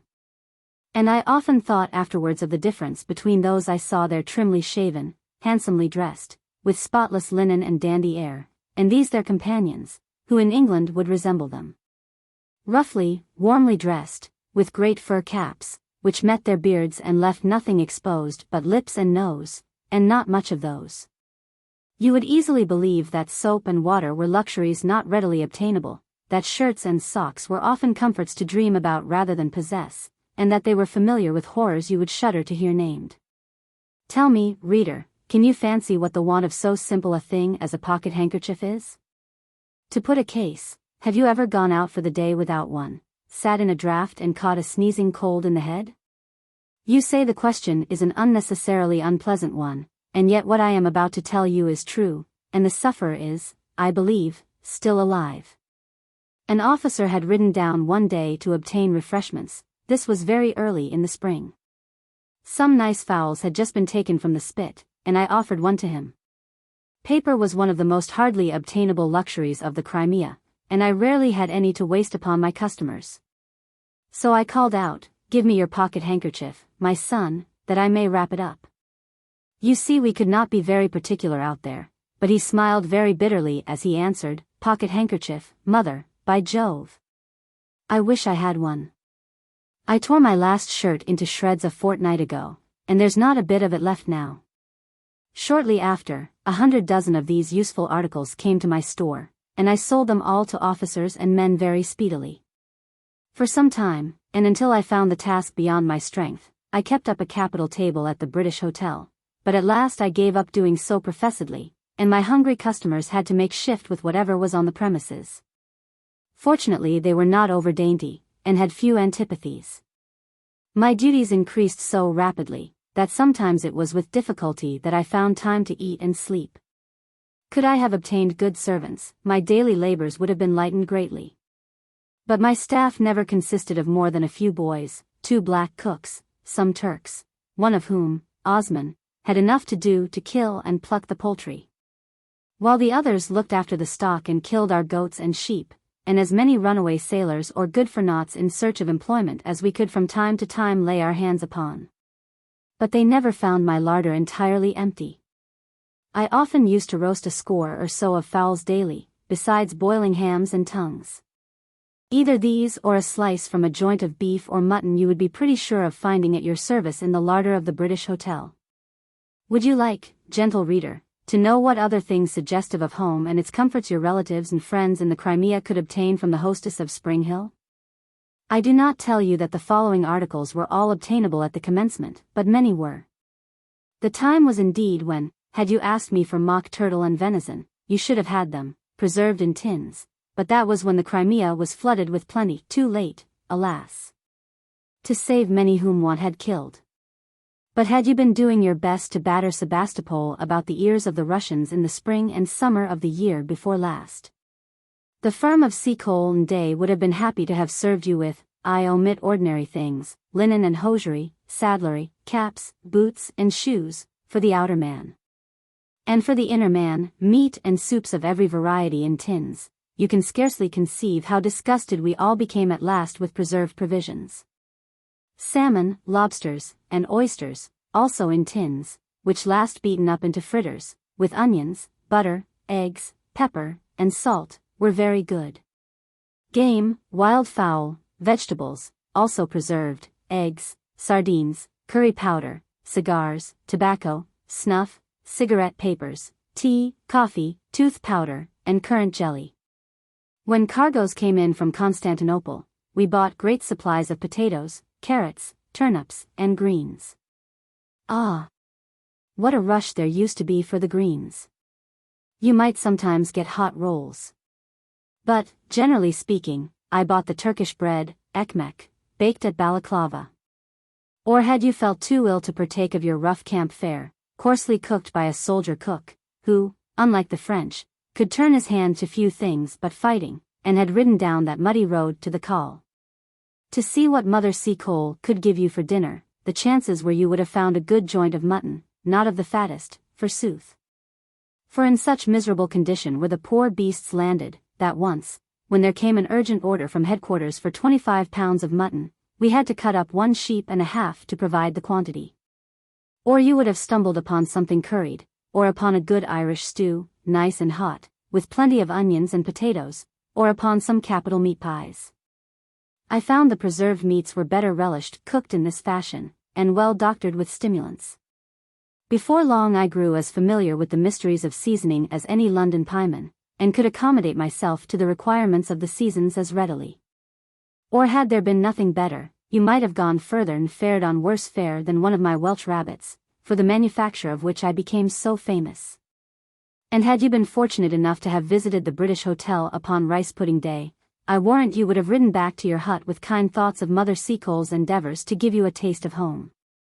If I had nothing else to be proud of, I think my rice puddings, made without milk, upon the high road to Sebastopol, would have gained me a reputation.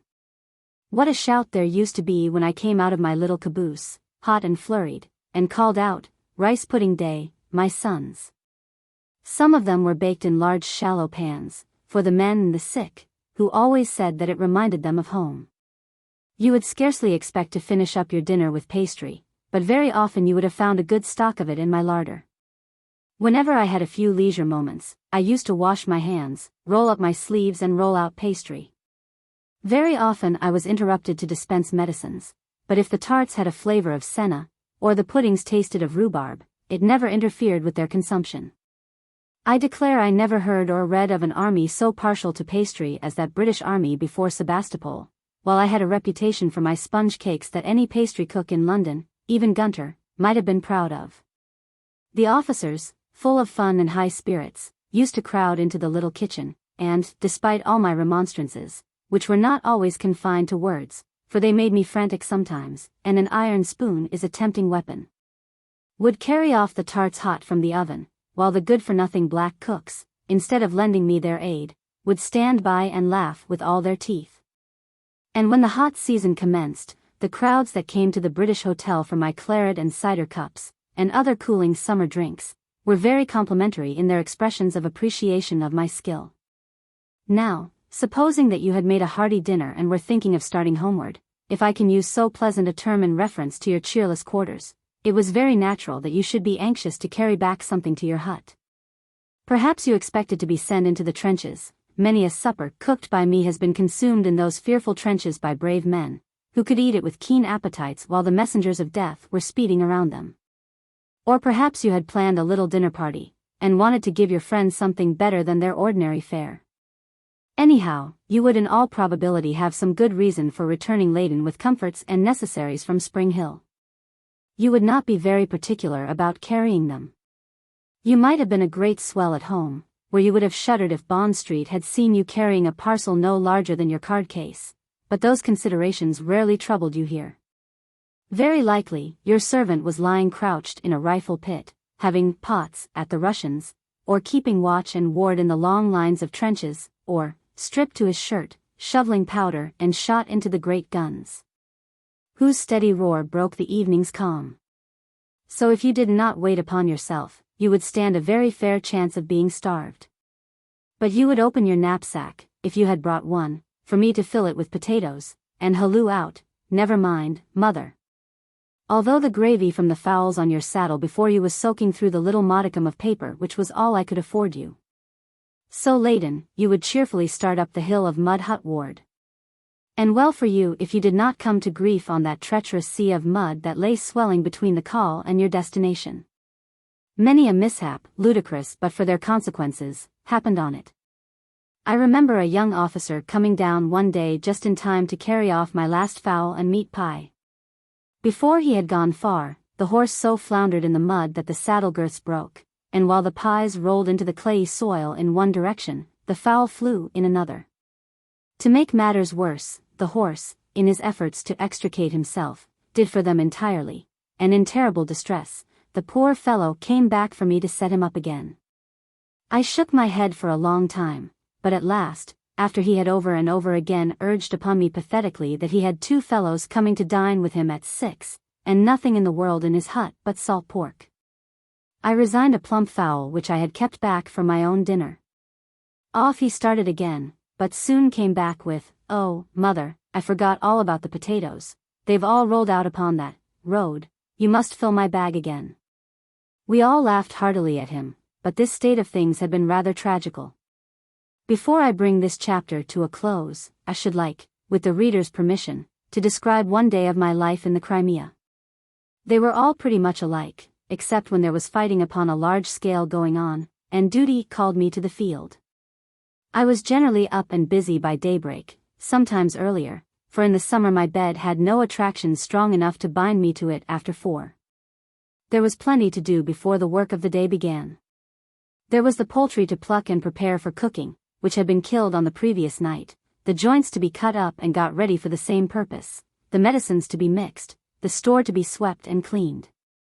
Of very great importance, with all these things to see after, were the few hours of quiet before the road became alive with travelers. By 7 o'clock the morning coffee would be ready, hot and refreshing, and eagerly sought for by the officers of the Army Works Corps engaged upon making the great high road to the front, and the commissariat and land transport men carrying stores from Balaclava to the heights. There was always a great demand for coffee by those who knew its refreshing and strengthening qualities. Milk I could not give them, I kept it in tins for special use. But they had it hot and strong, with plenty of sugar and a slice of butter, which I recommend as a capital substitute for milk. From that time until 9, officers on duty in the neighborhood, or passing by, would look in for breakfast, and about 9:30 my sick patients began to show themselves. In the following hour they came thickly, and sometimes it was past 12 before I had got through this duty. They came with every variety of suffering and disease. The cases I most disliked were the frostbitten fingers and feet in the winter. That over, there was the hospital to visit across the way, which was sometimes overcrowded with patients. I was a good deal there, and as often as possible would take over books and papers, which I used to borrow for that purpose from my friends and the officers I knew. Once, a great packet of tracts was sent to me from Plymouth anonymously, and these I distributed in the same manner. By this time the day's news had come from the front, and perhaps among the casualties overnight there would be some one wounded or sick, who would be glad to see me ride up with the comforts he stood most in need of. And during the day, if any accident occurred in the neighborhood or on the road near the British Hotel, the men generally brought the sufferer there, whence, if the hurt was serious, he would be transferred to the hospital of the land transport opposite. I used not always to stand upon too much ceremony when I heard of sick or wounded officers in the front. Sometimes their friends would ask me to go to them, though very often I waited for no hint, but took the chance of meeting with a kind reception. I used to think of their relatives at home, who would have given so much to possess my privilege. And more than one officer have I startled by appearing before him, and telling him abruptly that he must have a mother, wife, or sister at home whom he missed, and that he must therefore be glad of some woman to take their place. Until evening the store would be filled with customers wanting stores, dinners, and luncheons, loungers and idlers seeking conversation and amusement. And at 8 o'clock the curtain descended on that day's labor, and I could sit down and eat at leisure. It was no easy thing to clear the store, canteen, and yards. But we determined upon adhering to the rule that nothing should be sold after that hour, and succeeded. Anyone who came after that time, came simply as a friend. There could be no necessity for anyone, except on extraordinary occasions, when the rule could be relaxed, to purchase things after 8 o'clock. And drunkenness or excess were discouraged at Spring Hill in every way. Indeed, my few unpleasant scenes arose chiefly from my refusing to sell liquor where I saw it was wanted to be abused. I could appeal with a clear conscience to all who knew me there, to back my assertion that I neither permitted drunkenness among the men nor gambling among the officers. Whatever happened elsewhere, intoxication, cards, and dice were never to be seen, within the precincts of the British Hotel. My regulations were well known, and a kind-hearted officer of the Royals, who was much there, and who permitted me to use a familiarity towards him which I trust one never abused, undertook to be my provost marshal, but his duties were very light. At first we kept our store open on Sunday from sheer necessity, but after a little while, when stores in abundance were established at Kadikoy and elsewhere, and the absolute necessity no longer existed, Sunday became a day of most grateful rest at Spring Hill. This step also met with opposition from the men, but again we were determined, and again we triumphed. I am sure we needed rest. I have often wondered since how it was that I never fell ill or came home on urgent private affairs. I am afraid that I was not sufficiently thankful to the Providence which gave me strength to carry out the work I loved so well, and felt so happy in being engaged upon. But although I never had a week's illness during my campaign, the labor, anxiety, and perhaps the few trials that followed it, have told upon me. I have never felt since that time the strong and hardy woman that I was when I braved with impunity the pestilence of Navy Bay and Cruces. It would kill me easily now. Chapter 15. My first glimpse of war, advance of my Turkish friends on Kamara, visitors to the camp, Miss Nightingale, Mons. Sawyer and the cholera, summer in the Crimea, thirsty souls, death busy in the trenches. In the last 3 chapters, I have attempted, without any consideration of dates, to give my readers some idea of my life in the Crimea. I am fully aware that I have jumbled up events strangely, talking in the same page, and even sentence, of events which occurred at different times, but I have 3 excuses to offer for my unhistorical inexactness. In the first place, my memory is far from trustworthy, and I kept no written diary. In the second place, the reader must have had more than enough of journals and chronicles of Crimean life, and I am only the historian of Spring Hill. And in the third place, unless I am allowed to tell the story of my life in my own way, I cannot tell it at all. I shall now endeavor to describe my out-of-door life as much as possible, and write of those great events in the field of which I was a humble witness. But I shall continue to speak from my own experience simply.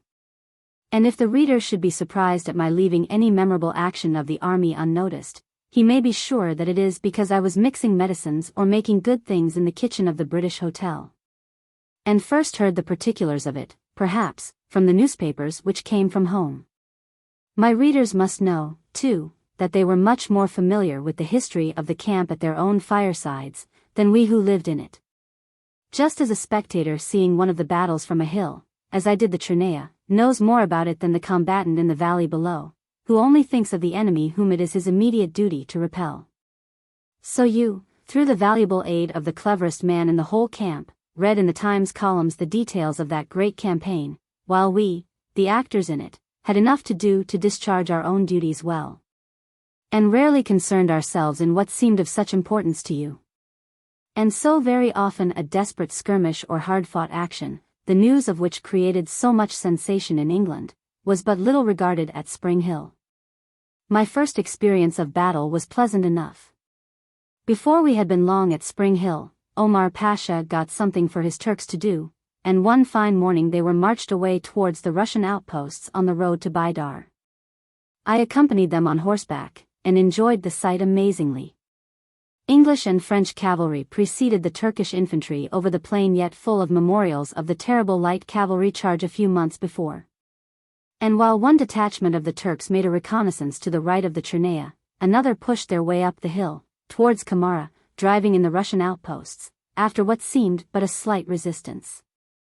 It was very pretty to see them advance, and to watch how every now and then little clouds of white smoke puffed up from behind bushes and the crests of hills, and were answered by similar puffs from the long line of busy skirmishers that preceded the main body. This was my first experience of actual battle, and I felt that strange excitement which I do not remember on future occasions, coupled with an earnest longing to see more of warfare, and to share in its hazards. It was not long before my wish was gratified. I do not know much of the second bombardment of Sebastopol in the month of April, although I was as assiduous as I could be in my attendance at Cathcart's Hill. I could judge of its severity by the long trains of wounded which passed the British Hotel. I had a stretcher laid near the door, and very often a poor fellow was laid upon it, outwearied by the terrible conveyance from the front. After this unsuccessful bombardment, it seemed to us that there was a sudden lull in the progress of the siege, and other things began to interest us. There were several arrivals to talk over. Miss Nightingale came to supervise the Balaclava hospitals, and, before long, she had practical experience of Crimean fever. After her, came the Duke of Newcastle, and the great high priest of the mysteries of cookery, Mons. Alexis Sawyer. He was often at Spring Hill, with the most smiling of faces and in the most gorgeous of irregular uniforms, and never failed to praise my soups and dainties. I always flattered myself that I was his match, and with our West Indian dishes could of course beat him hollow, and more than once I challenged him to a trial of skill. But the gallant Frenchman only shrugged his shoulders, and disclaimed my challenge with many flourishes of his jeweled hands, declaring that Madame proposed a contest where victory would cost him his reputation for gallantry, and be more disastrous than defeat. And all because I was a woman, forsooth. What nonsense to talk like that, when I was doing the work of half a dozen men. Then he would laugh and declare that, when our campaigns were over, we would render rivalry impossible, by combining to open the first restaurant in Europe. There was always fun in the store when the good-natured Frenchman was there. One dark, tempestuous night, I was knocked up by the arrival of other visitors. These were the 1st Regiment of Sardinian Grenadiers, who, benighted on their way to the position assigned them, remained at Spring Hill until the morning. We soon turned out our staff, and lighted up the store, and entertained the officers as well as we could inside, while the soldiers bivouacked in the yards around. Not a single thing was stolen or disturbed that night, although they had many opportunities. We all admired and liked the Sardinians. They were honest, well-disciplined fellows, and I wish there had been no worse men or soldiers in the Crimea. As the season advanced, many visitors came to the Crimea from all parts of the world, and many of them were glad to make Spring Hill their headquarters. We should have been better off if some of them had spared us this compliment. A Captain St. Clair, for instance, who could doubt anyone with such a name, stayed some time with us, had the best of everything, and paid us most honorably with one bill upon his agents, while we cashed another to provide him with money for his homeward route. He was an accomplished fellow, and I really liked him, but, unfortunately for us, he was a swindler. I saw much of another visitor to the camp in the Crimea, an old acquaintance of mine with whom I had had many a hard bout in past times, the cholera. There were many cases in the hospital of the Land Transport Corps opposite, and I prescribed for many others personally. The raki sold in too many of the stores in Balaclava and Kadikoy was most pernicious. And although the authorities forbade the sutlers to sell it, under heavy penalties, it found its way into the camp in large quantities. During May, and while preparations were being made for the 3rd great bombardment of the ill-fated city, summer broke beautifully, and the weather, checkered occasionally by fitful intervals of cold and rain, made us all cheerful. You would scarcely have believed that the happy, good-humored, and jocular visitors to the British Hotel were the same men who had a few weeks before ridden gloomily through the muddy road to its door. It was a period of relaxation, and they all enjoyed it. Amusement was the order of the day. Races, dog hunts, cricket matches, and dinner parties were eagerly indulged in, and in all I could be of use to provide the good cheer which was so essential a part of these entertainments. And when the warm weather came in all its intensity, and I took to manufacturing cooling beverages for my friends and customers, my store was always full. To please all was somewhat difficult, and occasionally some of them were scarcely so polite as they should have been to a perplexed hostess, who could scarcely be expected to remember that Lieutenant A. had bespoken his sangaree an instant before Captain B. and his friends had ordered their claret cup. In anticipation of the hot weather, I had laid in a large stock of raspberry vinegar, which, properly managed, helps to make a pleasant drink. And there was a great demand for sangaree, claret, and cider cups, the cups being battered pewter pots. Would you like, reader, to know my recipe for the favorite claret cup? It is simple enough. Claret, water, lemon peel, sugar, nutmeg, and ice, yes, ice, but not often and not for long, for the eager officers soon made an end of it. Sometimes there were dinner parties at Spring Hill, but of these more hereafter. At one of the earliest, when the Times correspondent was to be present, I rode down to Kadikoy, bought some calico and cut it up into table napkins. They all laughed very heartily, and thought perhaps of a few weeks previously, when every available piece of linen in the camp would have been snapped up for pocket handkerchiefs. But the reader must not forget that all this time, although there might be only a few short and sullen roars of the great guns by day, few nights passed without some fighting in the trenches. And very often the news of the morning would be that one or other of those I knew had fallen. These tidings often saddened me, and when I awoke in the night and heard the thunder of the guns fiercer than usual, I have quite dreaded the dawn which might usher in bad news. The deaths in the trenches touched me deeply, perhaps for this reason. It was very usual, when a young officer was ordered into the trenches, for him to ride down to Spring Hill to dine, or obtain something more than his ordinary fare to brighten his weary hours in those fearful ditches. They seldom failed on these occasions to shake me by the hand at parting, and sometimes would say, "You see, Mrs. Seacole, I can't say goodbye to the dear ones at home, so I'll bid you goodbye for them. Perhaps you'll see them some day, and if the Russians should knock me over, mother, just tell them I thought of them all, will you?" And although all this might be said in a light-hearted manner, it was rather solemn. I felt it to be so, for I never failed, although who was I, that I should preach, to say something about God's providence and relying upon it, and they were very good. No army of parsons could be much better than my sons. They would listen very gravely, and shake me by the hand again, while I felt that there was nothing in the world I would not do for them. Then very often the men would say, "I'm going in with my master tonight, Mrs. Seacole. Come and look after him, if he's hit," and so often as this happened I would pass the night restlessly, awaiting with anxiety the morning, and yet dreading to hear the news it held in store for me. I used to think it was like having a large family of children ill with fever, and dreading to hear which one had passed away in the night. And as often as the bad news came, I thought it my duty to ride up to the hut of the sufferer and do my woman's work. But I felt it deeply. How could it be otherwise? There was one poor boy in the artillery, with blue eyes and light golden hair, whom I nursed through a long and weary sickness, born with all a man's spirit, and whom I grew to love like a fond old-fashioned mother. I thought if ever angels watched over any life, they would shelter his, but one day, but a short time after he had left his sick bed, he was struck down on his battery, working like a young hero. It was a long time before I could banish from my mind the thought of him as I saw him last, the yellow hair, stiff and stained with his life-blood, and the blue eyes closed in the sleep of death. Of course, I saw him buried, as I did poor H.V., my old Jamaica friend, whose kind face was so familiar to me of old. Another good friend I mourned bitterly, Captain B., of the Coldstreams, a great cricketer. He had been with me on the previous evening, had seemed dull, but had supped at my store, and on the following morning a brother officer told me he was shot dead while setting his pickets, which made me ill and unfit for work for the whole day. Mind you, a day was a long time to give to sorrow in the Crimea. I could give many other similar instances, but why should I sadden myself or my readers? Others have described the horrors of those fatal trenches. But their real history has never been written, and perhaps it is as well that so harrowing a tale should be left in oblivion. Such anecdotes as the following were very current in the camp, but I have no means of answering for its truth. Two sergeants met in the trenches, who had been schoolmates in their youth. Years had passed since they set out for the battle of life by different roads, and now they met again under the fire of a common enemy. With one impulse they started forward to exchange the hearty handshake and the mutual greetings, and while their hands were still clasped, a chance shot killed both.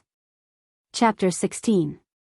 Under fire on the fatal 18th of June, before the Redan, at the cemetery, the armistice, deaths at headquarters, depression in the camp, plenty in the Crimea, the plague of flies, under fire at the Battle of the Crimea, work on the field, my patience.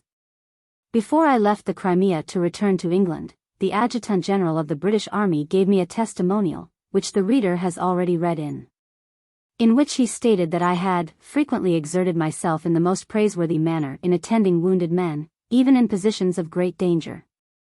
The simple meaning of this sentence is that, in the discharge of what I conceived to be my duty, I was frequently under fire.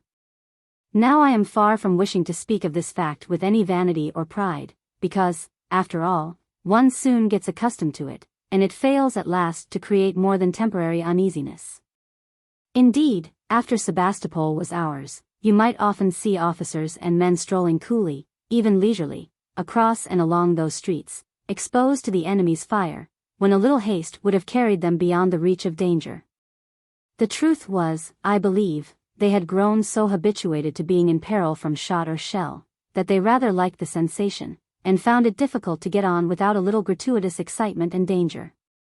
But putting aside the great engagements, where I underwent considerable peril, one could scarcely move about the various camps without some risk. The Russians had, it seemed, sunk great ships' guns into the earth, from which they fired shot and shell at a very long range, which came tumbling and plunging between, and sometimes into the huts and tents, in a very unwieldy and generally harmless fashion. Once when I was riding through the camp of the Rifles, a round shot came plunging towards me, and before I or the horse had time to be much frightened, the ugly fellow buried itself in the earth, with a heavy thud, a little distance in front of us. In the first week of June, the third bombardment of Sebastopol opened, and the Spring Hill visitors had plenty to talk about. Many were the surmises as to when the assault would take place, of the success of which nobody entertained a doubt. Somehow or other, important secrets oozed out in various parts of the camp, which the Russians would have given much to know, and one of these places was the British Hotel. Some such whispers were afloat on the evening of Sunday the 17th of June, and excited me strangely. Any stranger not in my secret would have considered that my conduct fully justified my partner, Mr. Day, in sending me home, as better fitted for a cell in Bedlam than the charge of an hotel in the Crimea. I never remember feeling more excited or more restless than upon that day, and no sooner had night fairly closed in upon us than, instead of making preparations for bed, this same stranger would have seen me wrap up, the nights were still cold, and start off for a long walk to Cathcart's Hill, 3.5 miles away. I stayed there until past midnight, but when I returned home, there was no rest for me. For I had found out that, in the stillness of the night, many regiments were marching down to the trenches, and that the dawn of day would be the signal that should let them loose upon the Russians. The few hours still left before daybreak were made the most of at Spring Hill. We were all busily occupied in cutting bread and cheese and sandwiches, packing up fowls, tongues, and ham, wine and spirits, while I carefully filled the large bag, which I always carried into the field slung across my shoulder, with lint, bandages, needles, thread, and medicines. And soon after daybreak everything was ready packed upon 2 mules, in charge of my steadiest lad, and, I leading the way on horseback, the little cavalcade left the British Hotel before the sun of the fatal 18th of June had been many hours old. It was not long before our progress was arrested by the cavalry pickets closely stationed to stop all stragglers and spectators from reaching the scene of action. But after a blight parley and when they found out who I was, and how I was prepared for the day's work, the men raised a shout for me, and, with their officer's sanction, allowed me to pass. So I reached Cathcart's Hill crowded with non-combatants, and, leaving there the mules, loaded myself with what provisions I could carry. And, it was a work of no little difficulty and danger, succeeded in reaching the reserves of Sir Henry Barnard's division, which was to have stormed something, I forget what. But when they found the attack upon the Redan was a failure, very wisely abstained. Here I found plenty of officers who soon relieved me of my refreshments, and some wounded men who found the contents of my bag very useful. At length I made my way to the Warrens off-road, where the temporary hospital had been erected, and there I found the doctors hard enough at work, and hastened to help them as best I could. I bound up the wounds and ministered to the wants of a good many, and stayed there some considerable time. Upon the way, and even here, I was under fire. More frequently than was agreeable, a shot would come ploughing up the ground and raising clouds of dust, or a shell was above us. Upon these occasions those around would cry out, "Lie down, mother, lie down." And with very undignified and unladylike haste I had to embrace the earth, and remain there until the same voices would laughingly assure me that the danger was over, or one, more thoughtful than the rest, would come to give me a helping hand. And hope that the old lady was neither hit nor frightened. Several times in my wanderings on that eventful day, of which I confess to have a most confused remembrance, only knowing that I looked after many wounded men, I was ordered back.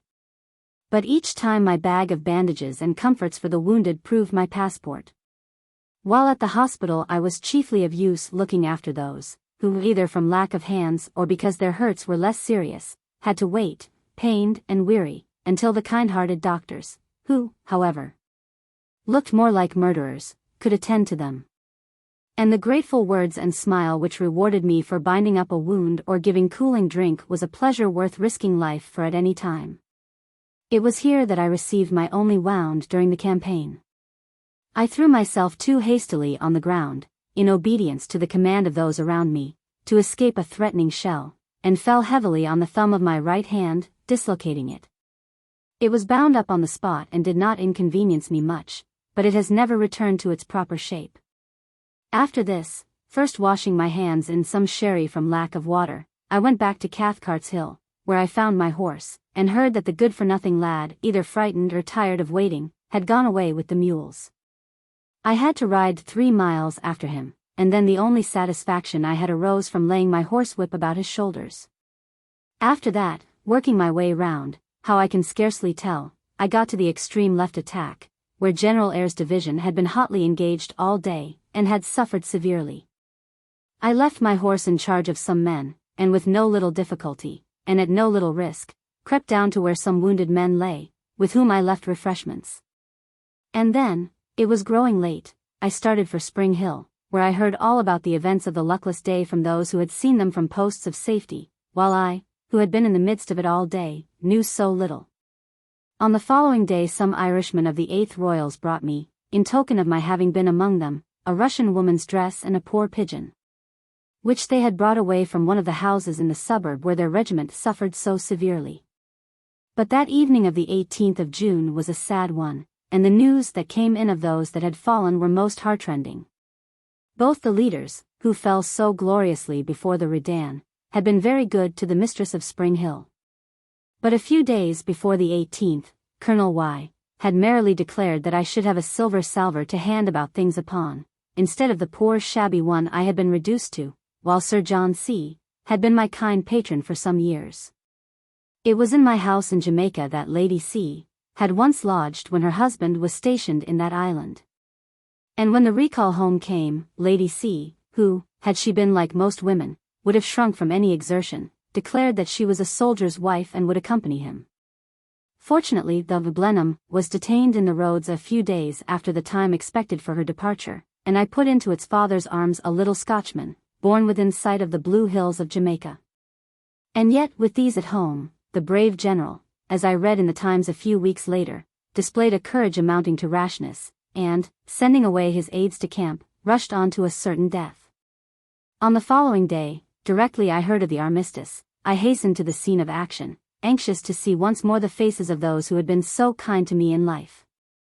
That battlefield was a fearful sight for a woman to witness, and if I do not pray God that I may never see its like again, it is because I wish to be useful all my life, and it is in scenes of horror and distress that a woman can do so much.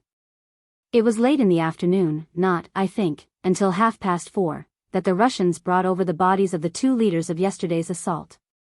They had stripped Sir John of epaulets, sword, and boots. Ah! How my heart felt for those at home who would so soon hear of this day's fatal work. It was on the following day, I think, that I saw them bury him near Cathcart's Hill, where his tent had been pitched. If I had been in the least humor for what was ludicrous, the looks and curiosity of the Russians who saw me during the armistice would have afforded me considerable amusement. I wonder what rank they assigned me. How true it is, as somebody has said, that misfortunes never come singly. NB pleasures often do. For while we were dull enough at this great trouble, we had cholera raging around us, carrying off its victims of all ranks. There was great distress in the Sardinian camp on this account, and I soon lost another good customer, General E., carried off by the same terrible plague. Before Mrs. E. left the Crimea, she sent several useful things, kept back from the sale of the general's effects. At this sale I wanted to buy a useful wagon, but did not like to bid against Lord W., who purchased it. But, I tell this anecdote to show how kind they all were to me. When his lordship heard of this he sent it over to Spring Hill, with a message that it was mine for a far lower price than he had given for it. And since my return home I have had to thank the same nobleman for still greater favors.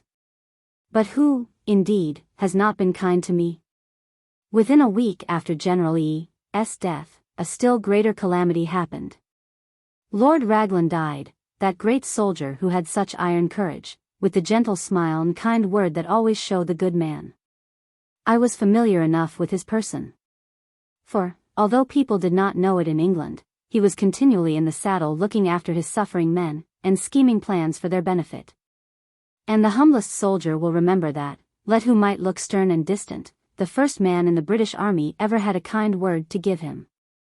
During the time he was ill I was at headquarters several times, and once his servants allowed me to peep into the room where their master lay.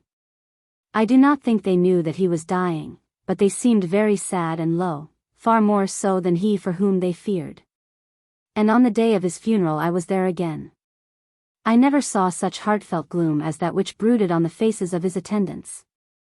But it was good to hear how they all, even the humblest, had some kind memory of the great general whom Providence had called from his post at such a season of danger and distress.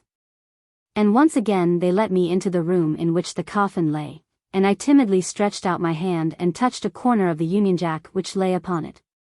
And then I watched it wind its way through the long lines of soldiery towards Camiech, while, ever and anon, the guns thundered forth in sorrow, not in anger.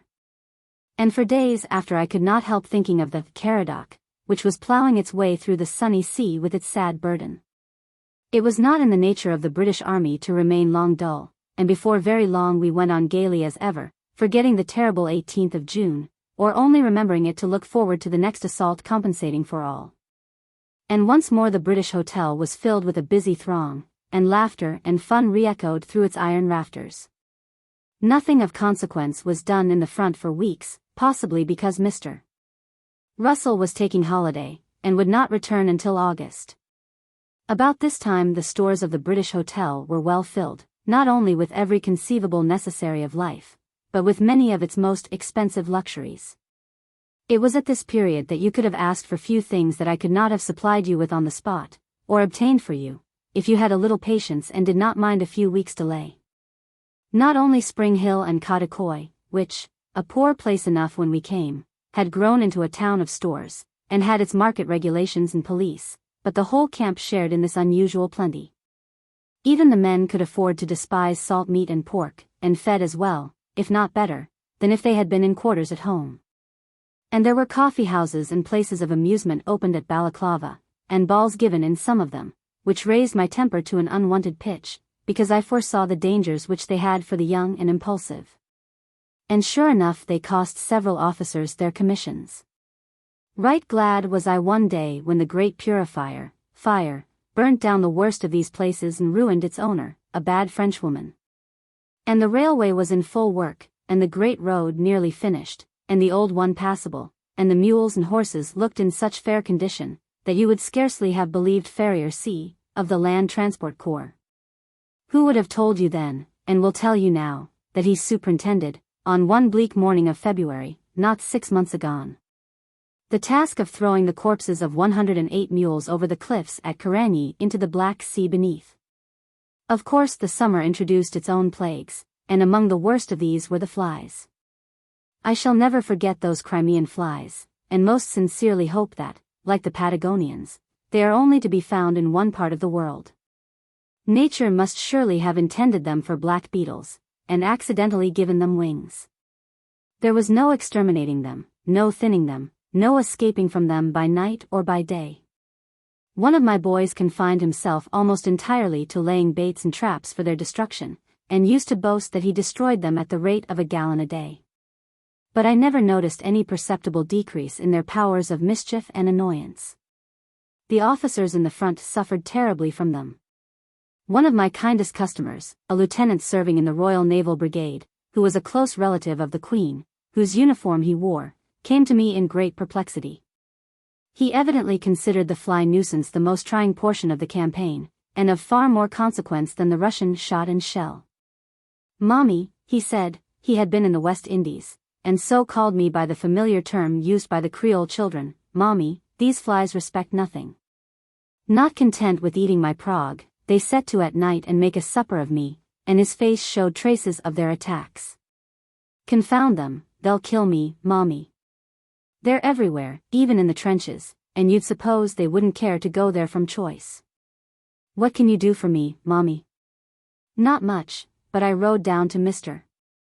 B.'s store, at Cotacoy, where I was lucky in being able to procure a piece of muslin, which I pinned up. Time was too precious to allow me to use needle and thread, into a mosquito net, with which the prince was delighted. He fell ill later in the summer, when I went up to his quarters and did all I could for him. As the summer wore on, busily passed by all of us at the British Hotel, rumors stronger than ever were heard of a great battle soon to be fought by the reinforcements which were known to have joined the Russian army. And I think that no one was much surprised when one pleasant August morning, at early dawn, heavy firing was heard towards the French position on the right, by the Crimea. And the stream of troops and onlookers poured from all quarters in that direction.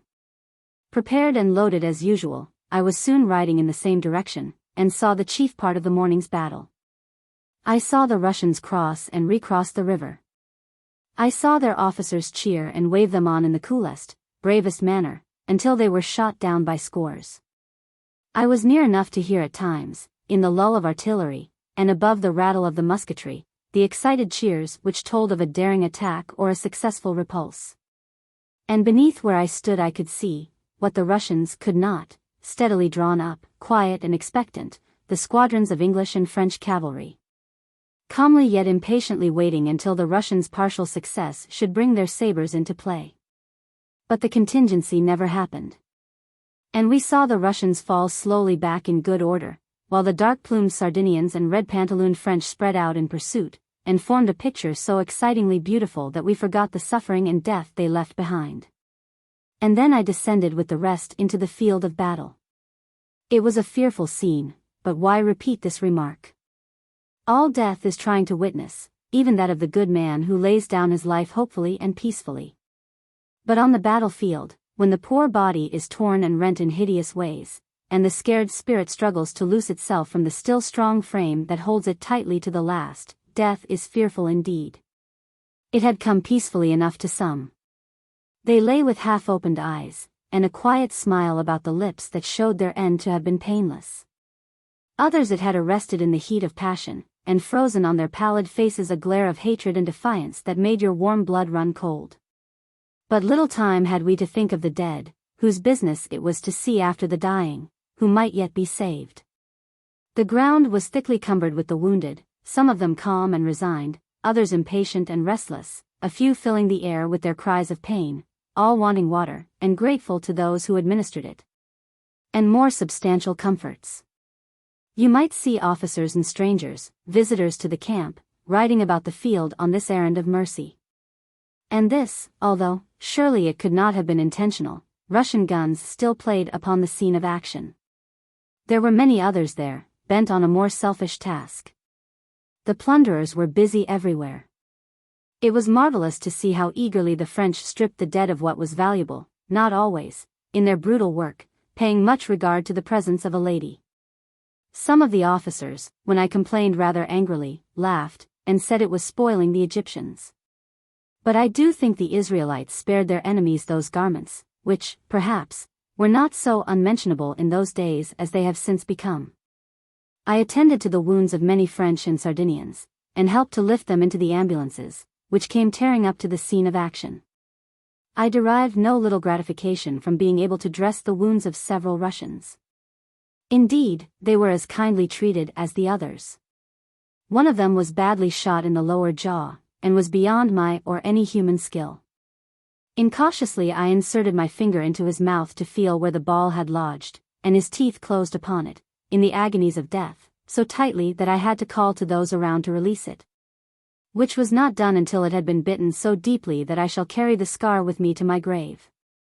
Poor fellow, he meant me no harm, for, as the near approach of death softened his features, a smile spread over his rough inexpressive face, and so he died.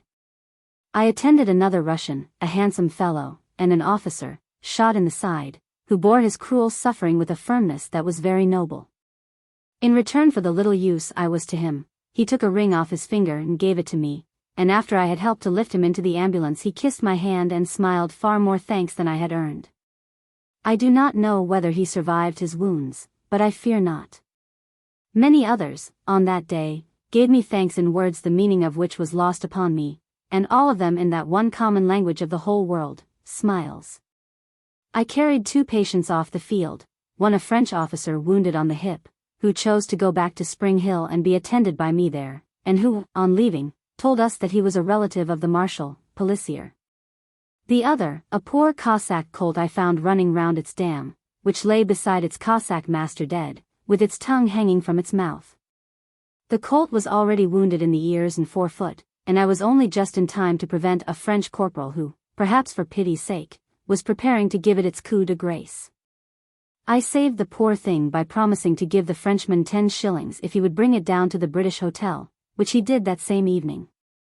I attended to its hurts, and succeeded in rearing it, and it became a great pet at Spring Hill, and accompanied me to England. I picked up some trophies from the battlefield, but not many, and those of little value. I cannot bear the idea of plundering either the living or the dead, but I picked up a Russian metal cross, and took from the bodies of some of the poor fellows nothing of more value than a few buttons, which I severed from their coarse grey coats.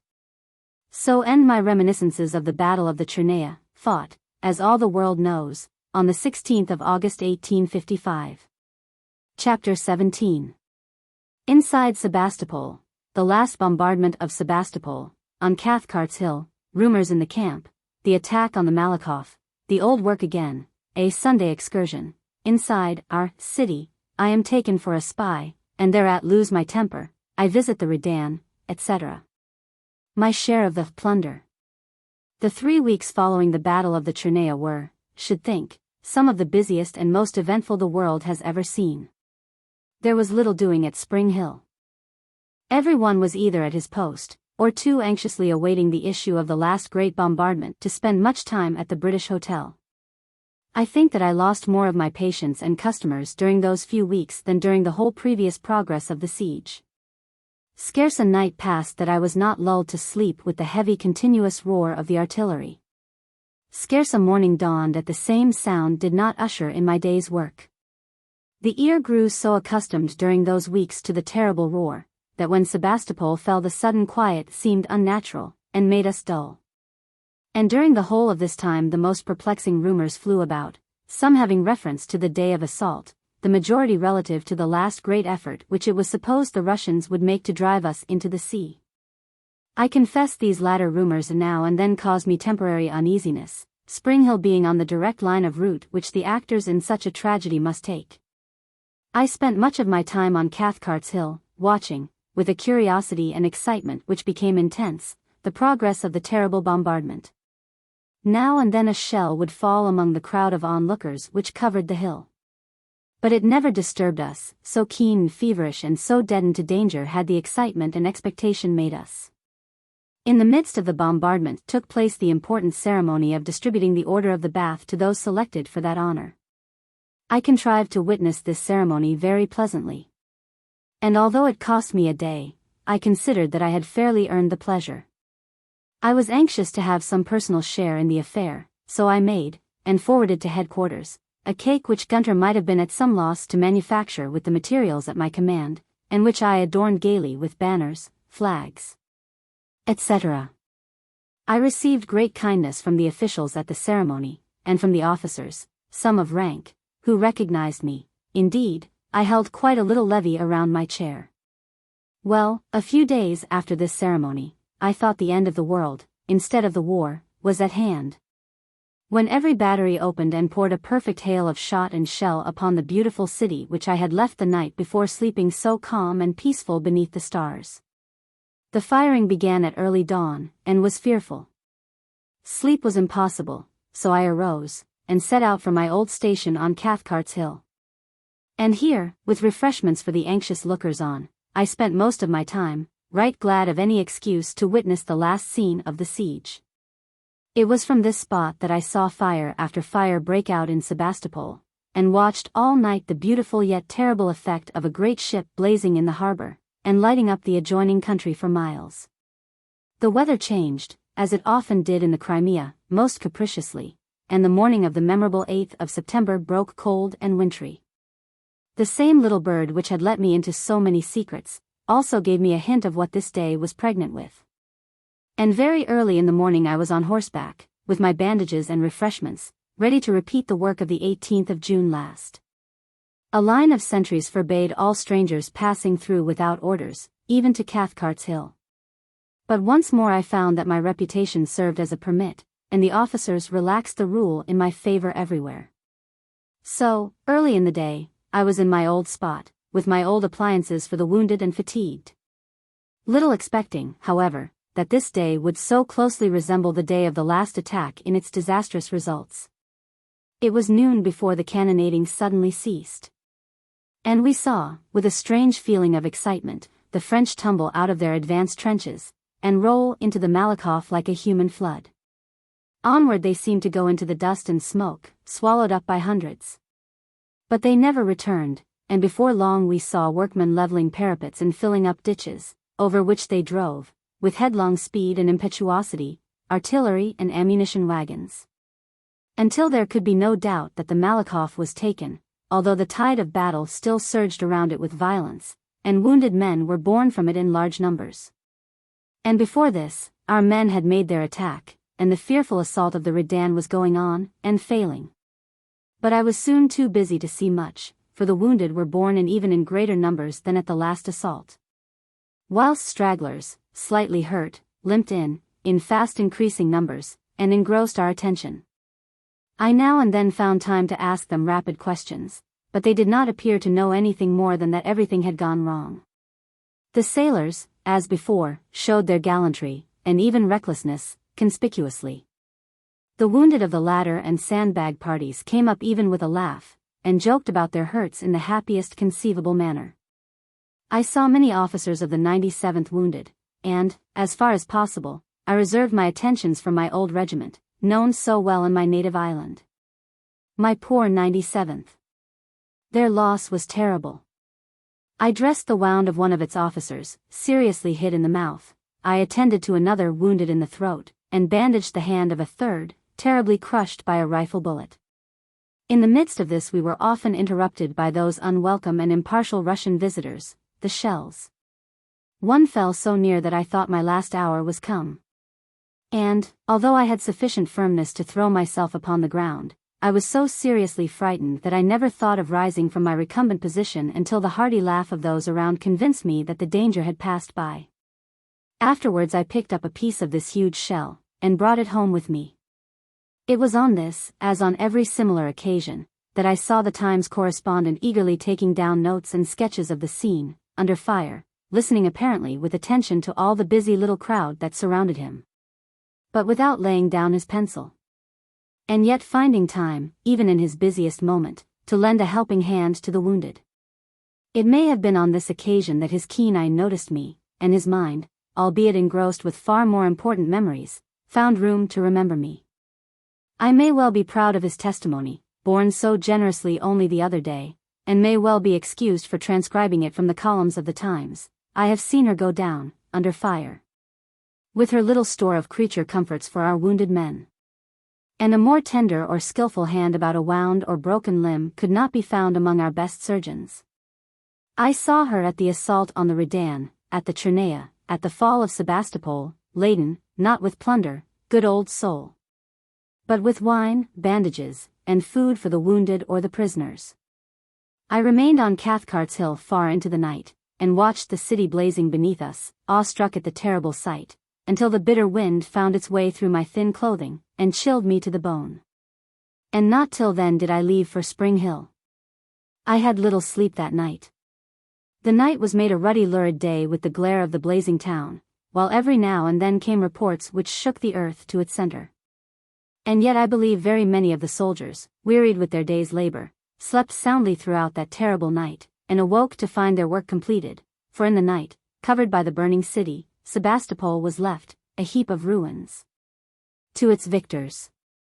And before noon on the following day, none but dead and dying Russians were in the south side of the once famous and beautiful mistress city of the XVIII. The good news soon spread through the camp. It gave great pleasure. But I almost think the soldiers would have been better pleased had the Russians delayed their parting 12 hours longer, and given the Highlanders and their comrades a chance of retrieving the disasters of the previous day. Nothing else could wipe away the soreness of defeat, or compensate for the better fortune which had befallen our allies the French. The news of the evacuation of Sebastopol soon carried away all traces of yesterday's fatigue. For weeks past I had been offering bets to every one that I would not only be the first woman to enter Sebastopol from the English lines, but that I would be the first to carry refreshments into the fallen city. And now the time I had longed for had come. I borrowed some mules from the Land Transport Corps, mine were knocked up by yesterday's work, and loading them with good things, started off with my partner and some other friends early on that memorable Sunday morning for Cathcart's Hill. When I found that strict orders had been given to admit no one inside Sebastopol, I became quite excited. And making my way to General Garrett's quarters, I made such an earnest representation of what I considered my right that I soon obtained a pass, of which the following is a copy. Pass Mrs. Seacole and her attendants, with refreshments for officers and soldiers in the Redan and in Sebastopol. Garrett, M.G. Cathcart's Hill, September 9, 1855. So many attached themselves to my staff, becoming for the nonce my attendants, that I had some difficulty at starting. But at last I passed all the sentries safely, much to the annoyance of many officers, who were trying every conceivable scheme to evade them, and entered the city. I can give you no very clear description of its condition on that Sunday morning, a year and a half ago. Many parts of it were still blazing furiously, explosions were taking place in all directions, every step had a score of dangers. And yet curiosity and excitement carried us on and on. I was often stopped to give refreshments to officers and men, who had been fasting for hours. Some, on the other hand, had found their way to Russian cellars. And one body of men were most ingloriously drunk, and playing the wildest pranks. They were dancing, yelling, and singing, some of them with Russian women's dresses fastened round their waists, and old bonnets stuck upon their heads. I was offered many trophies. All plunder was stopped by the sentries, and confiscated, so that the soldiers could afford to be liberal. By one I was offered a great velvet sofa. Another pressed a huge armchair, which had graced some Sebastopol study, upon me, while a third begged my acceptance of a portion of a grand piano. What I did carry away was very unimportant, a gaily decorated altar candle, studded with gold and silver stars, which the present commander-in-chief condescended to accept as a Sebastopol memorial. An old cracked china teapot, which in happier times had very likely dispensed pleasure to many a small tea party, a cracked bell, which had rung many to prayers during the siege, and which I bore away on my saddle. And a parasol, given me by a drunken soldier. He had a silk skirt on, and torn lace upon his wrists, and he came mincingly up, holding the parasol above his head, and imitating the walk of an affected lady, to the vociferous delight of his comrades. And all this, and much more, in that fearful charnel city, with death and suffering on every side. It was very hazardous to pass along some of the streets exposed to the fire of the Russians on the north side of the harbor. We had to wait and watch our opportunity, and then gallop for it. Some of us had close shaves of being hit. More than this, fires still kept breaking out around, while mines and fugazes not unfrequently exploded from unknown causes. We saw 2 officers emerge from a heap of ruins, covered and almost blinded with smoke and dust, from some such unlooked-for explosion. With considerable difficulty we succeeded in getting into the quarter of the town held by the French, where I was nearly getting into serious trouble. I had loitered somewhat behind my party, watching, with pardonable curiosity, the adroitness with which a party of French were plundering a house. And by the time my curiosity had been satisfied, I found myself quite alone, my retinue having preceded me by some few hundred yards. This would have been of little consequence, had not an American sailor lad, actuated either by mischief or folly, whispered to the Frenchman that I was a Russian spy. And had they not, instead of laughing at him, credited his assertion, and proceeded to arrest me. Now, such a charge was enough to make a lion of a lamb. So I refused positively to dismount, and made matters worse by knocking in the cap of the first soldier who laid hands upon me, with the bell that hung at my saddle.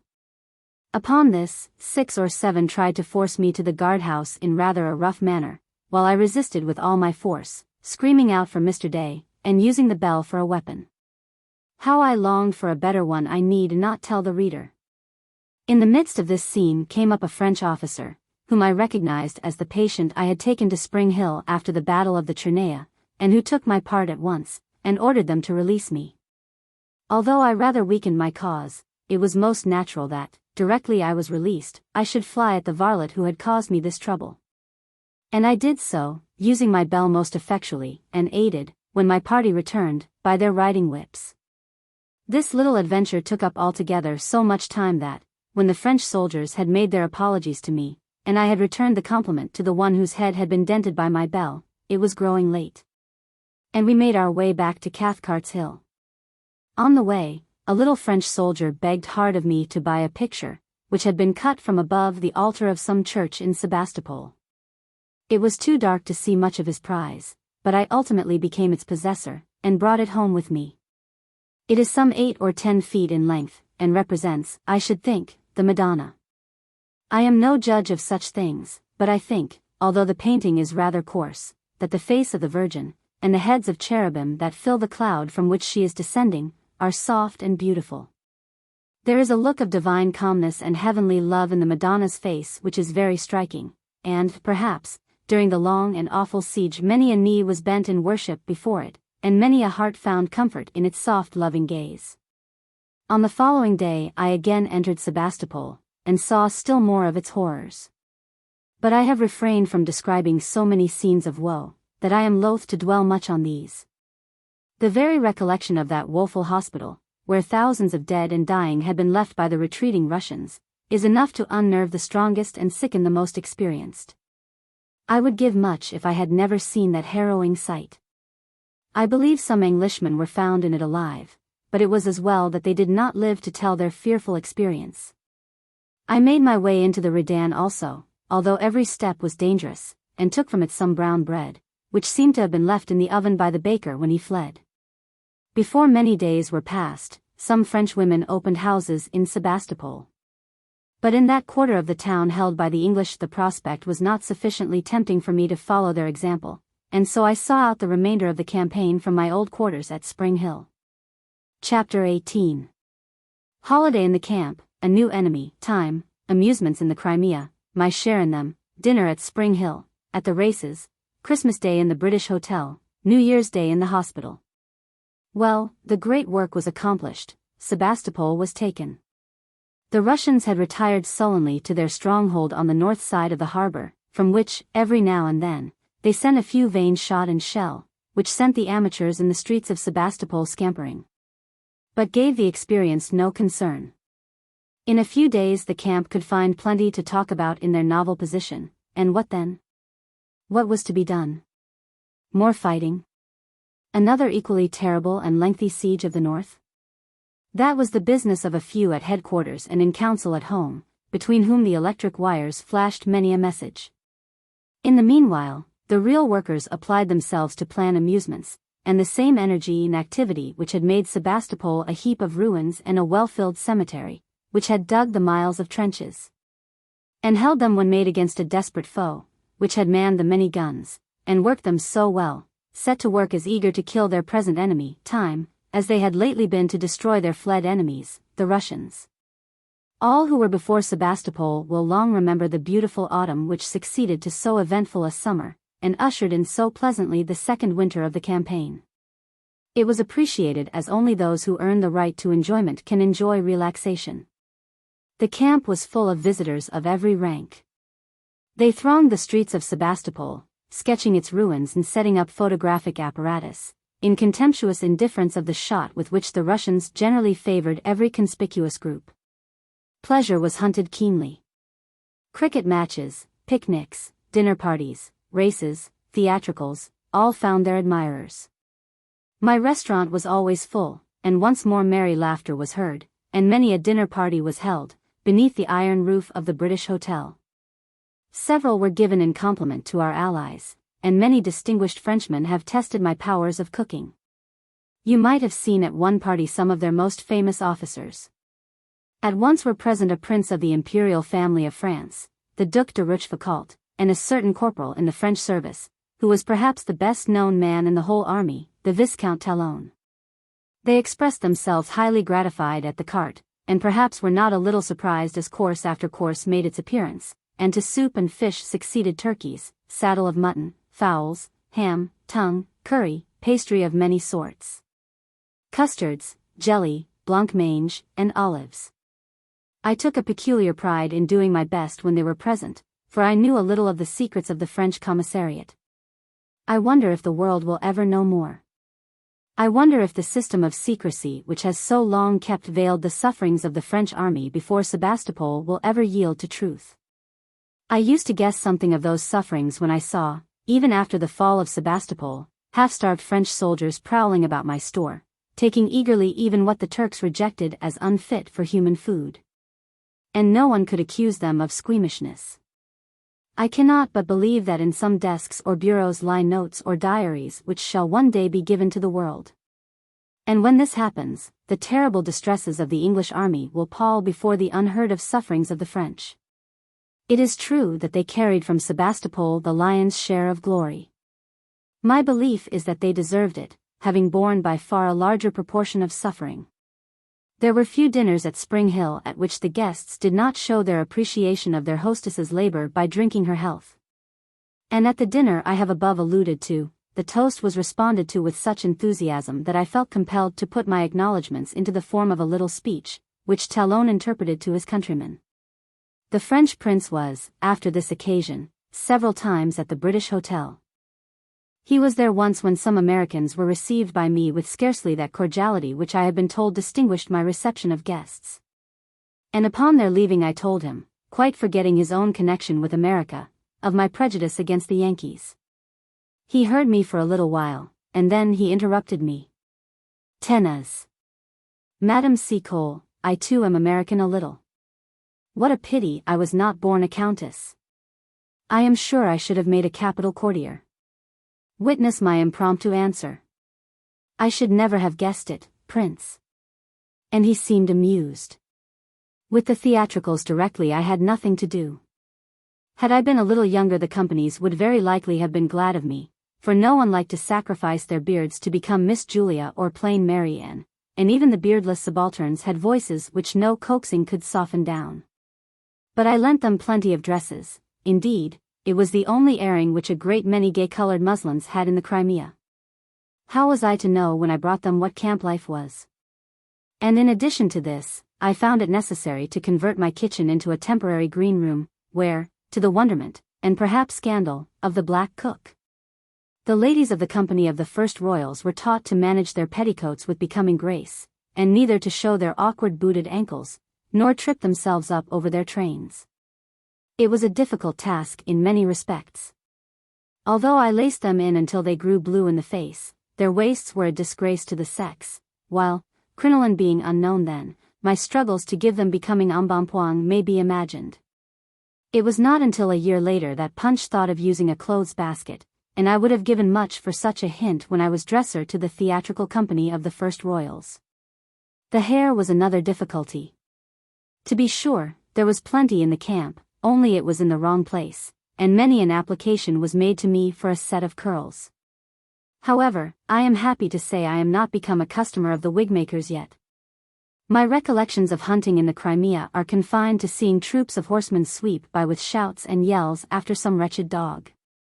Once I was very nearly frightened out of my wits, my first impression being that the Russians had carried into effect their old threat of driving us into the sea, by the startling appearance of a large body of horsemen tearing down the hill after. Apparently, nothing. However, I discovered in good time that, in default of vermin, they were chasing a brother officer with a paper bag. My experience of Crimean races are perfect, for I was present, in the character of cantiniere, at all the more important meetings. Some of them took place before Christmas, and some after, but I shall exhaust the subject at once. I had no little difficulty to get the things on to the course. And in particular, after I had sat up the whole night making preparations for the December races, at the monastery of St. George, I could not get my poor mules over the rough country, and found myself, in the middle of the day, some miles from the course. At last I gave it up as hopeless, and, dismounting, sat down by the roadside to consider how I could possibly dispose of the piles of sandwiches, bread, cheese, pies, and tarts, which had been prepared for the hungry spectators. At last, some officers, who expected me long before, came to look after me, and by their aid we reached the course. I was better off at the next meeting, for a kind-hearted major of artillery provided me with a small bell tent that was very useful, and enabled me to keep my stores out of reach of the light-fingered gentry, who were as busy in the Crimea as at Epsom or Hampton Court. Over this tent waved the flag of the British Hotel, but, during the day, it was struck, for an accident happening to one Captain D. He was brought to my tent insensible, where I quickly improvised a couch of some straw, covered with the Union Jack, and brought him round. I mention this trifle to show how ready of contrivance a little campaigning causes one to become. I had several patients in consequence of accidents at the races. Nor was I altogether free from accidents myself. On the occasion of the races by the Crimea, after the armistice, my cart, on turning a sudden bend in the steep track, upset, and the crates, containing plates and dishes, rolled over and over until their contents were completely broken up, so that I was reduced to hand about sandwiches, etc., on broken pieces of earthenware and scraps of paper. I saved some glasses, but not many, and some of the officers were obliged to drink out of stiff paper twisted into funnel-shaped glasses. It was astonishing how well the managers of these Crimean races had contrived to imitate the old familiar scenes at home. You might well wonder where the racing saddles and boots, and silk caps and jackets had come from. But our connection with England was very different to what it had been when I first came to the Crimea, and many a wife and sister's fingers had been busy making the racing gear for the Crimea meetings. And in order that the course should still more closely resemble Ascot or Epsom, some soldiers blackened their faces and came out as Ethiopian serenaders admirably, although it would puzzle the most ingenious to guess where they got their wigs and banjos from. I caught one of them behind my tent in the act of knocking off the neck of a bottle of champagne, and, paralyzed by the wine's hasty exit, the only excuse he offered was that he wanted to know if the officer's luxury was better than rum. A few weeks before Christmas, happened that fearful explosion, in the French ammunition park, which destroyed so many lives. We had experienced nothing at all like it before. The earth beneath us, even at the distance of 3 miles, reeled and trembled with the shock, and so great was the force of the explosion, that a piece of stone was hurled with some violence against the door of the British Hotel. We all felt for the French very much, although I do not think that the armies agreed quite so well after the taking of the Malakoff, and the unsuccessful assault upon the Redan, as they had done previously. I saw several instances of unpleasantness and collision, arising from allusions to sore points. One, in particular, occurred in my store. The French, when they wanted, it was very seldom, to wound the pride of the English soldiery, used to say significantly, in that jargon by which the various nations in the Crimea endeavored to obviate the consequences of what occurred at the Tower of Babel, some time ago, Malakoff bono, Redan no bono. And this, of course, usually led to recriminatory statements, and history was ransacked to find something consolatory to English pride. Once I noticed a brawny man, of the Army Works Corps, bringing a small French zo to my canteen, evidently with the view of standing treat. The Frenchman seemed mischievously inclined, and, probably relying upon the good humor on the countenance of his gigantic companion, began a little playful badinage, ending with the taunt of Redan no bono, Redan no bono. I never saw any man look so helplessly angry as the Englishman did. For a few minutes he seemed absolutely rooted to the ground. Of course he could have crushed his mocking friend with ease, but how could he answer his taunt? All at once, however, a happy thought struck him, and rushing up to the zo, he caught him round the waist and threw him down, roaring out, Waterloo was bono, Waterloo was bono. It was as much as the people on the premises could do to part them, so convulsed were we all with laughter. And before Christmas, occurred my first and last attack of illness in the Crimea.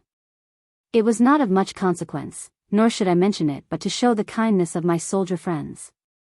I think it arose from the sudden commencement of winter, for which I was but poorly provided. However, I soon received much sympathy and many presents of warm clothing, etc.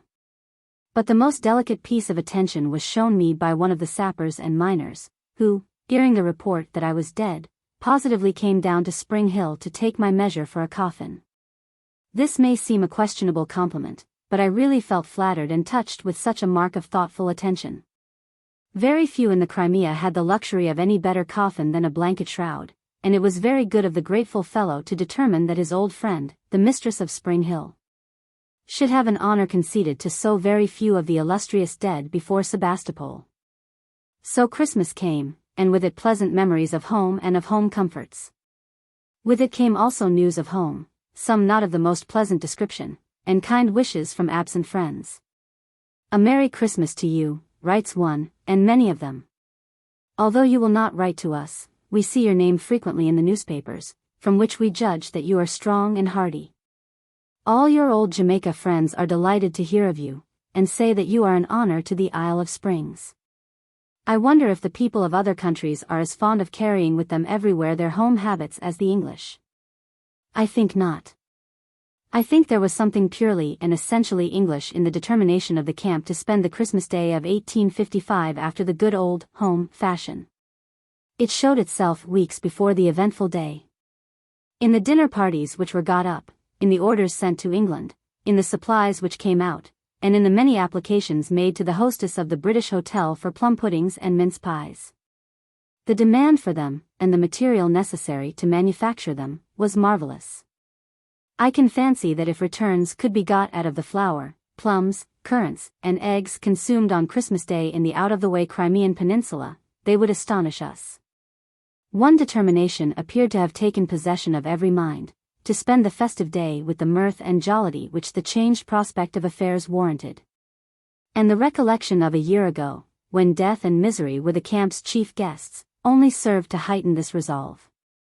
For 3 weeks previous to Christmas Day, my time was fully occupied in making preparations for it. Pages of my books are filled with orders for plum puddings and mince pies, besides which I sold an immense quantity of raw material to those who were too far off to send down for the manufactured article on Christmas Day.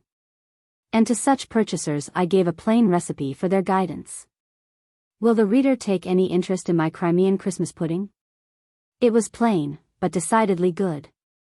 However, you shall judge for yourself. 1 pound of flour, 3/4 of a pound of raisins, 3/4 of a pound of fat pork, chopped fine, 2 tablespoonfuls of sugar, a little cinnamon or chopped lemon, half pint of milk or water. Mix these well together, and boil 4 hours. From an early hour in the morning until long after the night had set in, were I and my cooks busy endeavoring to supply the great demand for Christmas fare. We had considerable difficulty in keeping our engagements, but by substituting mince pies for plum puddings, in a few cases, we succeeded. The scene in the crowded store, and even in the little overheated kitchen, with the officers' servants, who came in for their masters' dinners, cannot well be described. Some were impatient themselves, others dreaded their masters' impatience as the appointed dinner hour passed by, all combined by entreaties, threats, cajolery, and fun to drive me distracted. Angry cries for the Major's plum pudding, which was to have been ready an hour ago, alternated with an entreaty that I should cook the captain's mince pies to a turn. "Sure, he likes them well done, ma'am. Bake 'em as brown as your own petty face, darlint." I did not get my dinner until 8 o'clock, and then I dined in peace off a fine wild turkey or bustard, shot for me on the marshes by the Crimea. It weighed 22 pounds, and, although somewhat coarse in color, had a capital flavor. Upon New Year's Day I had another large cooking of plum puddings and mince pies, this time upon my own account. I took them to the hospital of the Land Transport Corps, to remind the patients of the home comforts they longed so much for. It was a sad sight to see the once fine fellows, in their blue gowns, lying quiet and still, and reduced to such a level of weakness and helplessness. They all seemed glad for the little home tokens I took them. There was one patient who had been a most industrious and honest fellow, and who did not go into the hospital until long and wearing illness compelled him. I was particularly anxious to look after him, but I found him very weak and ill. I stayed with him until evening, and before I left him, kind Fancy had brought to his bedside his wife and children from his village home in England, and I could hear him talking to them in a low and joyful tone. Poor, poor fellow! The new year so full of hope and happiness had dawned upon him, but he did not live to see the wild flowers spring up peacefully through the war-trodden sod before Sebastopol. Chapter 19. New Year in the Crimea, good news, the armistice, barter with the Russians, war and peace, tidings of peace, excursions into the interior of the Crimea, to Simferopol, XVIII, etc. The troops begin to leave the Crimea, friends' farewells, the cemeteries. We remove from Spring Hill to Balaclava, alarming sacrifice of our stock, a last glimpse of Sebastopol, home. Before the new year was far advanced, we all began to think of going home, making sure that peace would soon be concluded. And never did more welcome message come anywhere than that which brought us intelligence of the armistice, and the firing, which had grown more and more slack lately, ceased altogether. Of course the army did not desire peace because they had any distaste for fighting. So far from it, I believe the only more welcome intelligence would have been news of a campaign in the field, but they were most heartily weary of sieges. And the prospect of another year before the gloomy north of Sebastopol damped the ardor of the most sanguine. Before the armistice was signed, the Russians and their old foes made advances of friendship, and the banks of the Crimea used to be thronged with strangers, and many strange acquaintances were thus began. I was one of the first to ride down to the Crimea, and very much delighted seemed the Russians to see an English woman. I wonder if they thought they all had my complexion. I soon entered heartily into the then current amusement, that of exchanging coin, etc., with the Russians. I stole a march upon my companions by making the sign of the cross upon my bosom, upon which a Russian threw me, in exchange for some pence, a little metal figure of some ugly saint. Then we wrapped up halfpence in clay, and received coins of less value in exchange. Seeing a soldier eating some white bread, I made signs of wanting some, and threw over a piece of money. I had great difficulty in making the man understand me, but after considerable pantomime, with surprise in his round bullet eyes, he wrapped up his bread in some paper, then coated it with clay and sent it over to me. I thought it would look well beside my brown bread taken from the strange oven in the terrible Redan, and that the two would typify war and peace. There was a great traffic going on in such things, and a wag of an officer, who could talk Russian imperfectly, set himself to work to persuade an innocent Russian that I was his wife. And having succeeded in doing so, promptly offered to dispose of me for the medal hanging at his breast. The last firing of any consequence was the salutes with which the good tidings of peace were received by army and navy. After this soon began the home-going with happy faces and light hearts, and some kind thoughts and warm tears for the comrades left behind. I was very glad to hear of peace, also, although it must have been apparent to every one that it would cause our ruin. We had lately made extensive additions to our store and outhouses. Our shelves were filled with articles laid in at a great cost, and which were now unsaleable, and which it would be equally impossible to carry home. Everything, from our stud of horses and mules down to our latest consignments from home, must be sold for any price, and, as it happened, for many things, worth a year ago their weight in gold, no purchaser could now be found. However, more of this hereafter. Before leaving the Crimea, I made various excursions into the interior, visiting Simferopol and XVIII. I traveled to Simferopol with a pretty large party, and had a very amusing journey. My companions were young and full of fun, and tried hard to persuade the Russians that I was Queen Victoria, by paying me the most absurd reverence. When this failed, they fell back a little, and declared that I was the Queen's first cousin. Anyhow, they attracted crowds about me, and I became quite a lioness in the streets of Simferopol, until the arrival of some Highlanders in their uniform cut me out. My excursion to XVIII was still more amusing and pleasant. I found it necessary to go to beat up a Russian merchant, who, after the declaration of peace, had purchased stores of us, and some young officers made up a party for the purpose. We hired an araba, filled it with straw, and some boxes to sit upon, and set out very early, with 2 old umbrellas to shield us from the midday sun and the night dews. We had with us a hamper carefully packed, before parting, with a cold duck, some cold meat, a tart, etc. The Tartars' 2 horses were soon knocked up, and the fellow obtained a third at a little village, and so we rolled on until midday, when, thoroughly exhausted, we left our clumsy vehicle and carried our hamper beneath the shade of a beautiful cherry tree, and determined to lunch. Upon opening it, the first thing that met our eyes was a fine rat, who made a speedy escape. Somewhat gravely, we proceeded to unpack its contents, without caring to express our fears to one another, and quite soon enough we found them realized.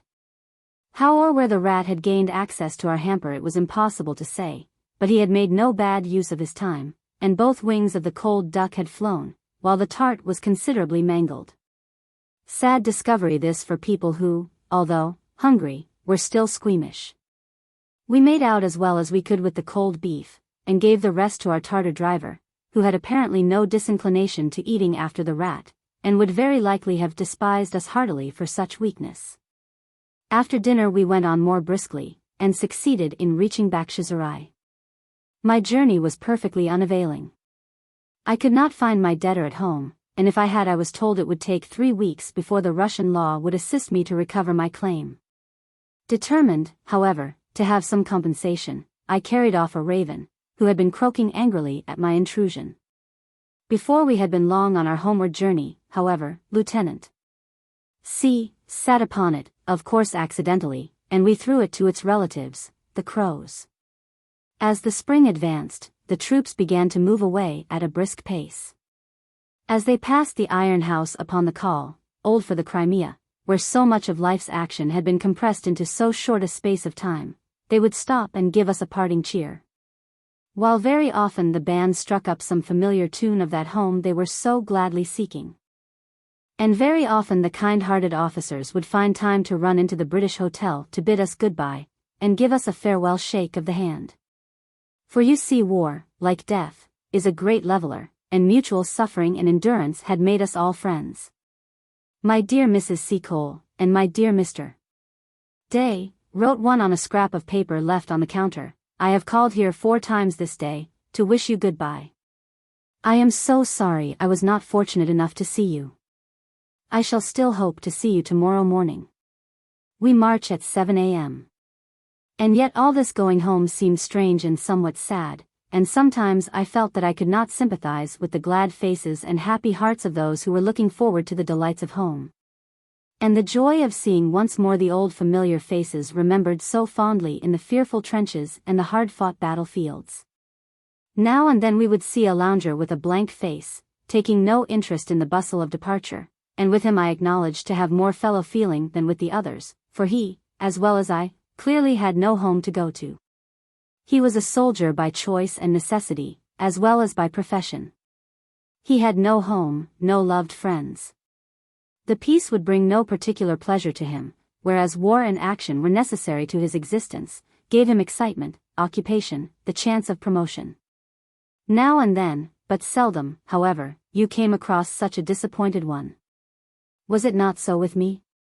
Had I not been happy through the months of toil and danger, never knowing what fear or depression was, finding every moment of the day mortgaged hours in advance, and earning sound sleep and contentment by sheer hard work? What better or happier lot could possibly befall me? And, alas! How likely was it that my present occupation gone, I might long in vain for another so stirring and so useful.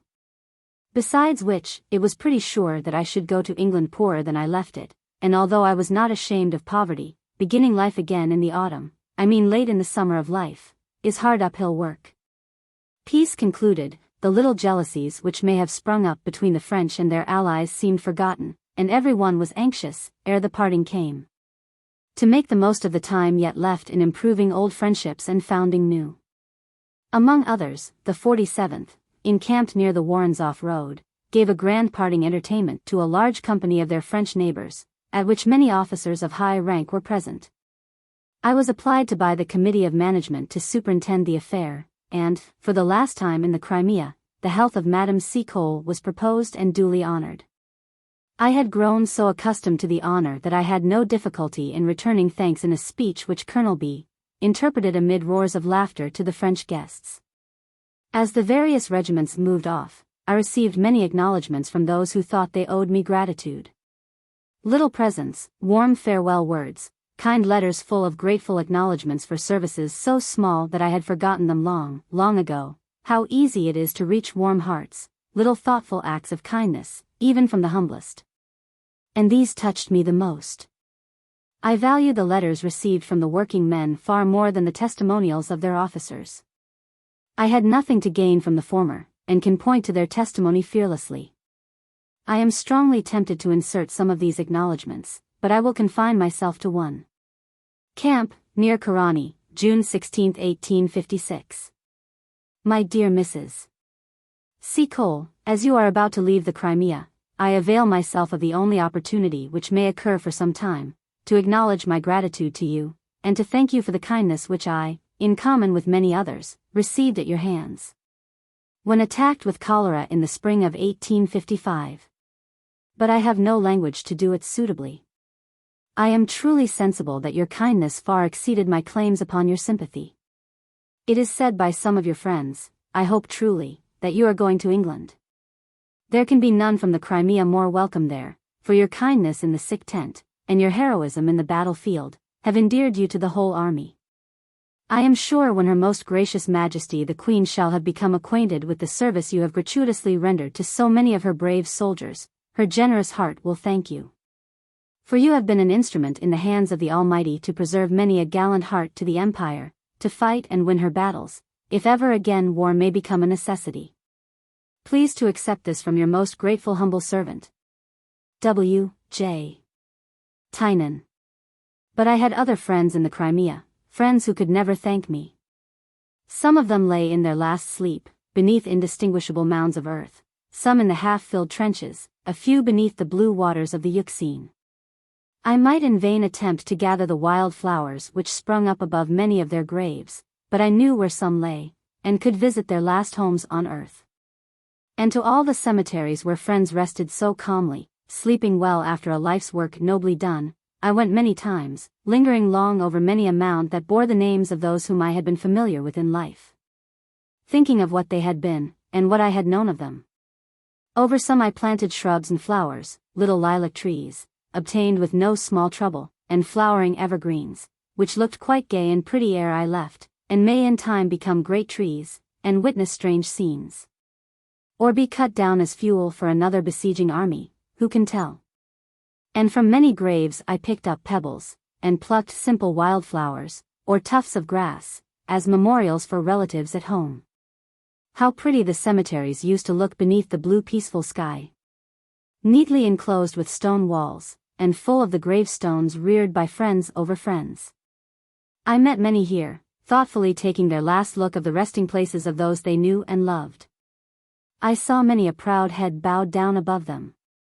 I knew that many a proud heart laid aside its pride here, and stood in the presence of death, humble and childlike.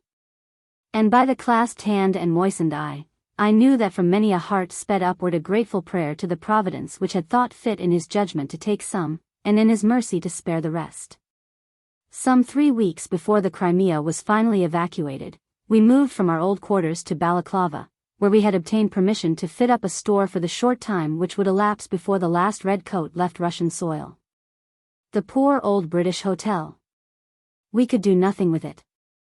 The iron house was pulled down, and packed up for conveyance home, but the Russians got all of the outhouses and sheds which was not used as fuel. All the kitchen fittings and stoves, that had cost us so much, fell also into their hands. I only wish some cook worthy to possess them has them now. We could sell nothing. Our horses were almost given away, our large stores of provisions, etc., were at any one's service. It makes my heart sick to talk of the really alarming sacrifices we made. The Russians crowded down ostensibly to purchase, in reality to plunder. Prime cheeses, which had cost us 10 pence a pound, were sold to them for less than a penny a pound. For wine, for which we had paid 48 shillings a dozen, they bid 4 shillings. I could not stand this, and in a fit of desperation, I snatched up a hammer and broke up case after case, while the bystanders held out their hands and caught the ruby stream. It may have been wrong, but I was too excited to think. There was no more of my own people to give it to, and I would rather not present it to our old foes. We were among the last to leave the Crimea. Before going I borrowed a horse, easy enough now, and rode up the old well-known road, how unfamiliar in its loneliness and quiet, to Cathcart's Hill. I wished once more to impress the scene upon my mind. It was a beautifully clear evening, and we could see miles away across the darkening sea. I spent some time there with my companions, pointing out to each other the sights of scenes we all remembered so well. There were the trenches, already becoming indistinguishable, out of which, on the 8th of September, we had seen the storming parties tumble in confused and scattered bodies, before they ran up the broken height of the Redan. There the Malakoff, into which we had also seen the luckier French pour in one unbroken stream. Below lay the crumbling city in the quiet harbor, with scarce a ripple on its surface, while around stretched away the deserted huts for miles. It was with something like regret that we said to one another that the play was fairly over, that peace had rung the curtain down, and that we, humble actors in some of its most stirring scenes, must seek engagements elsewhere. I lingered behind, and stooping down, once more gathered little tufts of grass, and some simple blossoms from above the graves of some who in life had been very kind to me, and I left behind, in exchange, a few tears which were sincere. A few days later, and I stood on board a crowded steamer, taking my last look of the shores of the Crimea. Conclusion. I did not return to England by the most direct route, but took the opportunity of seeing more of men and manners in yet other lands. Arrived in England at last, we set to work bravely at Aldershot to retrieve our fallen fortunes, and stem off the ruin originated in the Crimea, but all in vain. And at last defeated by fortune, but not I think disgraced, we were obliged to capitulate on very honorable conditions. In plain truth, the old Crimean firm of SEACOLE in Day was dissolved finally, and its partners had to recommence the world anew. And so ended our campaign. One of us started only the other day for the Antipodes, while the other is ready to take any journey to any place where a stout heart and 2 experienced hands may be of use. Perhaps it would be right if I were to express more shame and annoyance than I really feel at the pecuniarily disastrous issue of my Crimean adventures, but I cannot, I really cannot. When I would try and feel ashamed of myself for being poor and helpless, I only experience a glow of pride at the other and more pleasing events of my career. When I think of the few whom I failed to pay in full, and so far from blaming me some of them are now my firmest friends, I cannot help remembering also the many who profess themselves indebted to me. Let me, in as few words as possible, state the results of my Crimean campaign. To be sure, I returned from it shaken in health. I came home wounded, as many others did. Few constitutions, indeed, were the better for those winters before Sebastopol, and I was too hard worked not to feel their effects. For a little labor fatigues me now, I cannot watch by sick beds as I could, a week's want of rest quite knocks me up now. Then I returned bankrupt in fortune. Whereas others in my position may have come back to England rich and prosperous, I found myself poor, beggared. So few words can tell what I have lost. But what have I gained? I should need a volume to describe that fairly. So much is it, and so cheaply purchased by suffering 10 times worse than what I have experienced. I have more than once heard people say that they would gladly suffer illness to enjoy the delights of convalescence, and so, by enduring a few days' pain, gain the tender love of relatives and sympathy of friends. And on this principle I rejoice in the trials which have borne me such pleasures as those I now enjoy, for wherever I go I am sure to meet some smiling face. Every step I take in the crowded London streets may bring me in contact with some friend, forgotten by me, perhaps, but who soon reminds me of our old life before Sebastopol. It seems very long ago now, when I was of use to him and he to me. Where, indeed, do I not find friends? In omnibuses, in river steamboats, in places of public amusement, in quiet streets and courts, where taking short cuts I lose my way oft times, spring up old familiar faces to remind me of the months spent on Spring Hill. The sentries at Whitehall relax from the discharge of their important duty of guarding nothing to give me a smile of recognition. The very newspaper offices look friendly as I pass them by. Busy Printing House Yard puts on a cheering smile, and the Punch office in Fleet Street sometimes laughs outright. Now, would all this have happened if I had returned to England a rich woman? Surely not. A few words more ere I bring these egotistical remarks to a close. It is naturally with feelings of pride and pleasure that I allude to the committee recently organized to aid me. And if I indulge in the vanity of placing their names before my readers, it is simply because every one of the following noblemen and gentlemen knew me in the Crimea, and by consenting to assist me now record publicly their opinion of my services there. And yet I may reasonably on other grounds be proud of the fact, that it has been stated publicly that my present embarrassments originated in my charities and incessant labors among the army, by Major General Lord Rokeby, KCB. HSH. Prince Edward of Saxe-Weimar, CB. His Grace the Duke of Wellington. His Grace the Duke of Newcastle. The Right Honourable Lord Ward. General Sir John Burgoyne, KCB.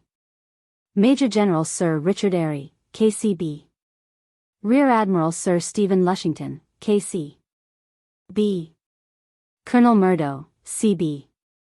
Colonel Chapman, CB. Lieutenant Colonel Ridley, CB. Major the Honourable F. Keane. W. H. Russell, ESQ, Times Correspondent. W. T. Doyne, ESQ. The End. London, printed by Thomas Herald, 11 Salisbury Square, Fleet Street. Transcriber's note. Minor typographic errors have been corrected without note. Page, omitted, I added, I must do them credit to say, that they were never loath. Page, omitted, the added, which is hired by the government, at great cost. There are also a few Scots words in this text. These include waesome, meaning sorrowful, woeful, and brash, meaning attack. Some archaic spelling is also used, for example, secrecy, which has been retained.